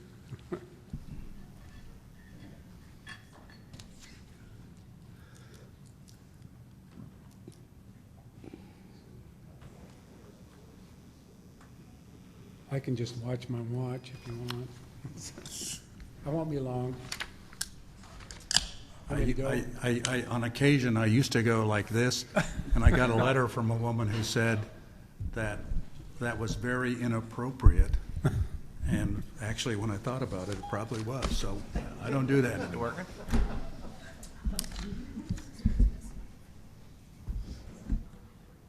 Oh, someone unhooked the cord. Here you go. Okay, you're up, Jim. Chair Finley, Director Melcher, Commissioners, once again, it's an honor to address you regarding wolves. You heard me on the panel. That was my organizational statement. I have a lot of personal experience with wolves. In fact, I'm willing to wager perhaps more than any Oregonian. And that comes from my time spent living in the Idaho backcountry doing research on large predators. And a couple observations. One is a personal one, and it involves an interaction with a very renowned predator ecologist in our field, and that's Morris Hornacher. And he did his hallmark research where I lived in the central Idaho wilderness on cougars. At the time he did his research, cougars were actually a bounty animal when he started in 1964. By the time he ended in 1969-70, they became a game animal, and they went on to be a very revered species and gained a heck of a lot of respect through having game animal status. It was a very important time in the history of wildlife management. And I remember asking Morris, this would have been probably, 10 years ago, if he thought that wolves would follow a similar progression, and he said, yeah, if they're managed. It's all about management. Management has broad sidebars as to how it can occur, but the key is management. And we're at that crossroads, and we need to bring management into this equation. We've talked all over the board on super protection or the need to remove them lethally, and we need to come up with a balance. It's going to all be about balance. And one other thing, I'm an avid hunter, and I hunted in Idaho years before wolves were there. I hunted with them. I hunted when they were new. I hunted when they were very numerous, going from 1 pack to 5 in our 40-mile drainage. I hunted elk there when there was 1,600. I hunted elk there when there was 350. And they can really, in certain situations, have a dramatic impact on populations. We had that discussion about cases in which there would be protection for ungulates, and we lived in probably the most classic one outside of Yellowstone Park. So we have to keep this tool available. We need to be able to manage this species. Wolves are great. They're an incredibly cool animal. There's no question about it. But like cougars and so many other species, they need to be managed. I'll leave it at that. Okay, thank you. Rowan? My name's Rowan Wolf. I have a doctorate in sociology with a specialization in environmental sociology. This marks my 50th year of environmental activism, and I support the testimony of the environmental organizations that were here earlier. I want to thank you for this opportunity to testify before the Commission. I'll try and not repeat what a lot of other folks have said, but one of the things two things that really kind of come to mind in looking through the plan is that there seems to be some sort of, we have to find a way to protect the breeding pairs, because when those pairs get killed, or one of those breeding pairs gets killed, it really wreaks havoc. And I don't see any kind of special protection that's happening for the, for the core of the pack. And I think that that's really important. Also, it just struck me, from the beginning of reading this plan several years ago, that the idea of 7 breeding pairs being survivable is just crazy. If we were talking about human beings in Oregon, and we said, all we need is 7 breeding pairs, and we're going to maintain the diversity and survivability of human beings in Oregon, people will go, are you effing crazy? It just seems nuts. And so I'm concerned about the biological diversity that's happening with the wolves here, and kind of setting that low of a bar. The other thing is that there isn't much talk about maintaining continuous kind of wildlife corridors, providing passageways across busy highways and interstates. Other states do it. Nevada does it. They've got underground tunnels all over the place that's really cut down on wildlife deaths and damage to people and vehicles. One last thing is that all of us who have private property, whether ranchers or otherwise, we have a sacred trust. We hold this only for a short time, and we are responsible to those who come after to pass on the heritage, which includes the natural heritage. I have great sympathy for the ranchers, but there's also the trust in you is even greater to maintain our wild spaces. Thank you very much. Thank you. Ms. Taylor? Good afternoon, Chair Finley, Director Melcher, Commissioners. My name is Stephanie Taylor, and I'm the Wolf Policy Advisor for Predator Defense, a national nonprofit organization with more than 15,000 supporters throughout the United States. Our mission is to protect native predators and end America's war on wildlife. We have submitted our extensive comment to you today. We thank Russ Morgan for his time updating the plan. However, we do not support the wolf plan revision as it is currently written. The majority of residents want Oregon's wolves to truly recover, and that cannot happen with this wolf plan being proposed. To remedy this, we offer 5 comprehensive recommendations. The first is that we want stronger recovery protections for wolves. In a time when we have seen an increase in poaching with a decrease in social tolerance for wolves, this plan revision fails to address the real impacts of poaching or enforcement of Oregon's wildlife laws. We want to see a greater focus on addressing wolf poaching and the poaching of ungulates that may lead to killing of wolves. There have been 3 known poaching deaths to collared wolves resulting from possible release of location data, and there has been 0 enforcement or accountability for these poaching incidents. Therefore, we oppose sharing wolf collar data with the general public. We want to see the wolf plan revision based on conservation sciences, recovery, and analyzing wolves' important ecological role in the larger landscape, and therefore we oppose management zones and wolf population caps being included in the plan. Wolves are self-regulating. Killing wolves to maintain arbitrary population caps will increase conflict, and limiting wolf distribution to management zones can jeopardize recovery efforts. And the second is we ask the ODFW to clarify consistent ambiguity throughout Phase 2 of the plan. Lack of clarity due to unclear and ambiguous language in the wolf plan and lack of transparency within the agency has and will continue to create conflict. To avoid future conflict, we recommend clarifying specific terms to include transparent and enforceable measures. You can find these terms on our submitted comment. The third is we ask clarification of required non-lethal measures. Conflict deterrence plans coupled with clear defensible definitions and timely qualification reports give certainty to all stakeholders, reduce conflict, and should be continued. The fourth is we ask for no wolf hunt and no trapping. We oppose the wolf plan that includes deputizing members of the public to hunt or trap wolves. The agency should not delegate wolf killing authority to the public. It incentivizes conflict and is ripe for abuse. The last is we ask that you remove Wildlife Services from investigating depredation claims. Wildlife Services is already a controversial agency within the general public. This month, Predator Defense filed a lawsuit against Wildlife Services in Idaho when the agency wrote a statewide authorization to kill native predators without taking a hard look at the impacts of its unscientific slaughter. In Oregon, Wildlife Services was previously removed from its investigative role by the department due to its failure to conduct objective, evidence-based investigations. You can read the rest of my submission. Thank you. Okay, thank you. Commissioners, any questions? Commissioner Weber. This is for Taylor. You indicated increase in poaching of wolves, and is that known poaching cases or is that unknown? There has been an increase in known poaching with the decrease of protections. Okay, thank you. Ollie?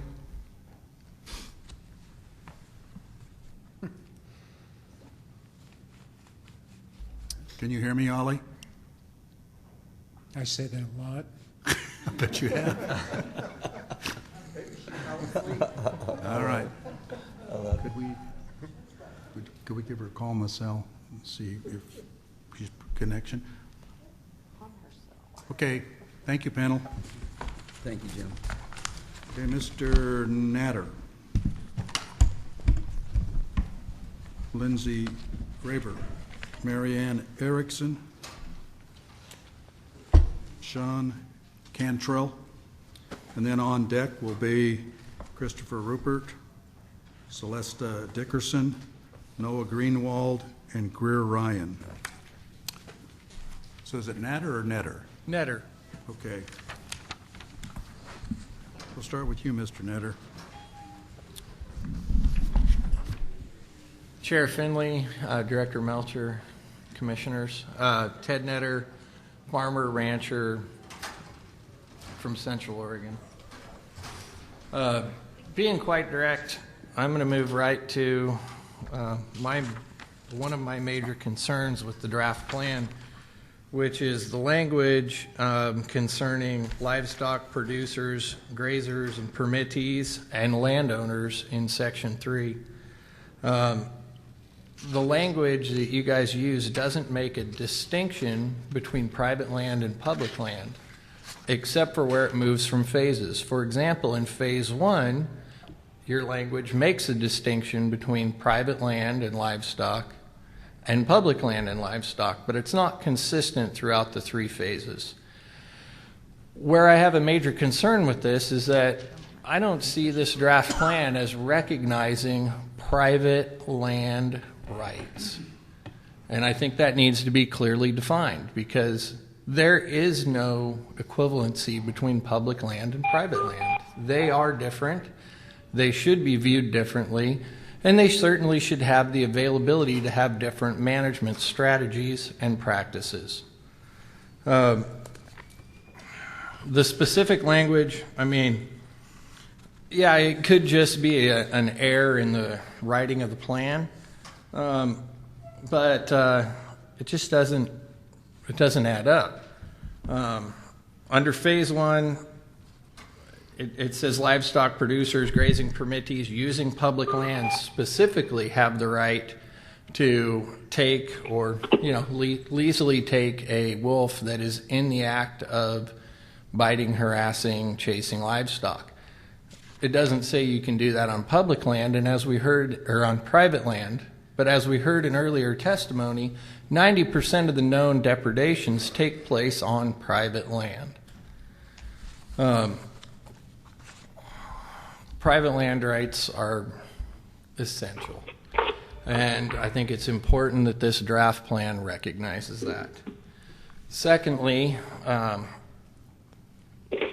the duration of this plan, we are in, and I think everybody recognizes that we're in a very fluid and serious situation with wolves in Oregon. We all recognize that they're here and they're going to stay here. 3 to 5 years is too long to wait to review at least certain portions of this plan. I firmly believe that there needs to be a way or an avenue or some kind of a clause where you can review portions of this plan on a more regular basis, potentially even annually. To wrap up, everyone recognizes you have an obligation to the wolf and to public lands, but please remember you also have an obligation to the sovereignty of private land and private landowners. Okay. Thank you very much. Ms. Raber? Good afternoon, Chair Finley, Director Melcher, members of the Commission. For the record, my name is Lindsay Raber, and I live in Lotus, California, an unincorporated community within the Sierra Nevada foothills of El Dorado County. I'm here today speaking to my individual views regarding Oregon's draft revised wolf conservation and management plan. I will also share that I am the coordinator of the Pacific Wolf Coalition. We are an alliance of wildlife and land conservation organizations and individuals across Oregon, Washington, and California, and collectively we are dedicated to facilitating wolf recovery efforts here in the Pacific West. I would like to begin by thanking the Commission for holding today's meeting, and a special thank you for holding the meeting here in Portland. I live in a state where wolves are returning, and correct me if I'm wrong, but I believe all of us in this room, we live in a state where wolves are returning. So we have this in common, even if our views about wolves are different. There is a guiding principle of the Pacific Wolf Coalition that I value greatly, and I think it lends value to today's hearing. As wolves return to the Pacific states of Oregon, Washington, and California, they do so on a vastly different social, political, and ecological landscape than elsewhere in the country. This creates opportunities and challenges unique to the region, and I'd like to iterate that this creates opportunities. Oregon's wolf plan is an opportunity to address some of the challenges faced when determining this state's management of wolves. Oregon's wolf plan is a model for other states, but additional revisions are necessary. I applaud the efforts of the department and many others to develop a plan before wolves made their return to the state. However, there was an agreement that the wolf plan would be reviewed and updated every 5 years, and now this current review and revision process is delayed by more than a year. And I have some concerns with several elements of the draft revised plan. I'm particularly concerned with the plan's unclear language about the requirements for non-lethal conflict deterrent measures. The guidance for these requirements is limited, and the requirements for these measures lack clarity and needs further explanation. I would also like to see a clear explanation of the impacts of wolf poaching in Oregon and the poaching of ungulates that may lead to the killing of wolves addressed in the plan as well. Furthermore, all definitions, terms, and requirements in the plan should be transparent, defensible, and enforceable. And I oppose the involvement of local elected officials to make consequential depredation decisions. Wildlife is part of the public trust and should be honored as such. Additionally, killing wolves to maintain arbitrary population caps will increase conflict.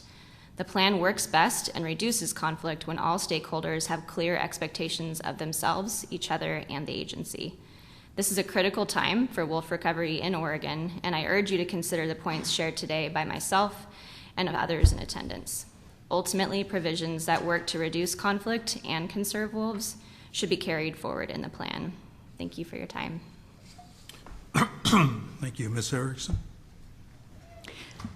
Chair Finley and Director Melcher and members of the Commission. My name is Marianne Erickson, and I live here in Portland. I'm not a spokesperson for any organization, but simply a local citizen with a love for canids, both domestic and wild. I have a background in teaching ethics and moral philosophy, and that's the lens through which I'm going to speak to this issue. I moved to Oregon shortly after OR2 crossed into our state, and I've been following the progress of wolf restoration with great interest, and I appreciate this opportunity to testify in favor of maintaining strong protections for all of Oregon's wolves. Much like the victims of human genocide, wolves have historically been the targets of systematic, long-standing campaigns of extermination, which is acknowledged in the Wolf Plan. When human genocide has occurred, there's a widely recognized moral mandate for reparations and restitution. To me, it seems eminently reasonable to apply the same principle when our non-human kinfolk, especially a keystone species like the wolf, has been the target. I believe that we humans, through our actions, have incurred a serious moral debt to wolves, and justice requires to do all we can to help them recover what they lost. That is, a robust population over a wide range, as well as their own unique culture. Thanks to research and technology, we've learned quite a bit about what constitutes wolf culture. We've learned about their pack structure, their preferred habitats and diet, the patterns of their everyday family life. We now know, contrary to what some have believed, that wolves, unlike humans, don't kill for sport. We know also how destructive the killing of even a single wolf can be. Thanks to research that has been done on Yellowstone's wolves, we've learned that packs often break up and disperse when a key member is shot or trapped, and that the average lifespan of a single wolf is greatly diminished where hunting of wolves is permitted. We've already seen the negative impact of taking away protections for wolves here in Oregon. Loosening or removing strong protections contradicts both science and the demands of justice. Acting ethically towards wolves surely involves much more than requiring that those taking them have special training and follow certain procedures, as described on page 28 of the Wolf Plan. As natives of our state and as benefactors to the ecosystem, unlike livestock, wolves have a moral right to be here and to live safe from persecution and unscientific programs of slaughter.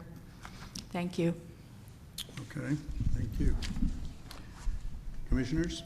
Oh, we have one more to go. I'm sorry, Mr. Cantrell. Great. Thank you, Chair Finley, Director Melcher, other commission members. My name is Sean Cantrell. I'm actually a resident of Washington State.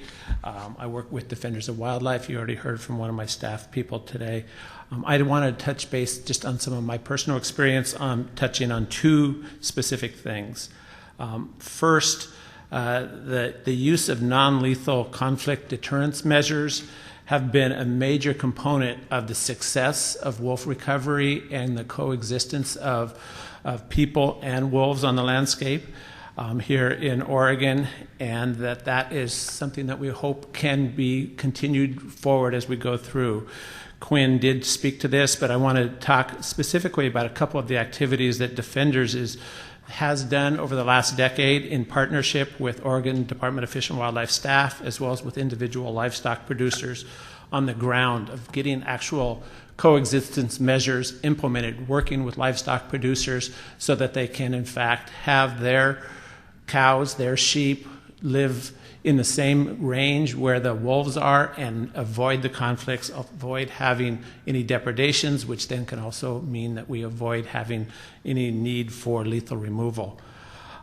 Just this spring, we've launched a major new effort in Northeast Oregon near Elgin with a large livestock producer. We're also doing outreach with livestock producers in Southwest Oregon this year, again, looking at how we can try to avoid the conflicts, because if we can avoid the conflicts between the livestock and the wolves, then in theory at least, we can have the people get along. So I just wanted to mention that. The other thing I did want to just note, I think when the representative from the Farm Bureau spoke, she mentioned the Citizens Advisory Group proposal.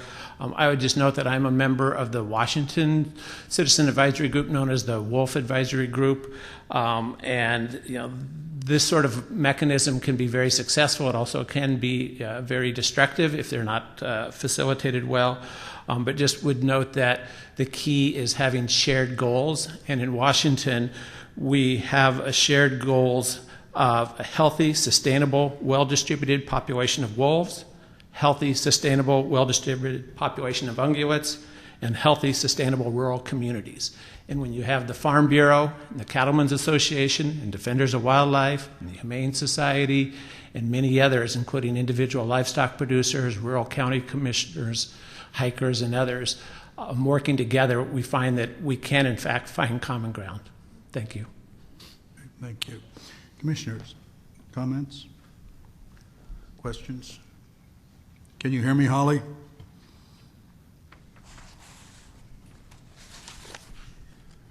Comments, Holly? Okay, panel. Thank you very much. Mr. Rupert. Dickerson. Noah Greenwald. Greer Ryan.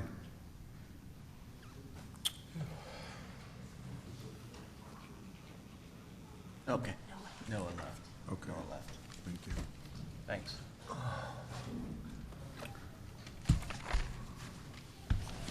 Ryan Shannon. Ryan here? Yep, guess so.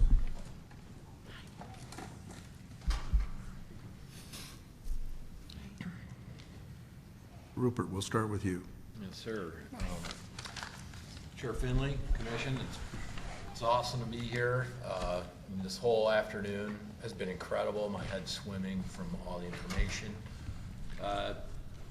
Going through it, and I'm learning on the fly. Wrote a ton of notes, but I'm just going to speak.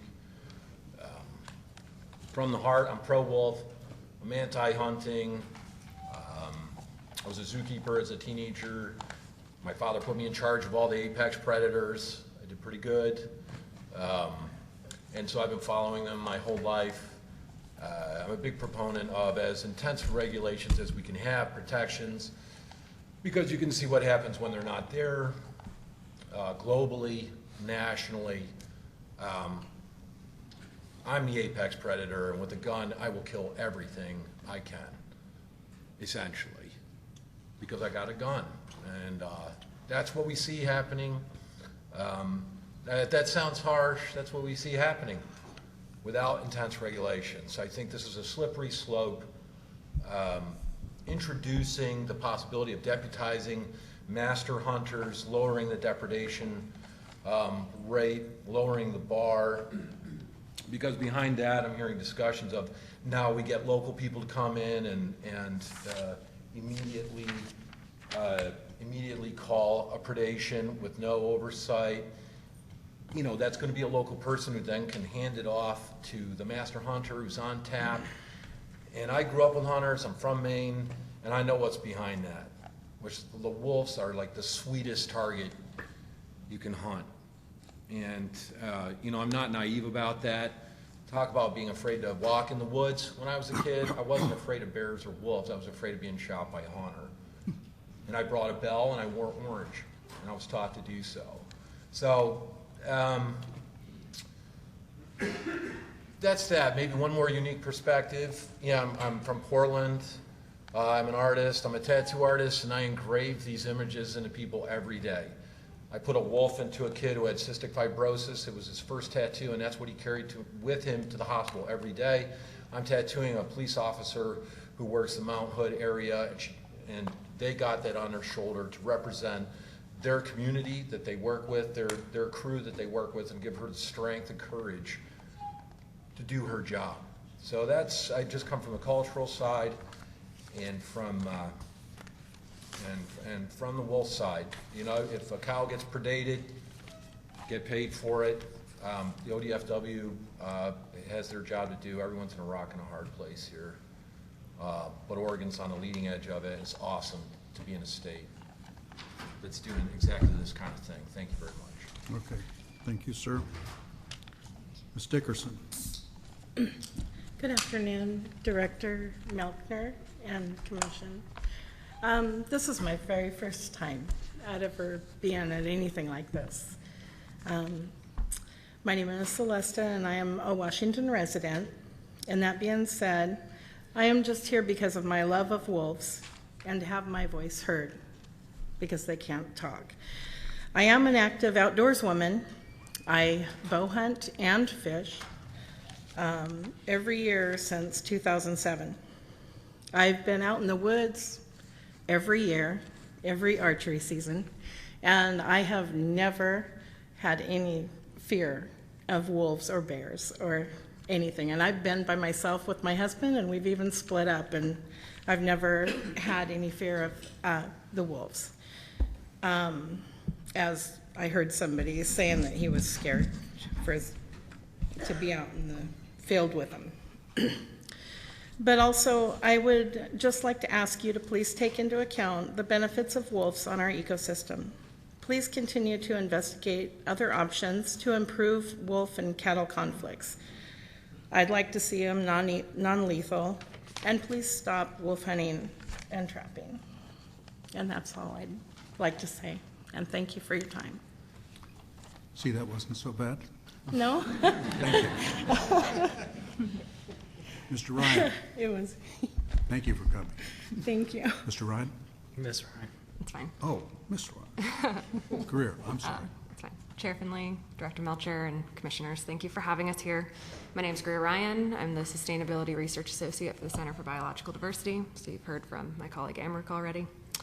Noah couldn't be here, but he will be submitting written comment. I'm hoping to speak to one of the unintended consequences that Chair Finley asked us to speak to. So maybe something that hasn't been addressed here specifically, but we are learning as we're working towards figuring out mitigation strategies for climate change, that one of the most important tools that we have is to reduce meat consumption in the United States and the world at large. Just since 2005, according to a recent report, beef consumption nationwide has declined about 19% from 2005 to 2014. From that, consumers are becoming more selective about the beef and meat in general that they are consuming. And we know that there's an increase in interest in seeing humanely raised meat. So part of that, especially on the West Coast, is including concerns about wildlife and natural habitat.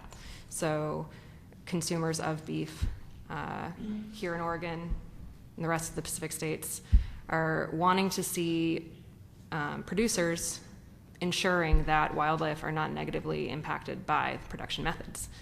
That'll include, here in Oregon, seeing non-lethal methods being across the board in the state in order to ensure that the meat that they're buying from producers here are actually humanely raised. The Wolf Plan itself stresses one of its goals to protect the economic and social interests of people in Oregon, and I think that this in and of itself, this consumer preference that will only increase as concerns about climate change and impacts to wildlife increase, should be considered a social interest as well as economic interest. We want to see wolf protections be a priority so that these consumers can feel confident both about the methods of meat production, but also that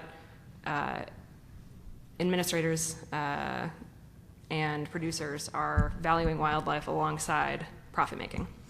So I would just urge the commission to keep in place phase 1 requirements as much as possible, move them into phases 2 and 3 with a focus on strong requirements for the agency and livestock operators of what must be done before a kill order can be considered for wildlife, or specifically wolves.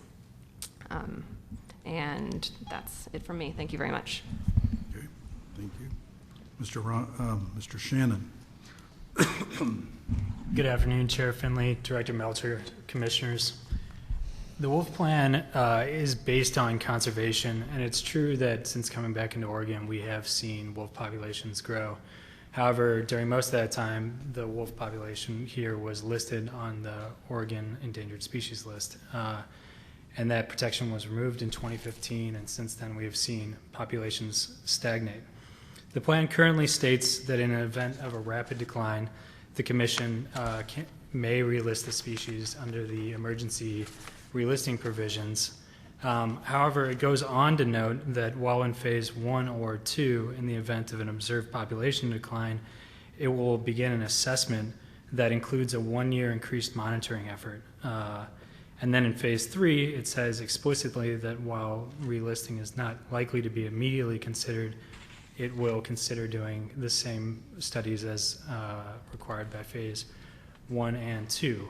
I'd like to suggest that that's backwards, and that based on the precautionary principle, in the event of an observed decline, what should happen is the species should be relisted under the emergency provision for 1 year, and that will give ODFW the time it needs to go back into the field and conduct these studies while also ensuring that the wolves are protected during a potentially critical time. Instances where this may be appropriate would be catastrophic instances such as the loss of breeding pairs, especially at this very important beginning stages of their reintroduction into the state. Thank you. Okay, thank you. Commissioners? Holly, can you hear me? Okay. Thank you, panel.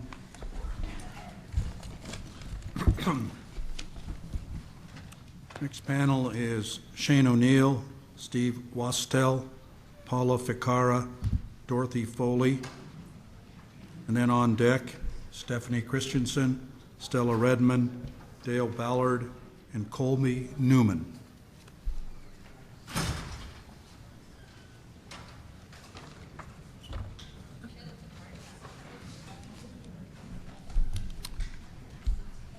Wow. What do we got? I think she's over, one of them's over there. Okay. So who are we missing? We have Mr. O'Neill and Wastel, Mr. Wastel. We have Paula. Yeah, Paula Ficara, yeah. And Dorothy Foley. Anyone know Dorothy? She left. Okay, thank you. Stephanie Christensen.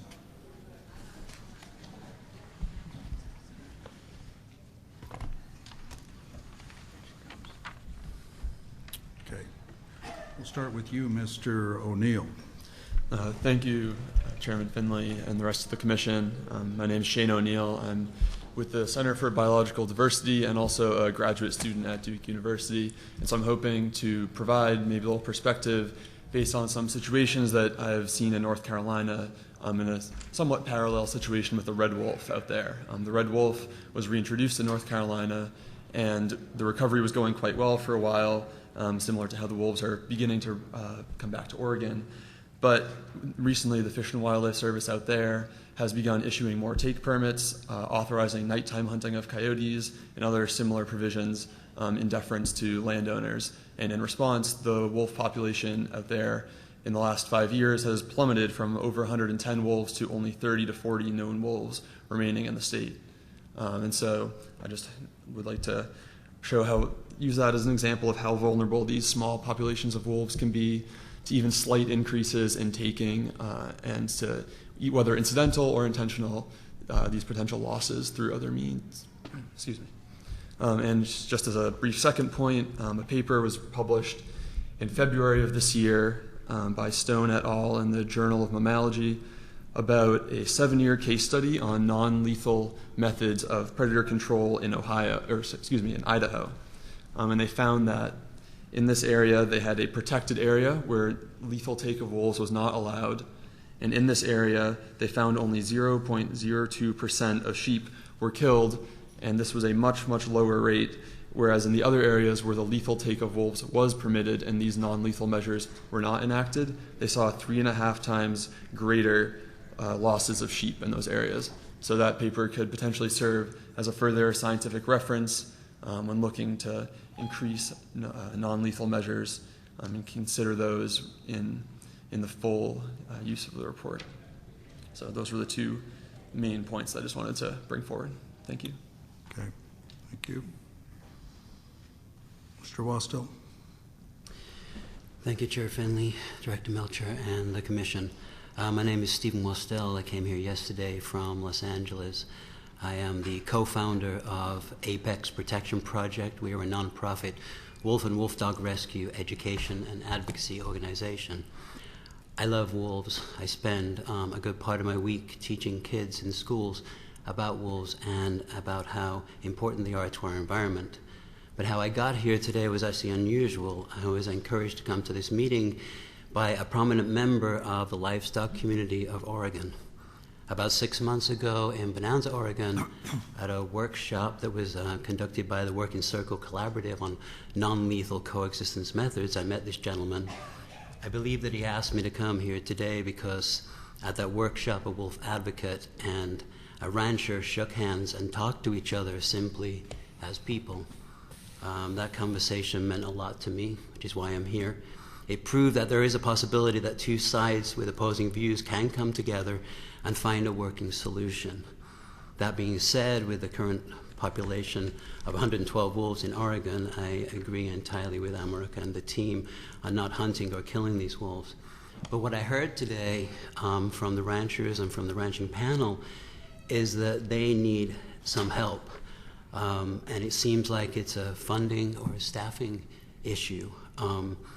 There are groups such as the Working Circle Collaborative, the Blackfoot Challenge, who I've had personal experience with. Obviously, Defenders of Wildlife also are doing this, and a lot of other organizations who are actively and effectively reaching out to the ranching and farming communities and working with them, helping to dispel myths, arm them with knowledge, helping them to bring new practices to an age-old lifestyle and a tradition. And yes, it is a tradition that this country was founded on, but this tradition can be enriched with new practices that not only support wildlife, but also support the desires of the consumers in the city.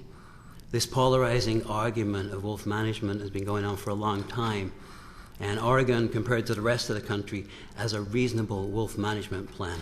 You are modern and you are moving forward in modern ways. So I think that thinking out of the box, I come from the city. I am a consumer.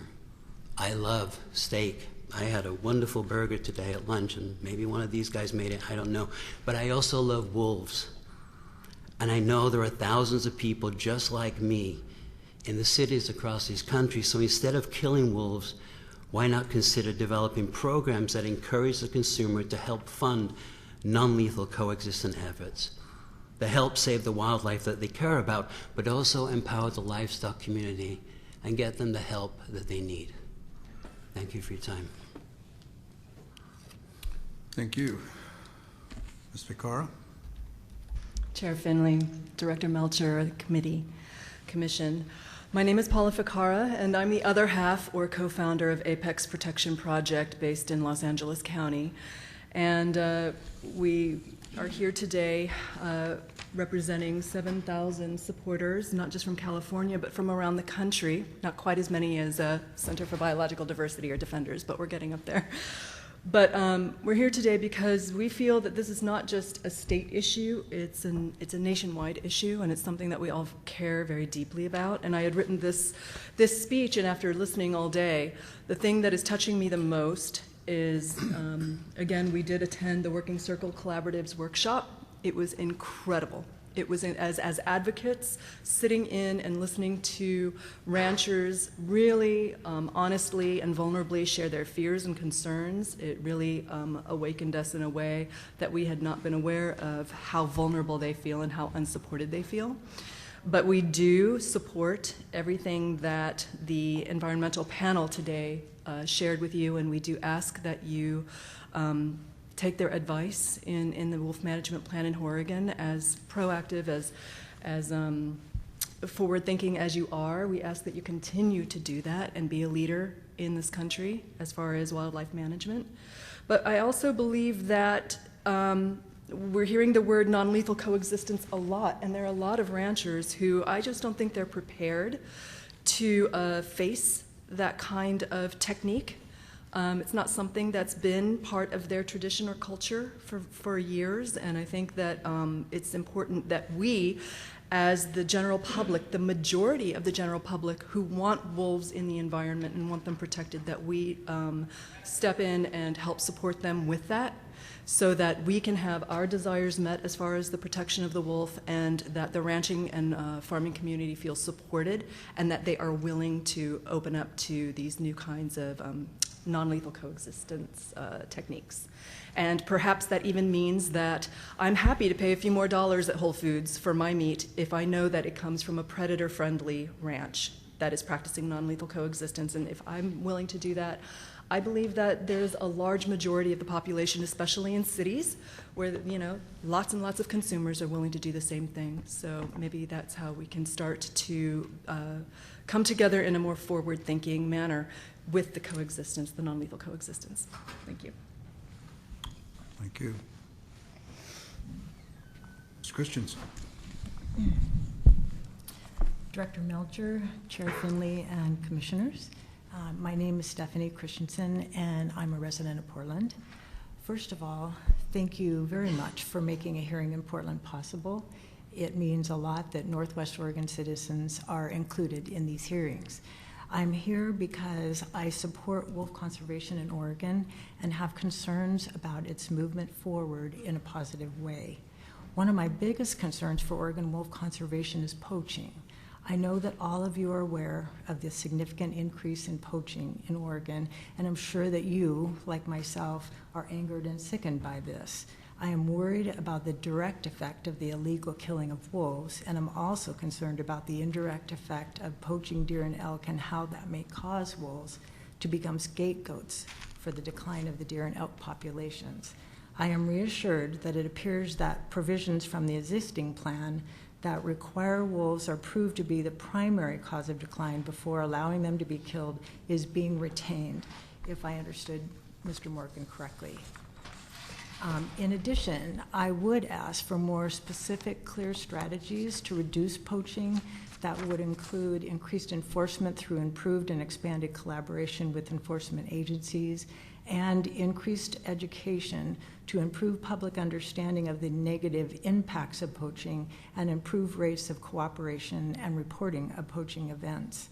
I also want to add my voice regarding the proposed plan to train and use public hunters to kill wolves on behalf of the Oregon Department of Fish and Wildlife.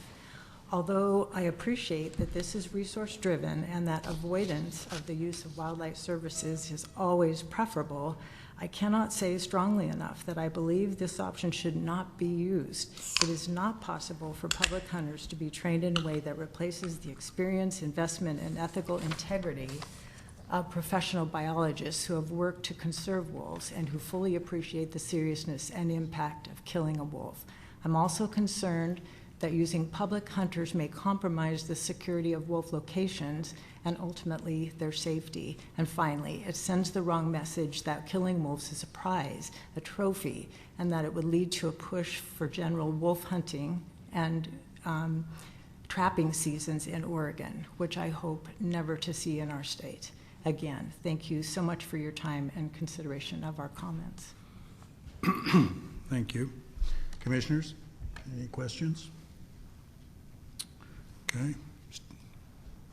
Commissioner Atkinson, are you there?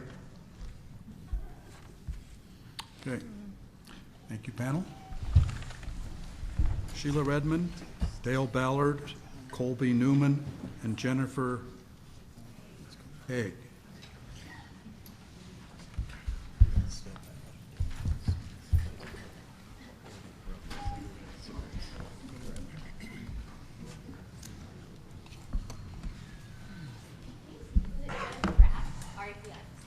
Pardon? His last name Rapp, R-A-P-F. Redmond, Ballard, Newman, and Haig. Okay, so who am I missing? We have Redmond? Haig. Ballard? Redmond. Edmund. Okay, I guess I'm missing Newman. Colby Newman? Okay. We'll move on to Shanna Praz.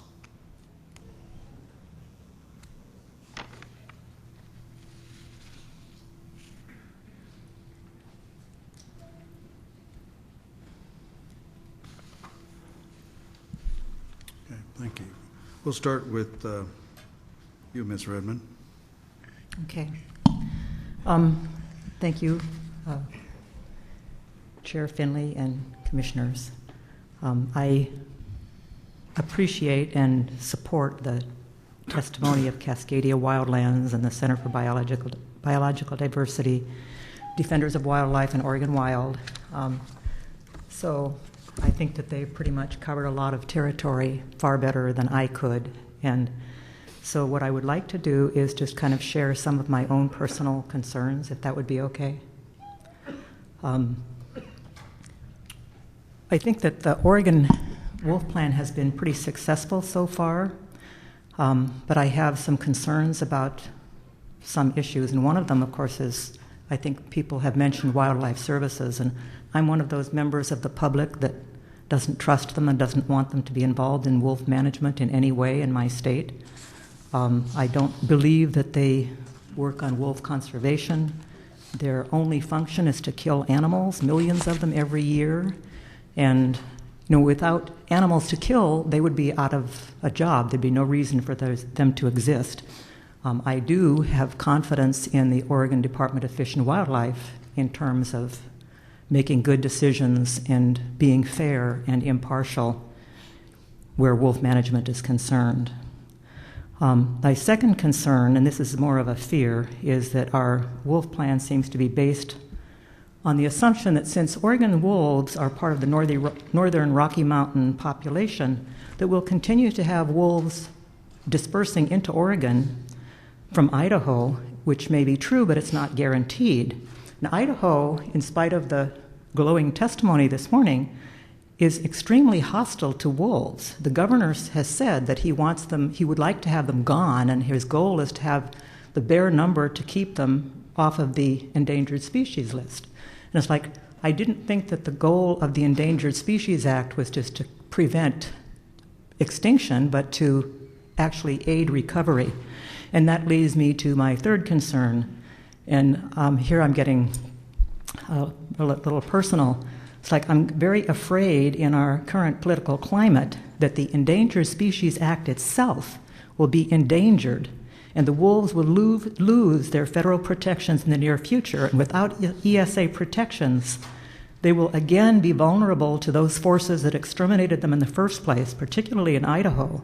And I feel that we live in very uncertain times where wilderness and wildlife are concerned. So that's why I feel that it's kind of a dangerous time, and that's why our wolf plan here is so important. And it's like, you could be all we've got.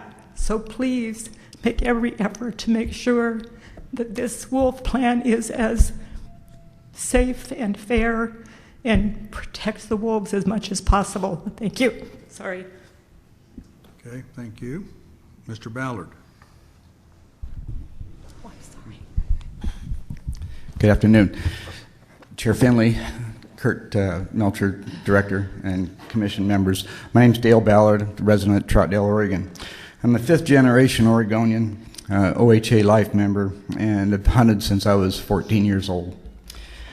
I'd like to regress a little bit. This morning we had discussion was centered around sturgeon and the stock numbers, which have been in decline due to unmitigated predation.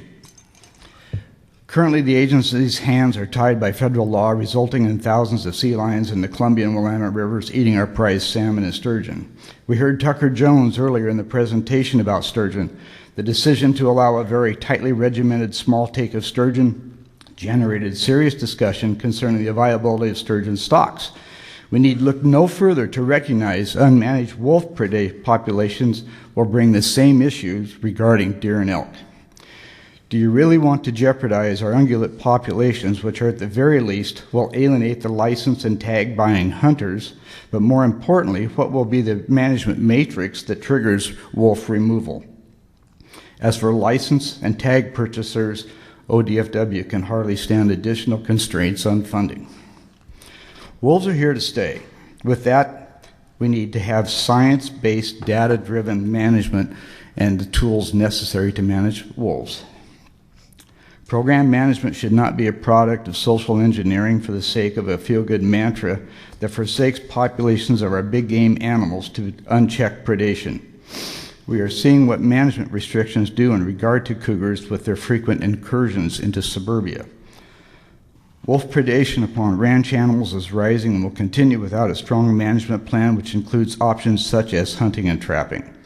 Wolves, once finding domestic stocks as easy food source, then pass on that learned behavior to their young, which will lead to further conflicts.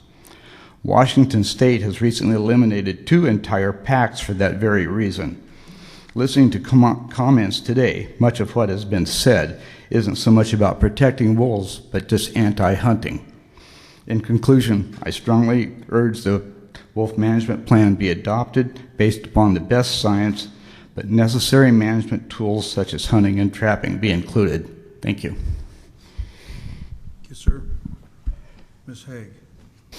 Thank you, Chair Finley, Commissioners, and Director Melcher. My name is Jennifer Haig. I'm from Salem, and I'm here today representing the position of the Humane Society of the United States.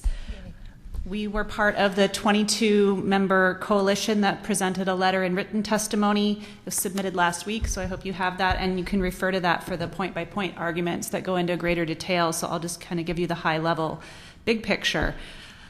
We feel we're lucky to have wolves back in our state here in Oregon, but this status brings with it a great responsibility for good science-based stewardship. And we've been doing that for the first 12 years. Oregon has been a national leader as one of the states to reintroduce wolves. And a majority of citizens want a balanced and humane approach to wolf management, which is why a focus on positive coexistence is what we're proposing. There's been a lot of talk today about lethal management, but I haven't heard so much about non-lethal options or what's been tried and failed that needs to result in then the last resort, which is killing a wolf. So we ask that in the plan you consider first prioritizing non-lethal options as the objective. Barring that, a second option, utilizing the compensation program where appropriate, which should ameliorate the loss that is the primary problem. And then third, a last and final resort is a highly managed, tightly written guideline for if and when lethal removal will be used. HSUS opposes any elements of the plan that could open the door to a controlled hunt by loose language. For instance, delegating wolf killing authority to the public, whether trained or not. Lack of specificity in language, that is chronic depredation. It leaves open to interpretation and puts on-the-ground decision-making in the hands of some who may not objectively apply scientific rigor to enforcement of the plan or allow political pressure, personal bias, or relationships to cloud their view. If the plan is vague and open-ended in places, this is a risk. There was also mention of Idaho as a model. I don't think any Oregonian you ask would look to Idaho as an example of who we would like to be like, where wolves have been culturally demonized and often sadistically hunted with impunity. The majority of Oregonians don't want wolf trapping or hunting. But we're sensitive to the tinderbox of emotions on this issue, so it's vital to get buy-in from all stakeholders to reduce conflict, prevent abuse, and encourage compliance. This is done by creating transparency, defensibility, and enforceability. So we ask that you be extremely clear to clean up all the language and close any loopholes in the plan that could allow for the interests of a minority to negatively and drastically impact our sensitive and small wolf population that the majority of Oregonians want to see protected. Thank you. Okay. Thank you. Commissioners? One more. You got one more. Oh, I do. I'm sorry. I think it's that one, Shanna Bras? Yes, thank you. I lost place here, sorry. It's okay, thank you. Yeah, I'll make this really short.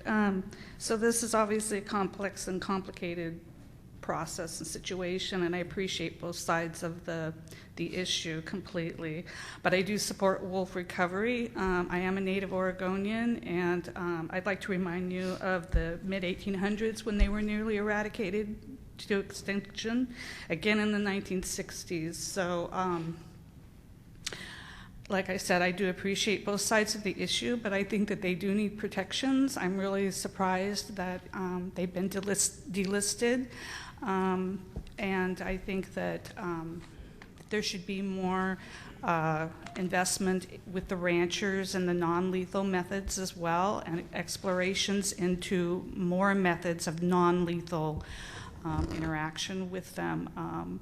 Again, I know it's a very complex issue, but I think that people that appreciate animals, whether they be the wildlife or other, feel very passionately about it, and I am one of those. So I thank you, and I appreciate your time. Okay. Commissioners, comments, questions? Commissioner Atkinson? Thank you, panel. Corinne Vostel, Jabrila Villa, Jennifer Rapp, Gabby Diaz, 4 strikes. Oh, wait, maybe here comes one. Oh, here comes 2.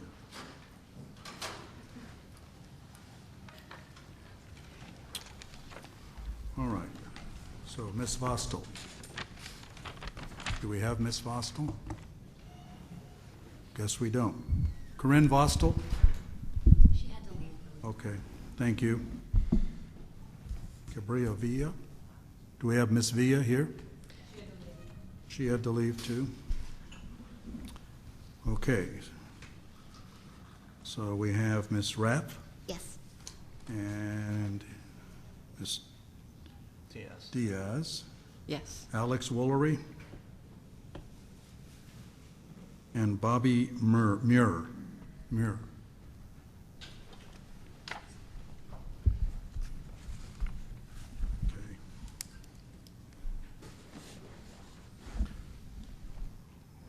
We'll start with you, Ms. Rapp.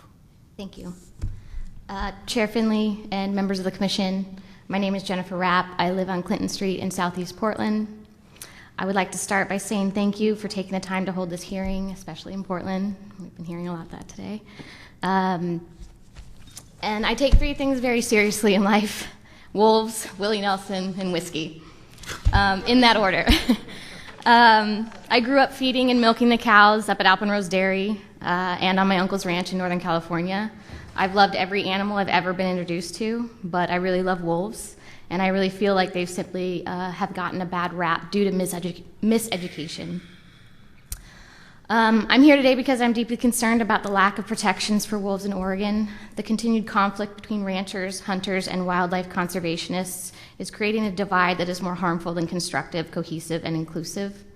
We're seeing divisiveness when we should be working together around simple protections for wolves in Oregon that can benefit all stakeholders involved.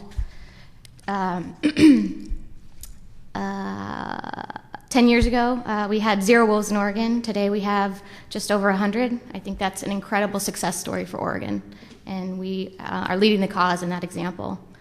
I would like to thank you for all you have done for wolves in Oregon, and because of the work that you have done and your protections, they are slowly recovering.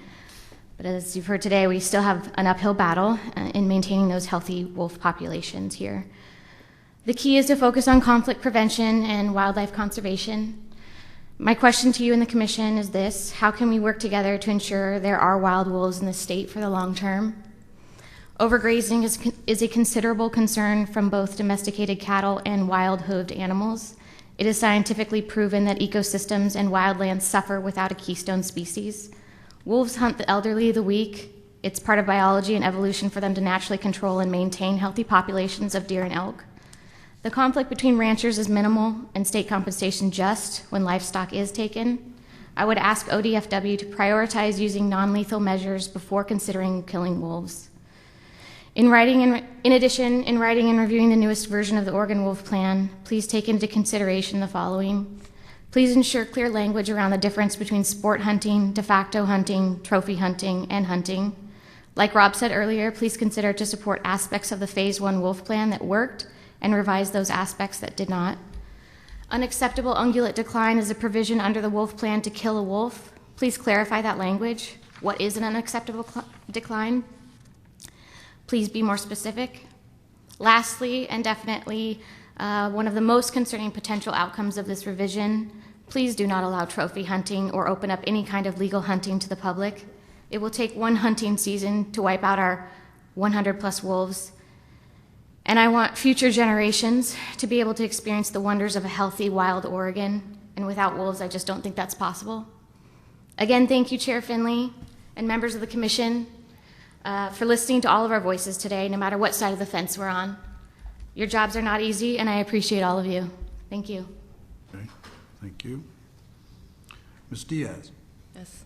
Hello, dear Chairman Finley and Commissioners. Thank you so much for being here today and being here in Portland and providing the opportunity to hear public comments on this wolf plan. My name is Gabby Diaz, and I'm here to speak on behalf of the voiceless. Last September, I encountered my first wolf tracks near Crater Lake National Park. In the middle of a rusty dirt road, there were 5 large wolf prints headed up the way to a grove of pines. While the prints were old and dusty, I couldn't help but imagine what this lone wolf was doing and where he was going once he disappeared into the trees. I wondered what his life was like on the Oregon landscape in the fall of 2016. With only 109 others of his kind spread out across hundreds of thousands of acres of land, I imagine he felt alone and maybe longed to see a familiar face. In thinking about the harsh winter months that followed, what would happen if his hunger got so great he had no choice but to kill a calf? What if he had a mate not too far from that dusty road and pups playing innocently nearby? What price would he have to pay to feed and protect himself and his family? Those who sit before me and stakeholders in this plan have determined that price, and in some cases it's death. Death because they place a higher value on ungulates to hunt and eat than another animal's right to live. Death because full market value compensation for a dead cow isn't enough. And death because there is fear to live in balance with the wolf in the wildlands they inhabit. I'm here today to speak on behalf of those wolves, the ones who face persecution more than any other creature in this state. I implore you, Commissioners, to create more conservation funding options for gray wolves under the Wolf Management Plan so that someday future generations have the same experience I did. I am not a hunter, nor do I have a hunting license, but I am more than willing to pay a conservation fee to see wolves thrive in Oregon. Those wolf tracks that I mentioned were a testament of strength, perseverance, and a willingness to live, and they deserve to be here too. Thank you. Alex. Thank you. Chairman Finley, Commissioners, for the record, my name is Alex Woolery, and I live here in Portland, Oregon. I work to promote the benefits of conservation practices to the public, and through my work, I've become very familiar with how science-based policies can benefit natural lands, wildlife, communities, and our economy. My work has also taught me the critical role wildlife play in supporting the landscapes they inhabit. The positive effects wolves have is a prime example of this. Through trophic cascade effects, wolves influence the behavior and locations of ungulate and small predators, in turn allowing native plants to grow back and providing habitat and lowered predator pressure for a diverse array of important species, all of which increases ecosystem diversity and restores watershed health. Wolves are a conservation benefit to the state and should be treated as such by the Wolf Plan. Your 2016 report revealed that the net population of wolves in Oregon only went up by 2, a less than 2% population increase, where in previous years populations had grown by as much as 30%. We also lost a wolf pack and 3 breeding pairs. In spite of this documented decline, there are now several proposed changes that could further threaten wolves' recovery in Oregon. The draft plan includes provisions to deputize members of the public to hunt and trap wolves. This is irresponsible and could lead to decreased social tolerances to wolves, increased poaching, and likely some accidental kills of the wrong wolves or even of other wildlife. The draft plan merely lists non-lethal methods of wolf deterrence and has no actionable plan on when and how to use the methods. To me, this is unacceptable, especially considering how effective these methods have shown to be. The plan would change from 4 kills in 6 months to only 3 kills in 12 months. Worse still, ODFW is also considering using 4 probable kills and 1 confirmed kill in that same 12-month period for chronic depredation. The plan would also allow Wildlife Services to investigate reports of possible depredation. Wildlife Services is an agency with a terrible record that is known for aggressively going after predators using inhumane and ineffective control methods. All of these proposed changes run counter to the best available science and methodology, and will only threaten the already low population of recovering wolves, and may in fact increase the rate of conflicts and overall difficulty managing wolf populations. I'm going to skip ahead because I'm running out of time. As a public agency, ODFW must act on the best available science and be responsible to its constituents' will, and draft a plan that effectively maintains and protects wolf populations while also including actionable science-based means such as non-lethal deterrence to help prevent unnecessary livestock depredations. At present, and as drafted, I do not believe the wolf plan is effectively doing any of this, and that must change. Thank you for your time. Okay. Commissioners? Commissioner Atkinson? Okay. Thank you, panel. Thank you. All right, we're going to take a 10-minute break. Tell them who's next, though, so they can be ready. Whoever's next is Kathleen Lewis, Susan Strauss, Michelle Seidelman, and Miguel Ramirez. Are they here, those of you who may know them? I think Kathleen Lewis left. Is Kathleen Lewis here? There's a couple in the back over here. Yeah, I think Kathleen Lewis left, but. Okay. So then we're left with Susan Strauss, Michelle Seidelman, Miguel Ramirez, and Jennifer Seidelman. Did Jennifer leave also? No, I'm here. Okay, so you're going to be up next. We're going to come back from the break at 5 after, 3 o'clock.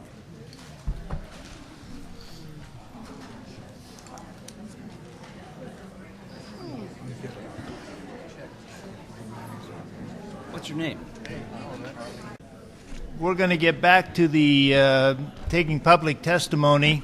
If you have a conversation, you can go out in the hall. If not, I'd appreciate your attention. I'm Bob Weber. You see there's been a change. Mike Finley, who had been chairing the meeting, had surgery yesterday and finally ran out of steam. So we said, go take care of yourself. We still have a quorum, and we'll continue to take your testimony. So we start out with Susan.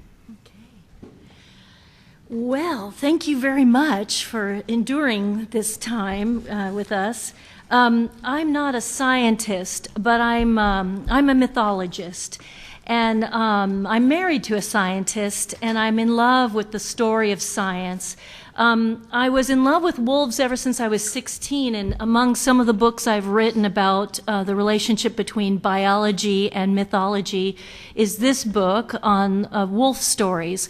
So I was very curious as to know why people have so much love and so much hate of the wolf and fear of the wolf. And so when I did my research, I found out that prior to Little Red Riding Hood, which according to Dr. Luigi Bottani was a propaganda story of the Catholic Church in the Dark Ages, and prior to Little Red Riding Hood, the world of mythology, in this book, revered the wolf as a very different animal than what we think of as the bloodthirsty demon. We have that in the name, the German name Wolfgang, which means to have the goingness or the strength of the wolf. You see this in stories from Japan, Russia, the Salma people of northern Scandinavia, Persia, and all throughout Native America, images of the wolf in mythology is one of a character who has strength and endurance, a devoted parent, parents who have an intricate social relationship devoted to the raising of the young, a spirit guide who helps the protagonist come through difficult near-death situations. The wolf is revered as sort of the top carrier of wisdom. The wolf knows something mysteriously that no other animal in the ecosystem knows. This is the picture in the mythology of the wolf. And so, in addition to that, the role of the predator, who brings death into the world in order to bring life into the world. So this, we know that in the ancient world of the Mediterranean, any king who was worth his salt was raised by a she-wolf, was raised on she-wolf's milk. And so the question is then, why is there not this love and adoration of the wolf today like there was in the ancient world across the globe?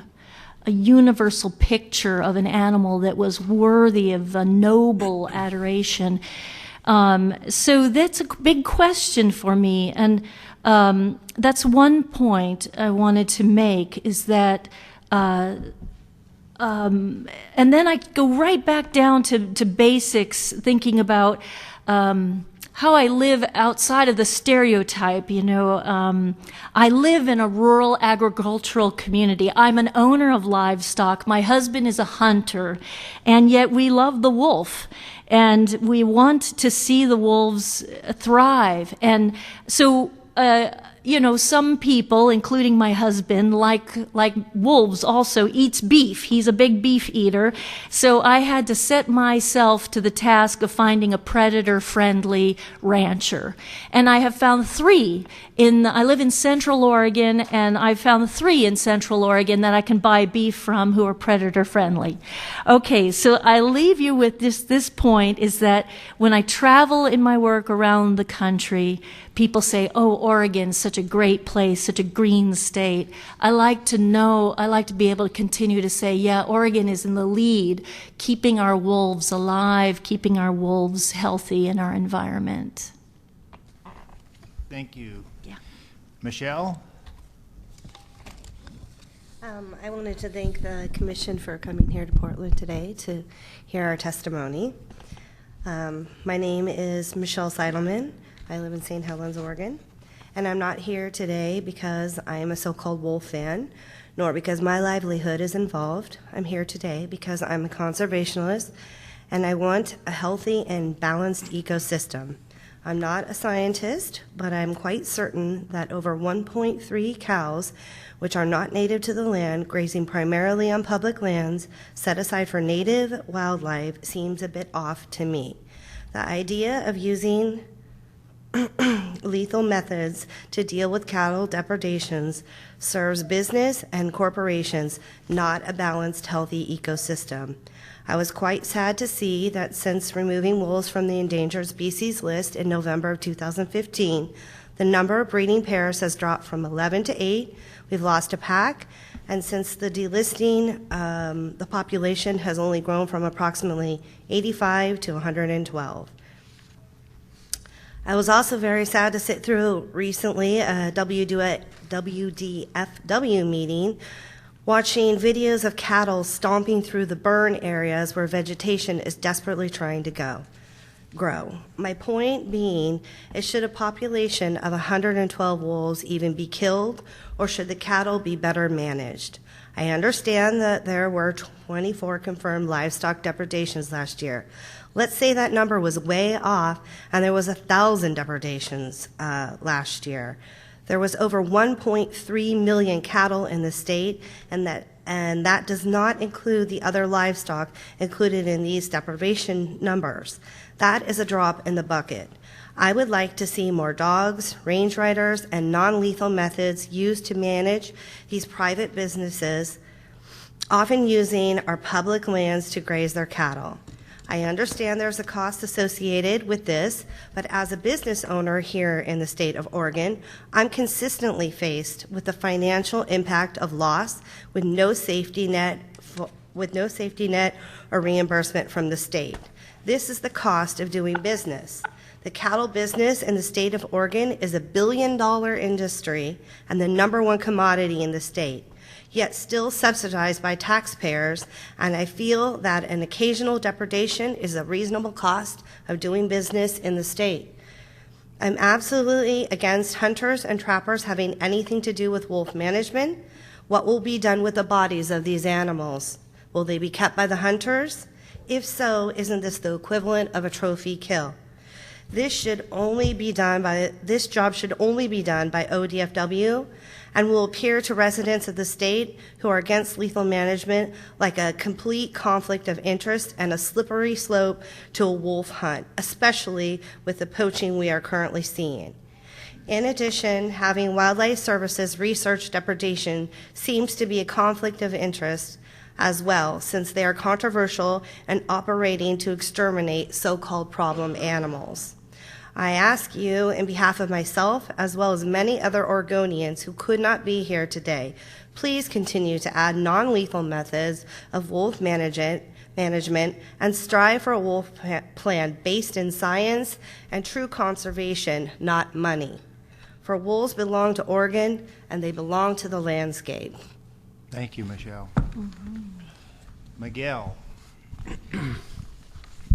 Thank you for giving me an opportunity to testify today. My name is Miguel, and I'm from San Helens, Oregon, or I live in San Helens, Oregon, and I'm from Mexico. And I hear a lot of statistics, numbers, studies for both sizes, and I feel really sad to see how we try and control the population of the wolves and how our species start or they continue to lose space because our population is grow. So why we not start control our population and not these 112 wolves? You know, it's really sad to see this beautiful animal, the wolf, losing space again and again. You know, and people they complain because they feel like they are invading their properties and they kill these beautiful animals. And they don't remember this is their land for thousands of years. They are here before us, and they live in the balance. They don't need us to control them or to regulate them. Thank you for listening to me. Thank you. Jennifer. Thank you for allowing me to speak today. I'm Jennifer Seidelman, and I live and own a business here in Portland. I want to start off by really calling the words we're using out for what they really mean. They're very PC. We're talking about those that want to kill wolves and those that want to cultivate wolves. So let's just lay it out there. And that starts with my first point. I cannot believe we're considering the possibility of having hunters and trappers working for wolf conservation. That is, in my opinion, allowing the fox to watch the hen house, or to use the terms here, allowing the wolves to watch the cattle. You don't allow those that are against the policies that you're putting in place to then go out and enforce those policies.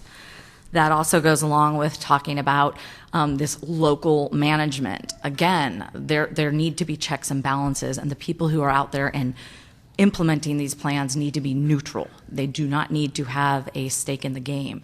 I think opening up that possibility just leads to so many potential issues down the line, and we've seen it happening already with the poaching that's going on. That just leads to more opportunity for that. I have concerns about how the selection, if the citizen advisory group is put in place, how that's going to be selected and who's going to be part of that group. We've heard today that, at least it sounds from the rancher side, they feel they should have a larger proportion of that group be from their community. If it's to represent the citizens of Oregon, that needs to be equal, at least, of having those of us who are more on the conservation side sit on that advisory committee. I applaud the attempt to, I believe, work towards more of the conservation with the increase in the depredation requirements. I don't feel it's enough. I don't see a reason to be focusing on anything that's a kill effort. I want to see the non-kill efforts increased. And finally, there's been mention of when will there be enough wolves? And in my opinion, the answer is never. However, if we are going to look at when there will be enough wolves, we certainly aren't there now. And so to be looking at it from that standpoint, I think we need to be focusing on true conservation more than worrying about managing wolves at this point in time. Thank you. Thank you. Are there any questions of this panel? Holly? Okay, thank you. The next panel is Patty Snobble, Joni Belden. Who did? Patty, okay. Joni Belden, Charlie Borrego, Don Smallman. Don here. Deanna Stripe. Deanna here. Okay, Jennifer Wolfsong, is she? Okay.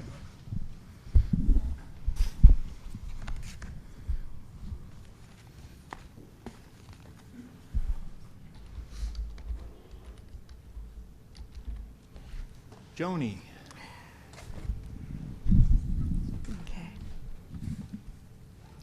Well, Chair Finley is not here now, but for the commissioners and Director Melcher, my name is Joni Belden, and I live here in Portland, and I've been following the saga of wolves for over 40 years. I want to thank you for your time and for this opportunity to share my thoughts and concerns regarding the proposed wolf plan. I want to focus my comments on the proposed definition of chronic depredation. Out of curiosity, I looked up the definition of chronic. According to the English Oxford Dictionary, chronic describes behavior which, quote, persists for a long time or is constantly recurring, unquote. According to ODFW's depredation reports, in 2016, the Shamrock Pack had 3 confirmed depredations. 1 in May, 1 in June, and 1 in November. Each depredation involved a single animal and occurred in a different area. So it's possible that 3 separate ranchers were affected by these depredations, and if so, then no rancher experienced more than 1 depredation by this pack. The Shamrock Pack was not suspected of any probable depredations, and they clearly did not habituate to livestock, spending the majority of their time hunting their natural prey. The depredation behavior was not chronic, it was not persistent, nor did it constantly recur. Yet under the proposed definition, some or all of the wolves in a pack that follows last year's pattern of the Shamrock Pack could be killed. I believe that the proposed definition is designed to satisfy a low tolerance level for wolves on the landscape. It's not just to the wolves, and it does not describe chronic behavior on their part. In my opinion, 3 depredations in a year's time is more descriptive of occasional depredating behavior, not deserving of a death sentence. Phase 3 was designed with the assumption that the wolf population would be stable, growing, and could withstand a lessening of protections. But it turns out that we only have about 100 confirmed wolves in eastern Oregon under Phase 3, still a vulnerable population. Disease, poaching, starvation, their prey, rival packs, and controlled take are all fatal to them, and some could succumb to parvovirus. I fear our wolves will not be able to withstand the increased kills that will come from the low tolerance represented by the proposed chronic depredation definition. And probable depredations, quote, lacking sufficient evidence to clearly confirm predation by a particular species, unquote, should never count towards lethal take. Presumed guilty without proof is not acceptable. I suggest we use a cautious approach. I suggest that the Phase 1 definition of chronic depredation be extended to Phase 3. And it comes closer to defining chronic behavior. And in addition, the plan must clearly lay out requirements and expectations regarding non-lethal measures that must be taken before lethal take can be considered. Conflict prevention needs to be at the core of this plan, and it needs to be well defined and enforceable. Thank you. Thank you. Charlie. Yes, Chairman Weber and Commissioners, thank you for having this event here in Portland. Long overdue. I know that you've had hearings in other parts of the state, and we so appreciate you being here in the greater Portland area. And I just want to tell you that my name is Charlie Irish Borrego. I was born in Colorado. I grew up with hunters, with ranchers, with farmers, and in that environment, I also had a chance to understand a little bit about what the hunters are going through, what the ranchers are going through, and I have some real concerns as to how we have a plan that addresses everybody, and I'm sure that you guys are addressing all of that in a very responsible way. I am a strong supporter of wildlife, and I am also very reverent protecting the wolf. And so from that point, there are many voices, of course, ranchers, hunters, fishermen, and I have no doubt that they are very, very interested in the public lands and the care of wildlife in our wilderness and so forth.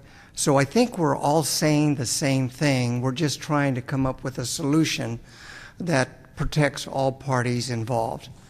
And in this particular case, we're focusing on the wolf. I personally spent several summers as a sheep herder with my great uncle in the Colorado Rockies, where we tended sheep, a band of sheep of 2,000 to 3,000 sheep. And in that period of 3 years, 3 summers that I spent with my uncle as a young teenager, the majority of the lost livestock was due to illness, and it was due to accidents that these livestock had. We lost probably in the 3-year period less than 3 animals to predators. And we were there to watch over them with the dogs, the horses. My uncle and I had rifles. Not once in those 3 years did we kill a predator in hopes of protecting the livestock. And so I don't think that I think there are other ways to protect the ranchers and to help the hunters as well. Many times I've had opportunities to kill wolves and lions and so forth, and I would never choose to do that any longer. I am no longer a hunter, and I appreciate all the time that you're putting into protecting the wolf. Thank you. Dawn.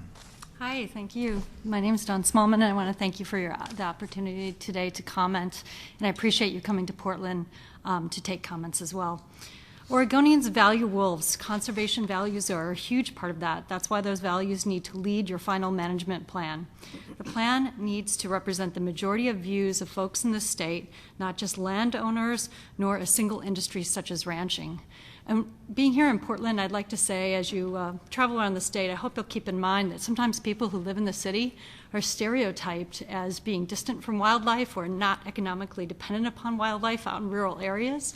I want to let you know that I have been for decades a documentary filmmaker who's primarily made nature and wildlife films for public lands visitor centers and museums, and I also run the largest environmental film festival in the Pacific Northwest. All of the work I do is hugely dependent on having healthy wildlife populations, and same thing goes for all the filmmakers whose work I show at my film festival. So we're all city-dwelling folks who have strong connections to wildlife, and our economic connections are at the top of that list, as well as our appreciation for the wildlife itself. I urge you to make the final plan a science-based plan using only contemporary, peer-reviewed science as your lead in further refinement of this plan.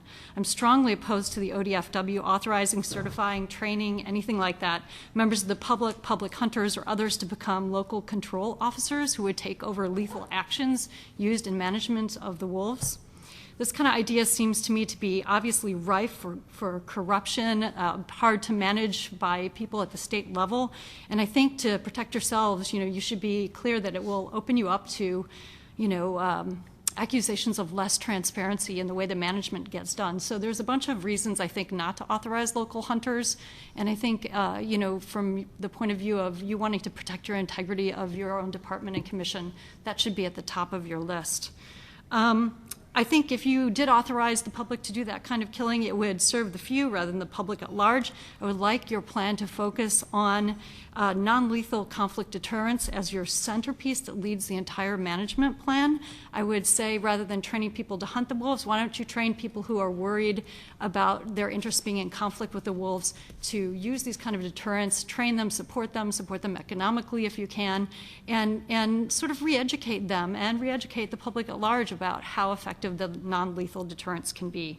I oppose all hunting and trapping of wolves in Oregon because I think allowing it sends an uninformed, anti-science-based message to the public about wolves and devalues the wolves themselves in our society.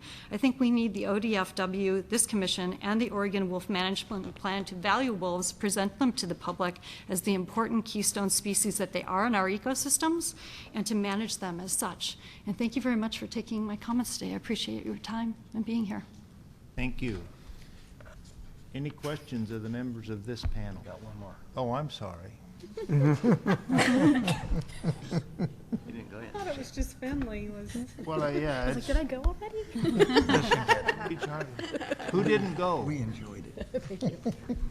Go ahead. I'm sorry. That's okay. My name is Jennifer Wolfsong. I'm a small business owner and live in Beaverton, Oregon.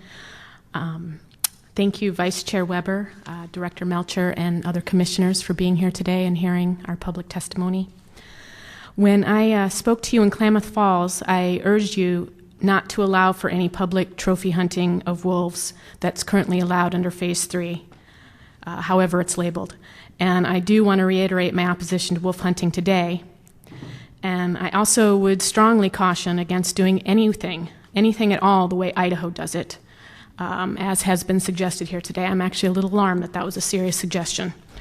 I also would like to address the provisions in the plan regarding wild ungulates, particularly elk, since elk are wolves' main prey.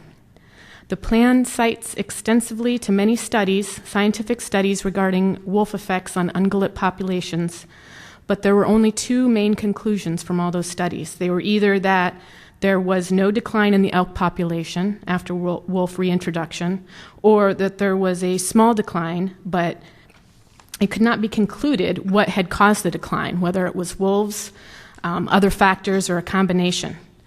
Despite all of the various studies that the plan cites, along with a table showing that the elk population has actually increased after the arrival of wolves here in Oregon, there are provisions in the plan to take lethal action if ODFW determines that wolves are, quote, a significant factor in an ungulate population, not meeting established objectives. This is extremely troubling for a number of reasons. First, what is a significant factor? This is not defined in the plan, it's vague, and it leaves wide open to extreme variations in interpretation and political pressure. Second, all of the science and research in the plan show that wolves are never the main reason for any decline in elk population. Why is the plan anticipating something that has not yet happened in the real world, in Oregon or anywhere else?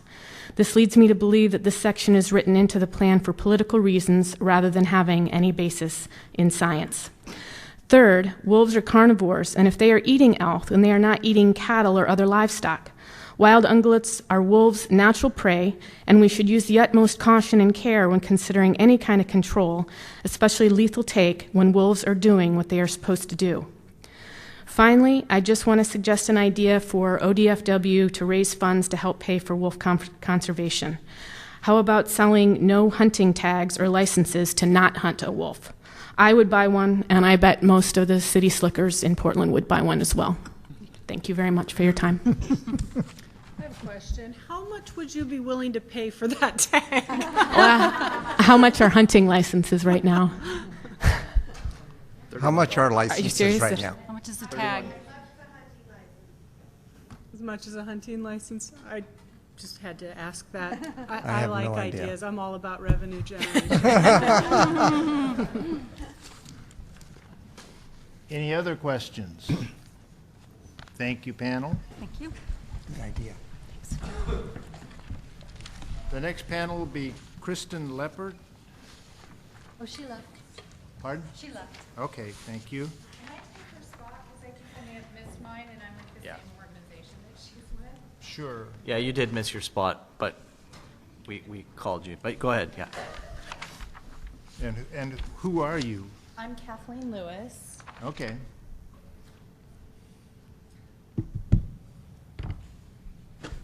Jamie Dawson. Spencer Ward. Spencer Ward. He's coming. Is it Aaron Tam?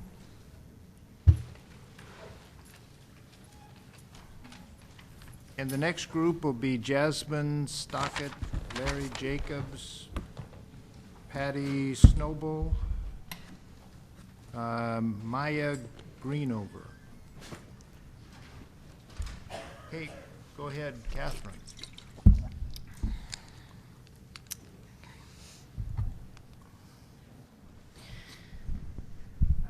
So, thank you, Vice Chair Weber and Director Melcher and commissioners. And I'm bad with these, so I'm sorry I'm looking over you. So, I'm going to bring light on a program, a very positive program, actually, that has taken place in Idaho since 2008. And it's called the Wood River Wolf Project. That really has been a model for wolf management, and it's been a collaboration with government agencies, with the ranching community, and federal agencies and county agencies as well. And I'm just going to read some of their accomplishments and statistics that they have, because I think it's a really key project for what we're trying to accomplish in this state. It's a model, and they've been incredibly successful, and so I would urge you all to consider the practices that this project has been embarking on, and maybe it's something that we could try to establish here in our state. So, based on the successful application of non-lethal deterrence, the Wood River Wolf Project was formed in 2008. Over the next 7 years, documented sheep losses to wolves in the project area were 90% lower than the rest of Idaho, according to USDA National Agriculture Statistics Services. Additionally, no wolves within the project area have been lethally removed as of the middle of the 2016 field season. This is, to me, astounding success, and using non-lethal methods reduces management costs, social conflict, while maintaining the wolf's important ecological contributions, many of which have been identified here today. The project uses a wide range of deterrents, such as increasing human presence, guard dogs, fox lights, noisemakers, fladry, to prevent predator livestock interaction. In addition, the project seeks to bring people with different opinions and interests together to pursue common goals by engaging in stakeholder empowerment and trust building. The project was so successful that the stakeholders the commission and ranchers not only asked for it to continue, but for it to be extended to cover a broader area. So, you know, it's been fiscally successful for them. It's been successful from the ranching stakeholders' standpoint, and it's been successful for the animal welfare conservation standpoint. I mean, just undeniably successful from all angles. So, I mean, here is a way that we can make everybody happy and accomplish everything that we want to accomplish without anybody having to sacrifice, really. So I am asking that we explore this potential and this opportunity here. Thank you. Thank you.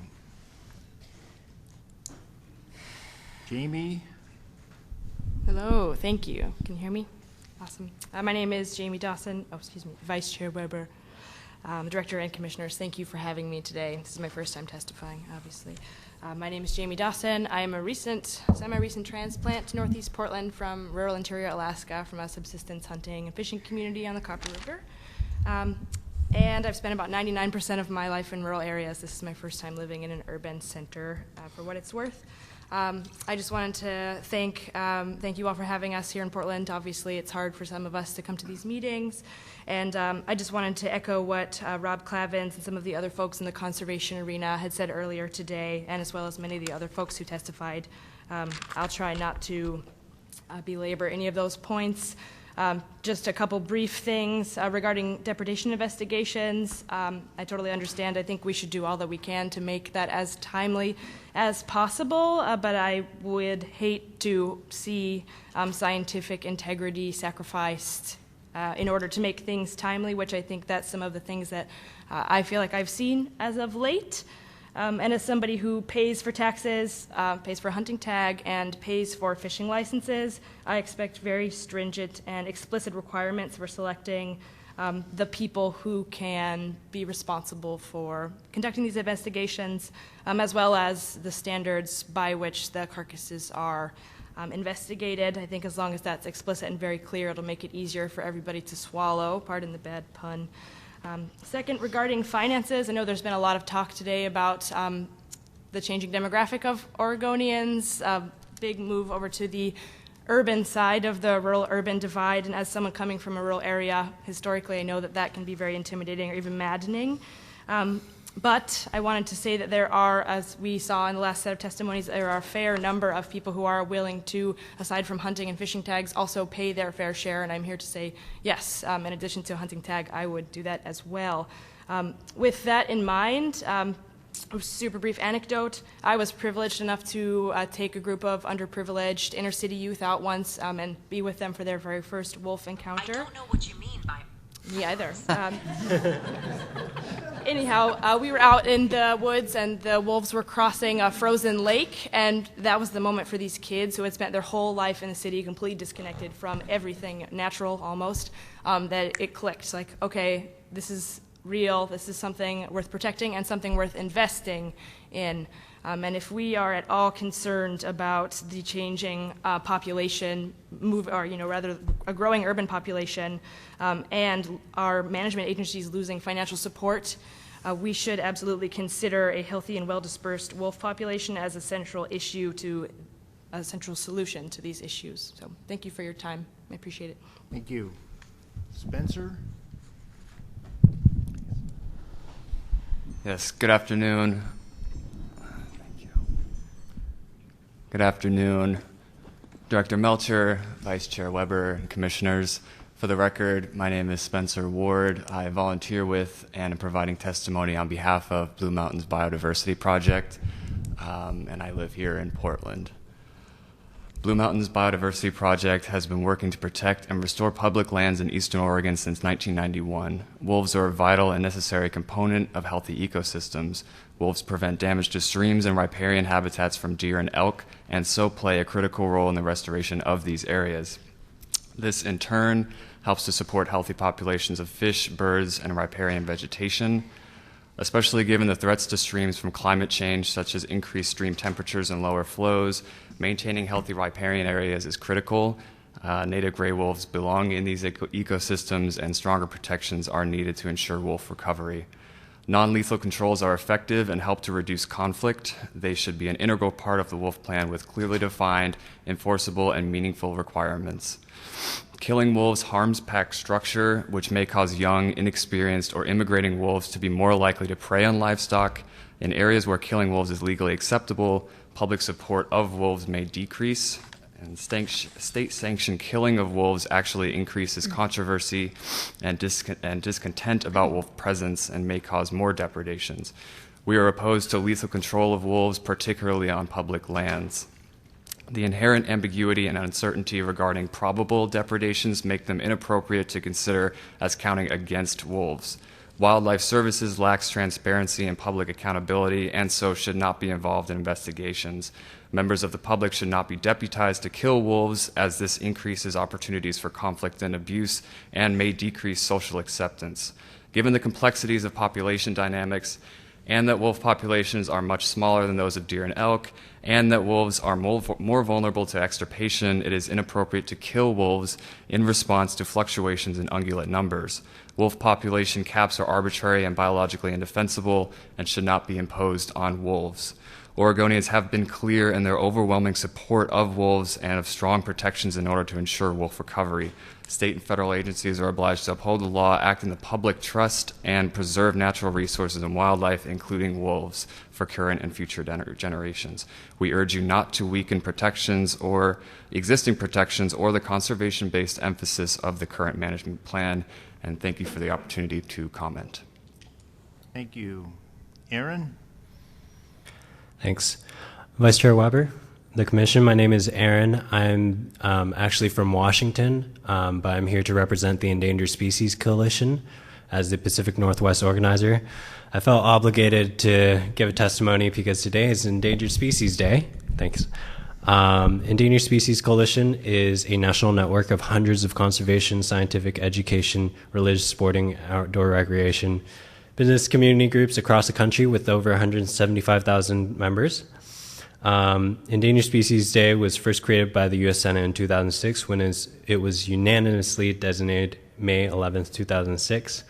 And it celebrates our declared national responsibility to our children and their children to save our vanishing wildlife and plants. Bald eagles, sea turtles, American alligators, and gray whales and gray wolves are just a fraction of the 1,600 species that the Endangered Species Act is saving every day. And the Endangered Species Act has been very effective. It's prevented nearly 99% of its listed species from going extinct, and that's because it has been based off solid peer-reviewed science. And the ESA passed with the support from 90% of Congress nearly 40 years ago. It's hard to believe that Congress could work in a bipartisan fashion nowadays, but that was the case back then, and there's still strong bipartisan support for the Endangered Species Act. According to a poll by Tolton Research, 90% of Americans still support the Endangered Species Act, and that unrelenting support for endangered species still reflects in Oregon as well, and its support of gray wolves, even though they've been delisted. It's been concerning that after delisting, the Oregon wolf population has increased by 1.8% this year as opposed to 33% in the previous years, and there's 3 fewer breeding packs.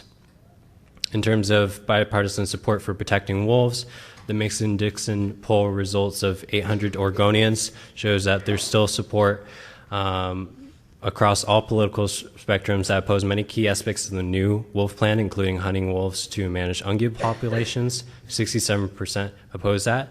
Support for non-lethal methods has been drilled throughout this hearing, and there's been a lack of clear expectations in the plan regarding requirements for that. There's also opposition. 72% oppose the plans to open the doors of new classification of wolves for trophy hunting. And wolves, like other wildlife, are part of the public trust. They're intrinsically valuable to all Americans. They serve as engineers of biodiversity and play a vital role in the ecosystem, as well as managing disease and ungulate populations. There are only 5,000 wolves in the lower 48 states when there were once 380,000 in the U.S. and New Mexico. Please protect wolves from hunting. Hunting and social intolerance from the public is what drove them extinct in the first place. I'll take up a little bit more time to give some ideas because I know you love ideas about funding. In Washington State, there's funding for wolf conservation through license plates. Also, House Bill 2126 gives hands to the local communities to implement non-lethal methods. And I know ranchers were talking more about local opportunities. And there's also the possibility of putting stickers on wolf-friendly beef as well. So thank you so much for taking your time today in the sunny day to listen to all of us. Thanks. Thank you. So I forgot to say who I'm with. Is it okay if I do that? Oregon Wild. No. Is that wrong? Yes. Okay. Humane Yeah, Society. go ahead. So I'm a volunteer with the Audubon Society of Portland. I work with wild animals, rehabbing them in the Wildlife Care Center. I'm on the board of Humane Oregon, the political action committee that's down at the legislature a lot. And I'm on the state council of the Humane Society of the United States, and I testified on their behalf today. Thank you. Yeah. Yeah, we have your information. I remember you signed up earlier. I saw it on here. Okay. Okay, I just wanted to be sure we had your address. Okay. Kathleen Yes. Lewis, Yes. Patton Thank you. Road. Yes. Thank you. Okay, any questions of this panel? Thank you. Thank you. The next group will be Jasmine Stockert, Larry Jacobs, Patty Snowball, Maya Greenover. Green Hour, I'm sorry. Damn it.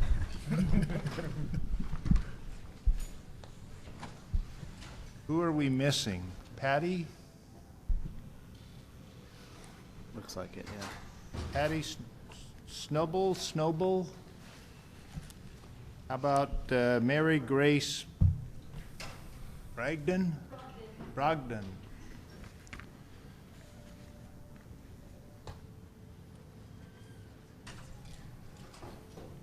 Okay, Jasmine. Greetings and salutations. I'm Jasmine Stockett. I'm from Myrtle Creek, Oregon. I love Oregon grass-fed beef, but I also love wolves. I support ranchers, and I recognize that their livelihood is both ancient and noble. But wolves have an important, unnameable, and priceless place in the state of Oregon.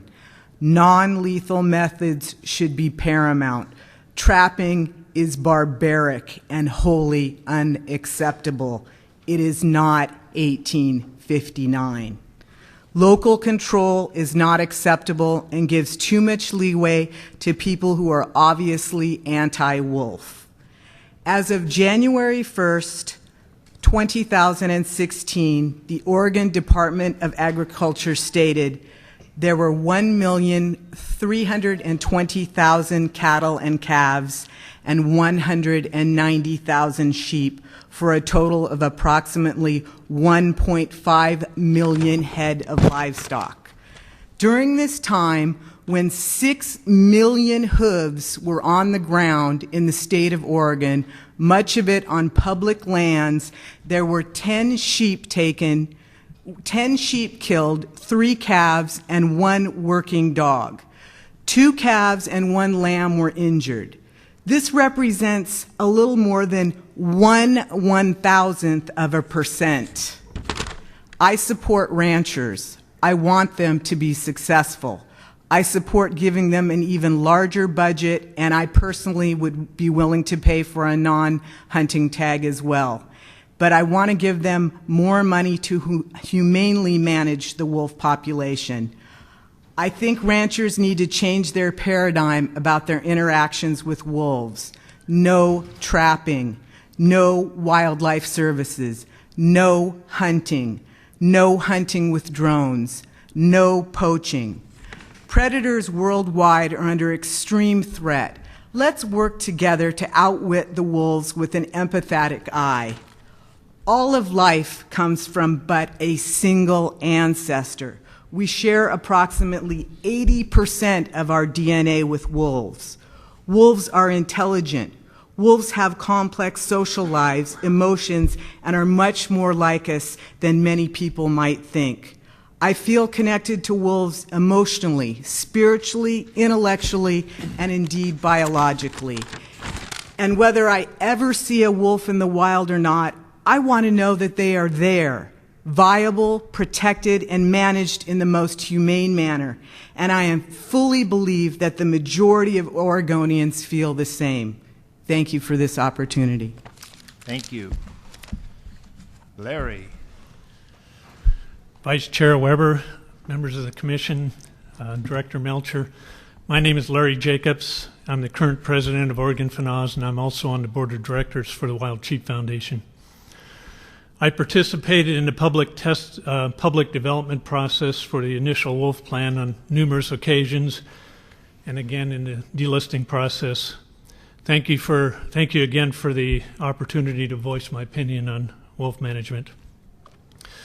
I fully realize how critical a good wildlife management plan can be, and I'm generally supportive of the revisions written into this plan. However, I do have concerns that center around funding sources for management of wolves. On page 82 of the draft plan, it states that the 2015 to 2017 biennium budget allocation was $793,282, and 80.6% of these funds are coming from Pittman-Robertson funding, and another 6.6% from licensed dollars. These are all dollars derived from hunting activities. I've heard several times today from those giving testimony that they do not want to have hunters doing anything to manage wolves. The fact remains that the majority of the funding coming for wolf management are actually coming from hunters. On page 83, it also states that ODFW will seek a PR funding increase of approximately $50,000 per year in the 2017 to 2019 biennium. These dollars will be pulling away from management of other species. On top of this, the biologists in areas that are dealing with wolf management are spending over half of their time on wolf issues, time they should be spending on all species. As the wolf population grows, so will the budget demands and the manpower required for management. Demands that will have consequences on other species. Funding needs should be addressed. Funding needs and sources should be addressed in this plan. Thank you. Thank you. Maya, you're up.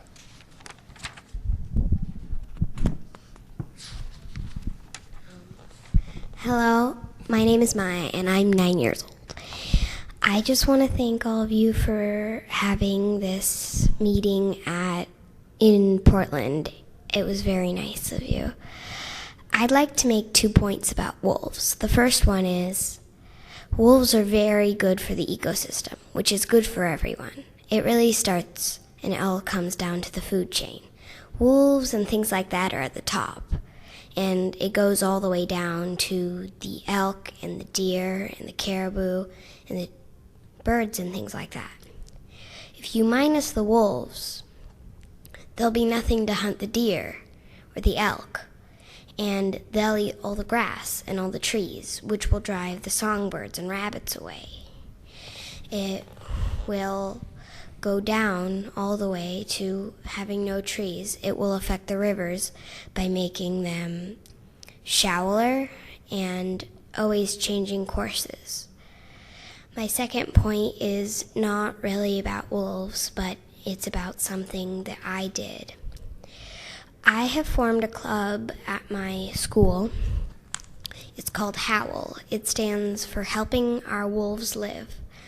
And we raise money and we donate to wolves and sanctuaries, and we try to teach our classes about wolves in the best way that we can. And I think that's really important. And I just have one question. I don't know why a kid like me has to research and has to donate to an animal that has all rights to be here. Thank you. Thank you.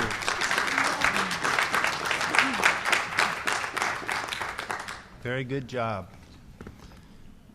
Mary, hard one to follow. Truly.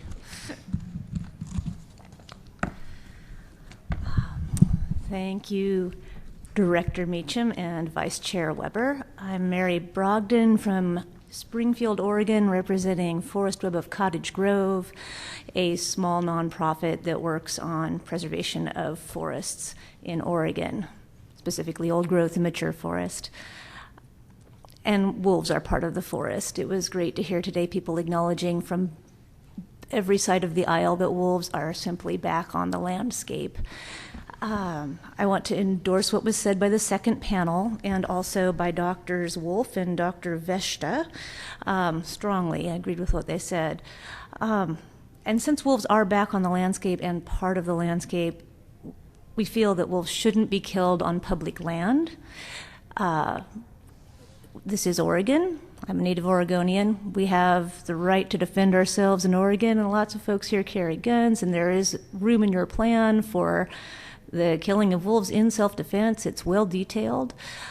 And I think that's appropriate on private land or public land. But the whole question of chronic predation on public land seems inappropriate. If wolves are part of the landscape, they should just be part of doing business. And the agency should be devoting its efforts towards helping ranchers and farmers develop more non-lethal methods for dealing with those situations on public land, rather than how best to determine when and where to kill wolves.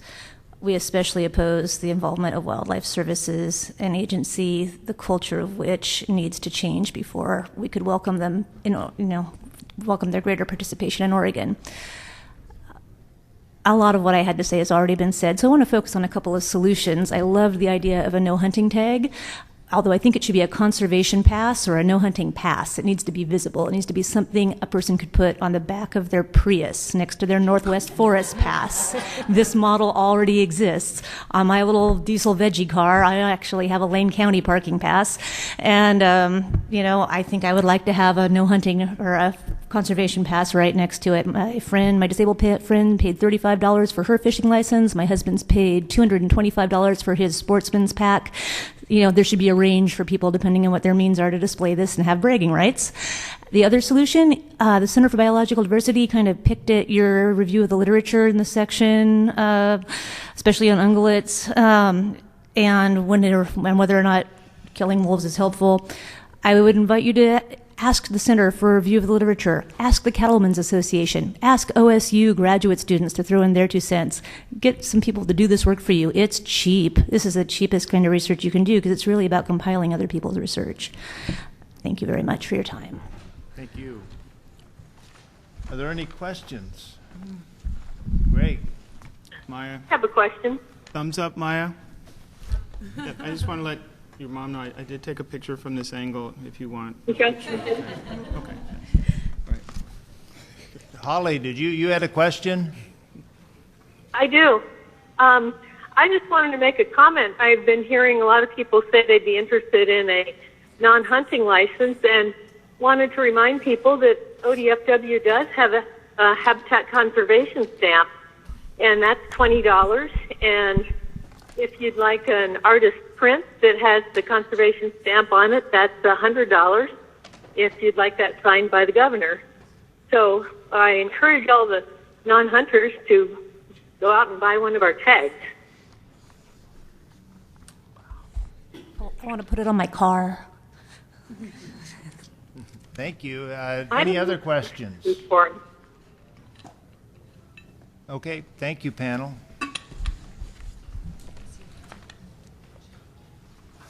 Next panel, Doug Steves. Doug here. Gary Lane. Gary here? Okay. Alexander Harris. Alexander Harris. Anna Schmidt. Lisa Billings.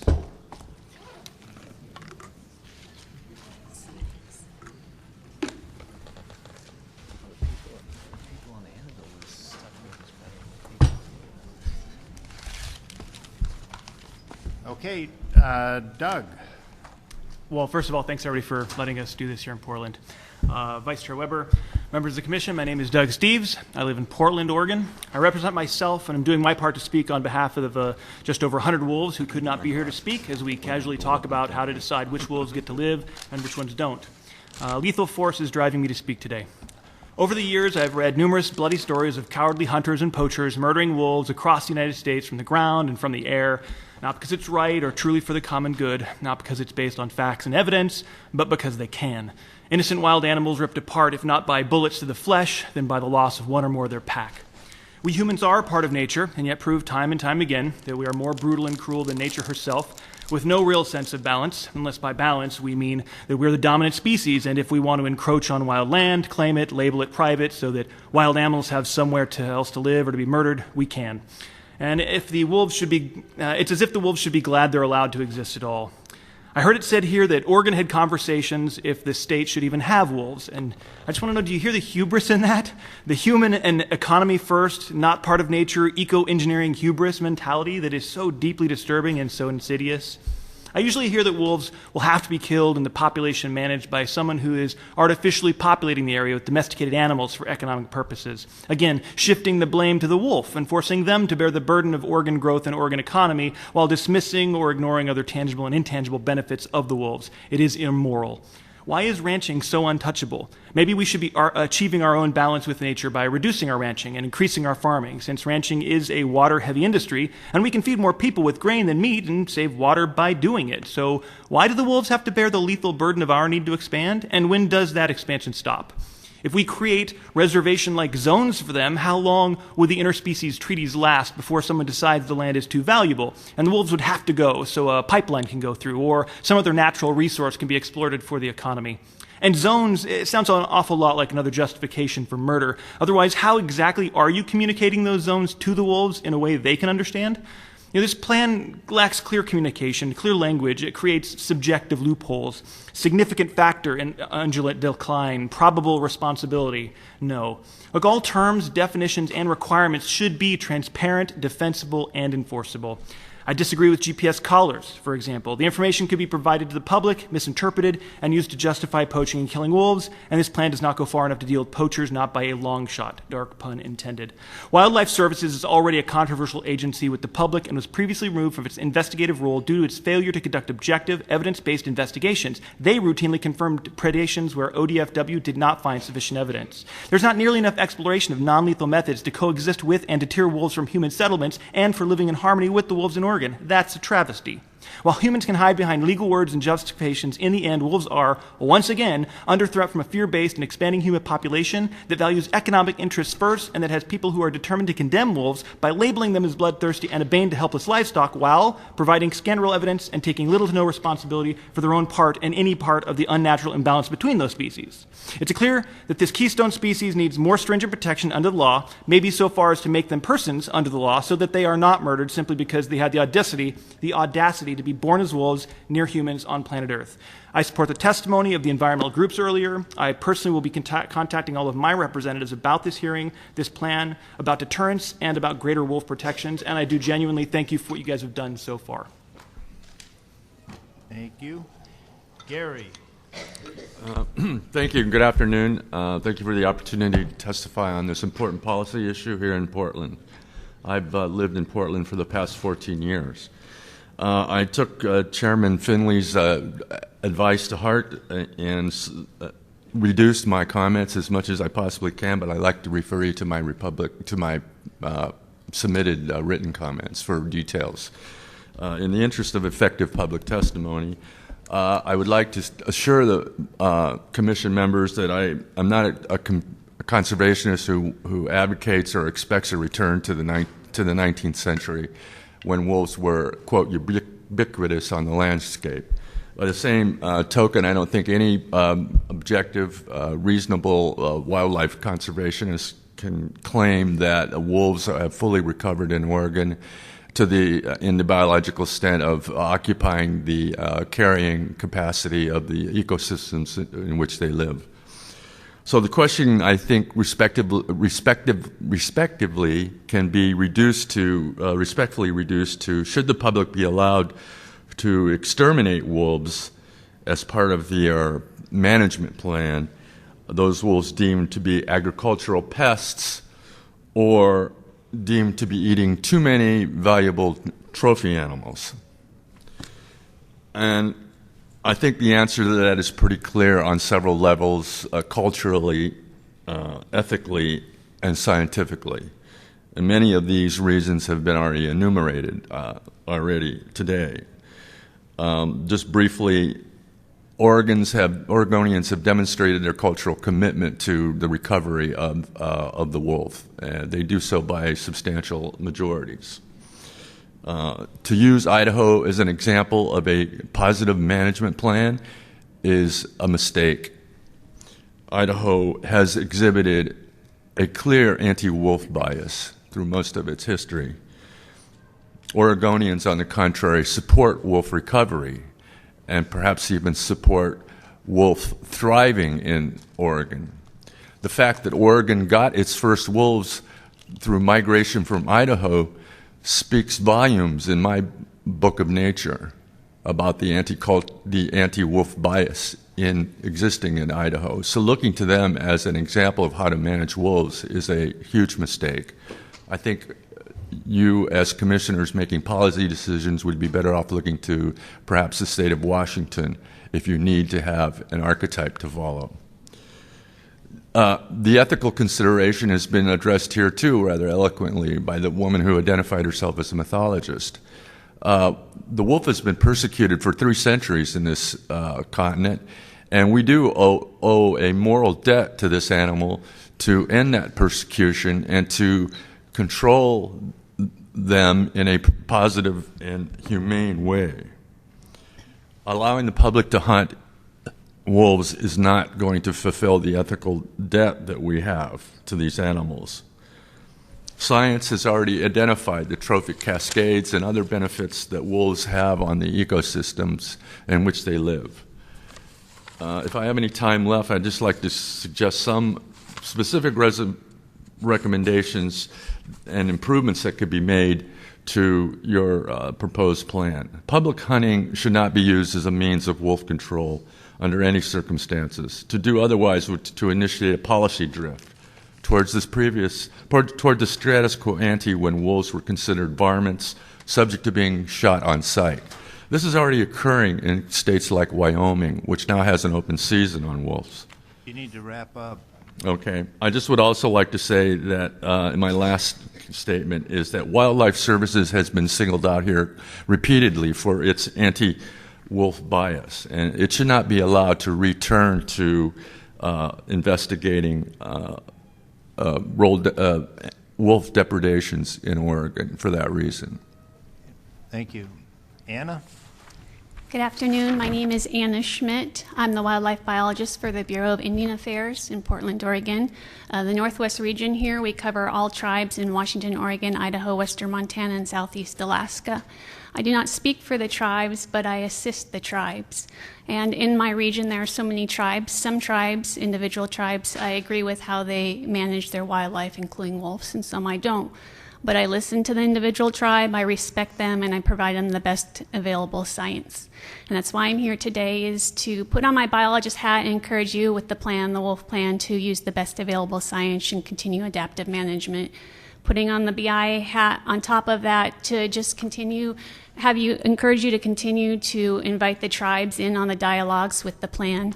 I appreciate that you've done that already, but just to remind you to continue to do that, not only with the plan, but going forward in implementing the plan, as well as any kind of a group that comes out of the plan, to continue to invite the Native American tribes to the table.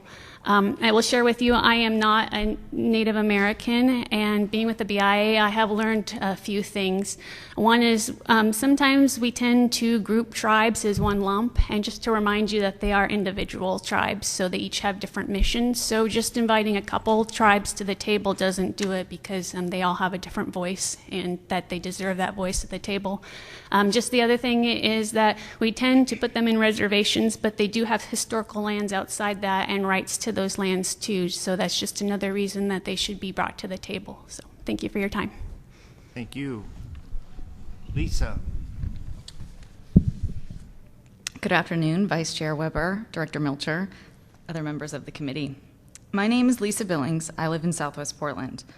I first would like to thank you, as many other members here today have, for holding a public hearing in this area of the state where over a third of Oregonians live, work, and recreate. I know you're well aware that it's a spectacularly beautiful, almost summer day in Portland, so you'll be happy to know my comments are short. I'm here today because I support a wolf plan that ensures the recovery of Oregon's wolves. One of the many truths about our incredible state is that it has long been home to great innovators and been the birthplace to many inventions that have changed the world. I believe this plan has the opportunity to honor that legacy by including stronger and more specific guidance for the many innovative alternative deterrent measures that have proven to be effective in conflict avoidance. Most importantly, I believe a plan that truly honors a diverse and healthy ecosystem would not allow for wolf killing authority to be granted to members of the public or to local elected officials. There is not sufficient scientific evidence that these proposed tactics result in fewer conflicts. Rather, with this approach, truly no one wins. And we must not be tempted to apply archaic and barbaric strategies to modern problems. We, as Oregonians and as stewards of this beautiful state, can do better. And it is our responsibility to do better, both for the wolves and for future generations of Oregons who deserve to know the wonder of native wildlife. Thank you. Thank you. Are there any questions for this panel? I guess not. Thank you. John Ferguson? John here?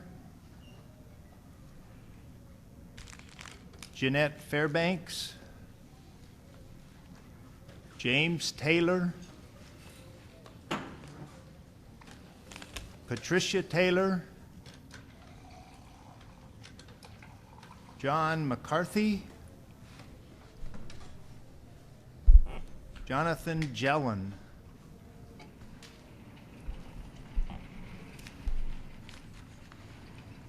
That's the end of the list of people who have signed up. Is there anyone here that signed up and didn't get called?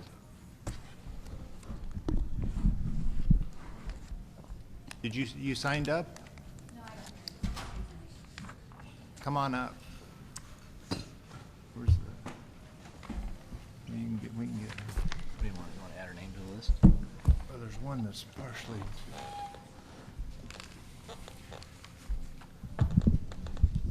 Okay. Now that I called all those people that did show up, I'm confused as to who we did get. Are you Jeanette? Okay. Go ahead. Hi, thank you for allowing me to come and talk to you. Thank you for having this public discussion. I am Native American. I was born and raised here in Oregon. I am Fond du Lac Chippewa and Yohoskin from the Klamath tribes. I've come to speak on behalf of the wolves. I think they're important. I think they belong in the ecosystem. They belong here. There's 112 wolves in the state of Oregon. 112 wolves. That is sad. We need to protect them. They don't have a voice, but I do. Maya, bless her little heart, she took the words right out of my mouth. She said it so well, to hear it from a 9-year-old child. Wolves are important. They represent strength. They have strong spirits. They're resilient, and they belong here. They're native. I'm native too. I have 2 children, and the little girl here, the little girl that was here, if we are destroying our planet at an alarming rate. We need to save these animals. They don't have a voice, but I do. Please, please protect them. I would be willing to buy a ticket to not kill them, and I think it's important that they have trackers on them to protect them and protect the livestock as well. I just want it to be fair for the wolves. Please, please protect them. Thank you. Thank you. You're John McCarthy? Yeah. No. Oh, no. Jonathan Jellin. Okay, Jonathan Jellin. Okay, go ahead. Vice Chair Weber, Director Melcher, members of the commission. My name is Jonathan Jellin. I live in Portland, Oregon.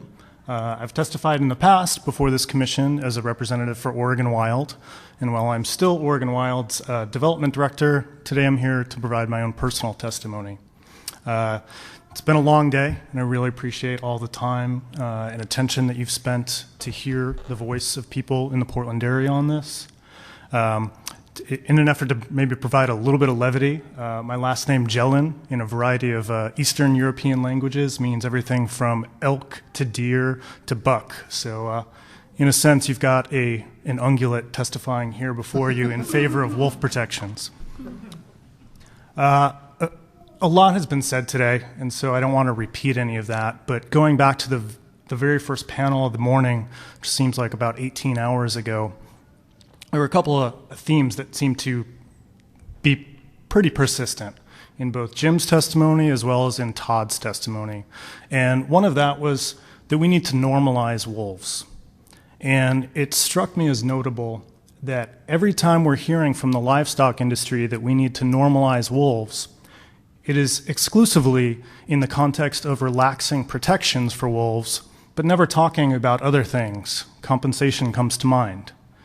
And as a private taxpayer, I'm not personally thrilled that any of my tax dollars are used to compensate an industry that is advocating constantly against native wildlife. But that's an even tougher pill to swallow when they continue to do it on a regular basis here. Another theme that came up is that we need to emulate Idaho, and that was pretty present in Jim's testimonies. Oregon's not Idaho in a variety of different ways. We have a much more diverse economy in the state. We have much different conservation values in the state. I also think it's especially notable that right now we have 112 wolves in the state. When Idaho began using trapping and hunting as management tools, they had roughly 900 wolves in the state. And so while Oregon is not in any way close to Idaho, we're not even close to where Idaho was when they began, quote unquote, active management. This is a really important time. As I'm seeing the yellow light here in front of me, I'm reminded that wolf recovery really has kind of stalled, and I think that that should be a caution light to all of us. And so I'd request that you proceed with caution moving forward. Thank you. Thank you. Now you need to give us your name, maybe spell your last name, and then give us your address. Okay. My name's Toma Devers, last name Devers, as in Dalmatian, Deavers, 10105 Southeast Hollywood Avenue, Milwaukee, Oregon, 97222.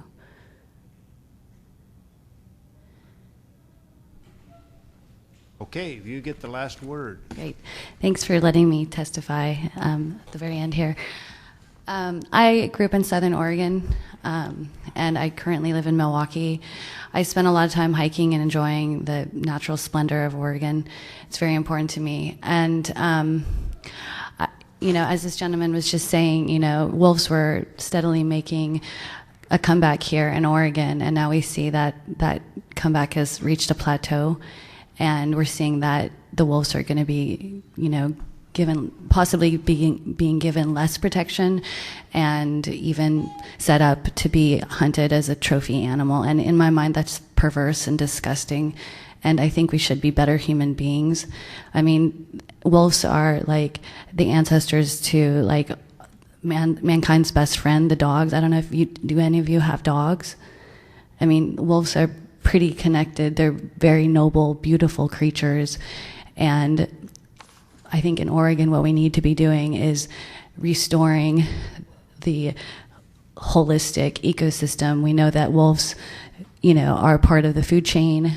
They create a balanced ecosystem in terms of the animals and the plant life.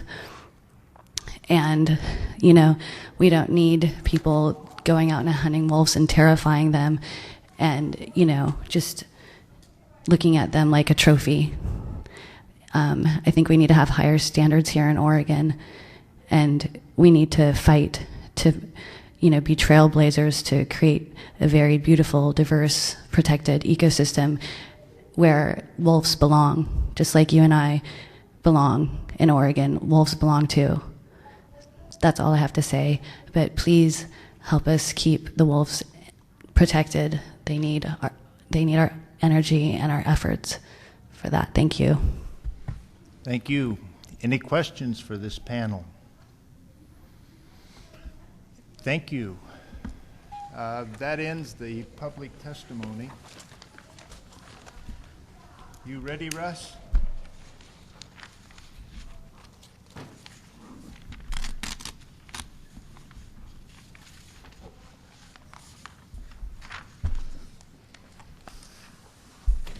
And Mr. Vice Chair, just to reiterate something that Chair Finley mentioned this morning, I think, before lunch, but we're going to schedule a session on Thursday, June 8th, the afternoon of Thursday, June 8th. So it'll be a public commission meeting for the commission to ask any questions. You'll be able to have digested everything you've heard here today, as well as what you heard in April in Klamath Falls. Develop any questions that you might have in addition to the questions you asked today, and then also to facilitate some commission discussion and direction to staff on next steps as we develop the draft plan. So we will have another opportunity with Russ and staff and commission discussion in June. I just wanted to reiterate that point. And then, is there a time? Is that going to start at 1? I believe right now we're planning on 1, so we'll just plan on 1 p.m. Some people had asked on the break about what the proposed location is for that. You might state that. That meeting will occur in Salem, at our office in Salem, and because that's where our Friday meeting is. We have a full-day commission meeting on Friday. Are there any questions for Russ? I'll choose to defer my questions until the next meeting and take the opportunity to digest a very full day of very important comment. I am really glad that we had the opportunity to come up here. I can see that it was very well needed, and I'm happy that we spent the time, but I'll defer my questions. Bruce. I would just ask Russ, of all the correspondence we got, and it was incredible on both sides, there was one that stood out to me, the 5 or 6 pages from Norman Bishop. Evidently he had worked for our chair when he was at Yellowstone. I would like you to, I don't know if you've had a chance to review that, but if you would before the next meeting, because I went through it and made some notes, and I'd like to ask you questions, and I'll defer those to the next meeting. Seemed like there was a lot of good information in there to consider for our plan. Commissioner Buckmaster, I did receive those Wednesday afternoon, as well as several others in that same time period. I've kind of once through them. There's certainly a lot there. I do appreciate the detail that he put in, and we will be ready to address some of those. Thank you. Holly, are you in a deferral mode, or do you have some questions for Russ? I just have one quick one, and I will defer my bigger questions to later. Also was interested in how long we thought that meeting would be on Thursday. Will it be like 1 through 5, or will it be less than 4 hours? Yes. Yeah, Mr. Chair, at this point, I think I would plan on 1 to 5, and if we conclude early, you'll get a couple hours back, but rather than schedule it and not have enough time for the discussion, we'd like to start at 1 and leave it open-ended, but certainly, hopefully be done by 5. Okay. I'm just trying to figure out whether I need to come the day before that for that meeting. All right. I did have one question for Russ, and it was one that I was curious about earlier. This is related to the language about minimum depredations to consider for lethal action. And I was wondering if that language of either three confirmed or 1 confirmed and 4 probables in a 12-month period, would that also include 2 confirmed depredation events and 2 probables? Vice Chair Weber, Commissioner Atkinson, at this point we had not considered that, and there's a reason for that. Is you may remember some time back we were requested to consider the use of probables, and the term, the phrase 2 for 1 was coined at that time. We really, for a number of reasons, did not start down that route. So the definition that we have proposed in this draft does not, and really what you're referring to would be sort of an equivalency of a number of probables for confirms. So we really weren't going that route. However, with the dual definition of chronic, meaning the 3, when we're proposing going from 2 to 3 in 12 months on the primary definition, if you will, it's sort of left hanging the other one, which by the way has never been used. We've never gone to lethal for 1 and 3 attempted depredations. So we just felt like it almost seemed like we were leaving that hanging, and because the probable had been recommended or discussed, we put it out there. It is by no means, I want to be very clear, it's not scientific. It's trying to find some middle ground in a very tough issue, as you well can see. And this designation doesn't mean that a wolf will be killed. It means that ODFW can consider lethal action if that is warranted at that time? Commissioner Atkinson, that's correct. Like our use of the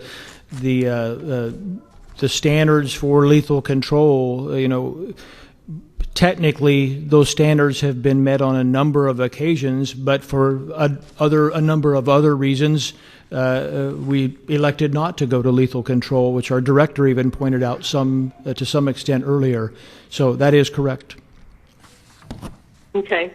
Have there ever been 4 probables in a 12-month period for any pack in Oregon? Commissioner Atkinson, I don't believe so, but I am going to check that to be certain. Okay. Yeah, I guess I'd like to see, whether that is reasonable also. It does seem like ODFW has been conservative and not just killing wolves because the law allows for it, and I appreciate that nuance. I just want to make sure we balance between options that are available versus, since there's no requirement to kill a wolf based on that standard. Is that it, Holly? The only other item I had, and this is also kind of a specific thing, is that, and I don't remember in the plan if it says this, but in the PowerPoint, depredations were talked about, minimum depredations, but I'm assuming what we're really talking about is a depredation event. Commissioner Atkinson, that's correct. An incident of depredation is kind of the standard that we use, which would entail 1 or more injured or dead animals, livestock animals. Thank you. And that's all I had. Greg. Thank you, Mr. Vice Chair. I have just a couple questions for Russ. I wanted to get them out now because I'm not sure about my availability for the June meeting. So, Russ, if the proposal to train and certify local citizens to be able to kill wolves that have been deemed to be a nuisance for one reason or another, if that does not get into the plan, do you have any ideas for addressing the concerns about, well, first of all, the proposed 24-hour turnaround time that is being inserted into the plan, and the concerns of the livestock industry about lack of rapid enough response? Do you have other ideas besides this training and certification of the local folks? Vice Chair Weber, Commissioner Woolley, that's a very complex question because on one aspect, I think a lot of the concern you heard about the timeliness wasn't necessarily timeliness related to lethal control. It was timeliness related to the depredation investigations and the confirmation. The first part of the question, if I understood it correctly, about the certification process, really it's important to understand, and you mentioned if it didn't get into the plan, remember that the current plan as it is now has that in it. The current plan does not have, it doesn't have any specificity on how that might work. It just says hunters would be certified. If we use that option, they would be certified. So the idea was to add specificity to require to develop a pool of accomplished, capable people. So in the event, with an understanding of history and the sensitivities of the situation, that would be able to assist us if the event happened where we needed to remove animals. It really wouldn't have any bearing on whether the decision of removing animals. Is just once that decision was made, it would be able to use them. So I'm not sure how that would affect the timeliness. And I may be misunderstanding the question, but I almost think they're kind of separate. And maybe you can help me out if I'm going down the wrong path. But I understand it is in the plan, and it's legislated to be in the plan. And the legislation says, may be used or could be used. Right. And so, what we're debating is, will it be used? Will that kind of local, opportunity be, as you said, the methodology kind of spelled out on how that works. So I do understand that. Commissioner Woolley, I might add something if I could to that. To clarify, you're correct. It does say could be used, and really it's not. I want to be extremely clear. It's not put in there as a plan to use. It's put in there as a tool that is available. I think there's an important distinction between those two. Okay. And my other question is, so I read through pretty closely the wolf-ungulate interaction chapter. I thought it was well done. I didn't think that it was too complex. And so reading the summaries or the conclusion of study after study, I was really looking for something really definitive, a conclusion that disaggregated wolves from all the other factors, from climate factors, from multiple predators in the system. And I wasn't able to find that. There's a lot of tentative language that may affect antlerless elk hunting opportunity, could ultimately reduce availability of bull elk, may have a large effect on elk population. That's sort of the continuous sort of language. Little research has been linked to the anti-predator behaviors discussed above. So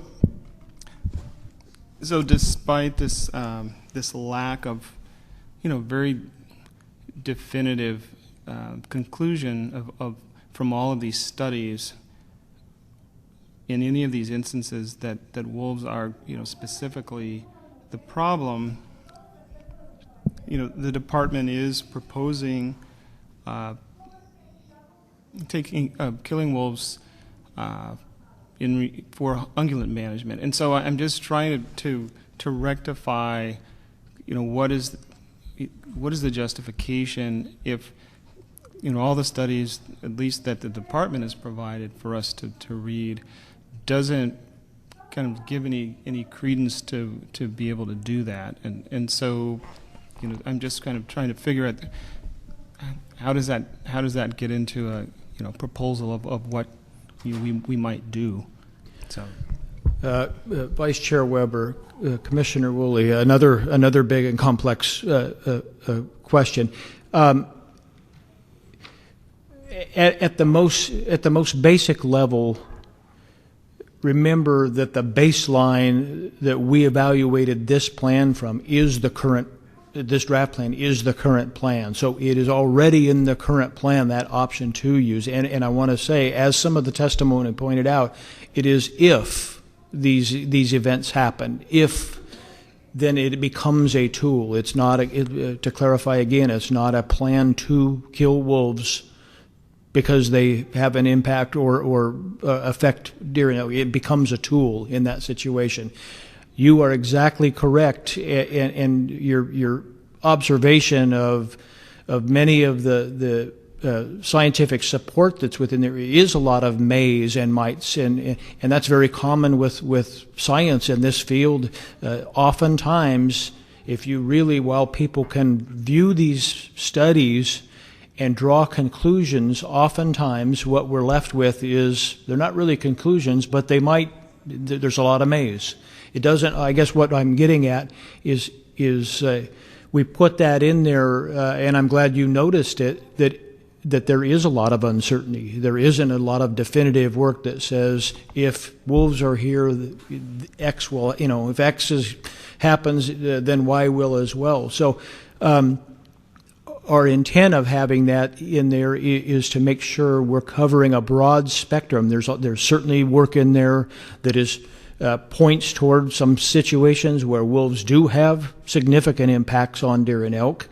There's a lot of work in there that may have, and there's some that really don't or haven't shown it.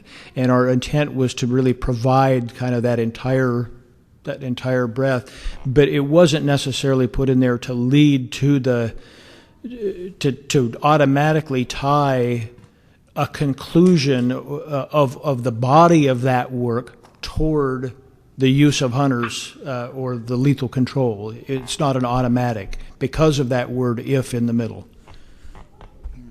Okay. Yeah, I just wasn't able to find much of the breadth of description. I was primarily just seeing the uncertainties, and so I'm just, I was concerned about how a potential management tool could be recommended based on so much uncertainty. So thanks. Any other questions? I think based on these questions we're getting here, we may have a full day or a full half day. Yeah, I think so. On Thursday. I think so. Thank you, Russ.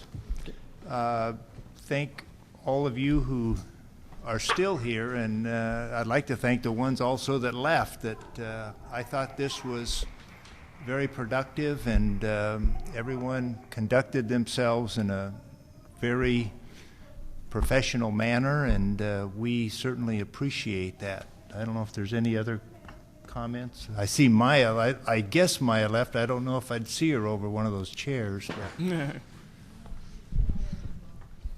Yeah, Mr. Vice Chair, I wanted to follow up on that as well, and I know I made a similar comments after the Klamath Falls meeting. I think we had about 150 people here to start with at the peak today. We only have about 30 left.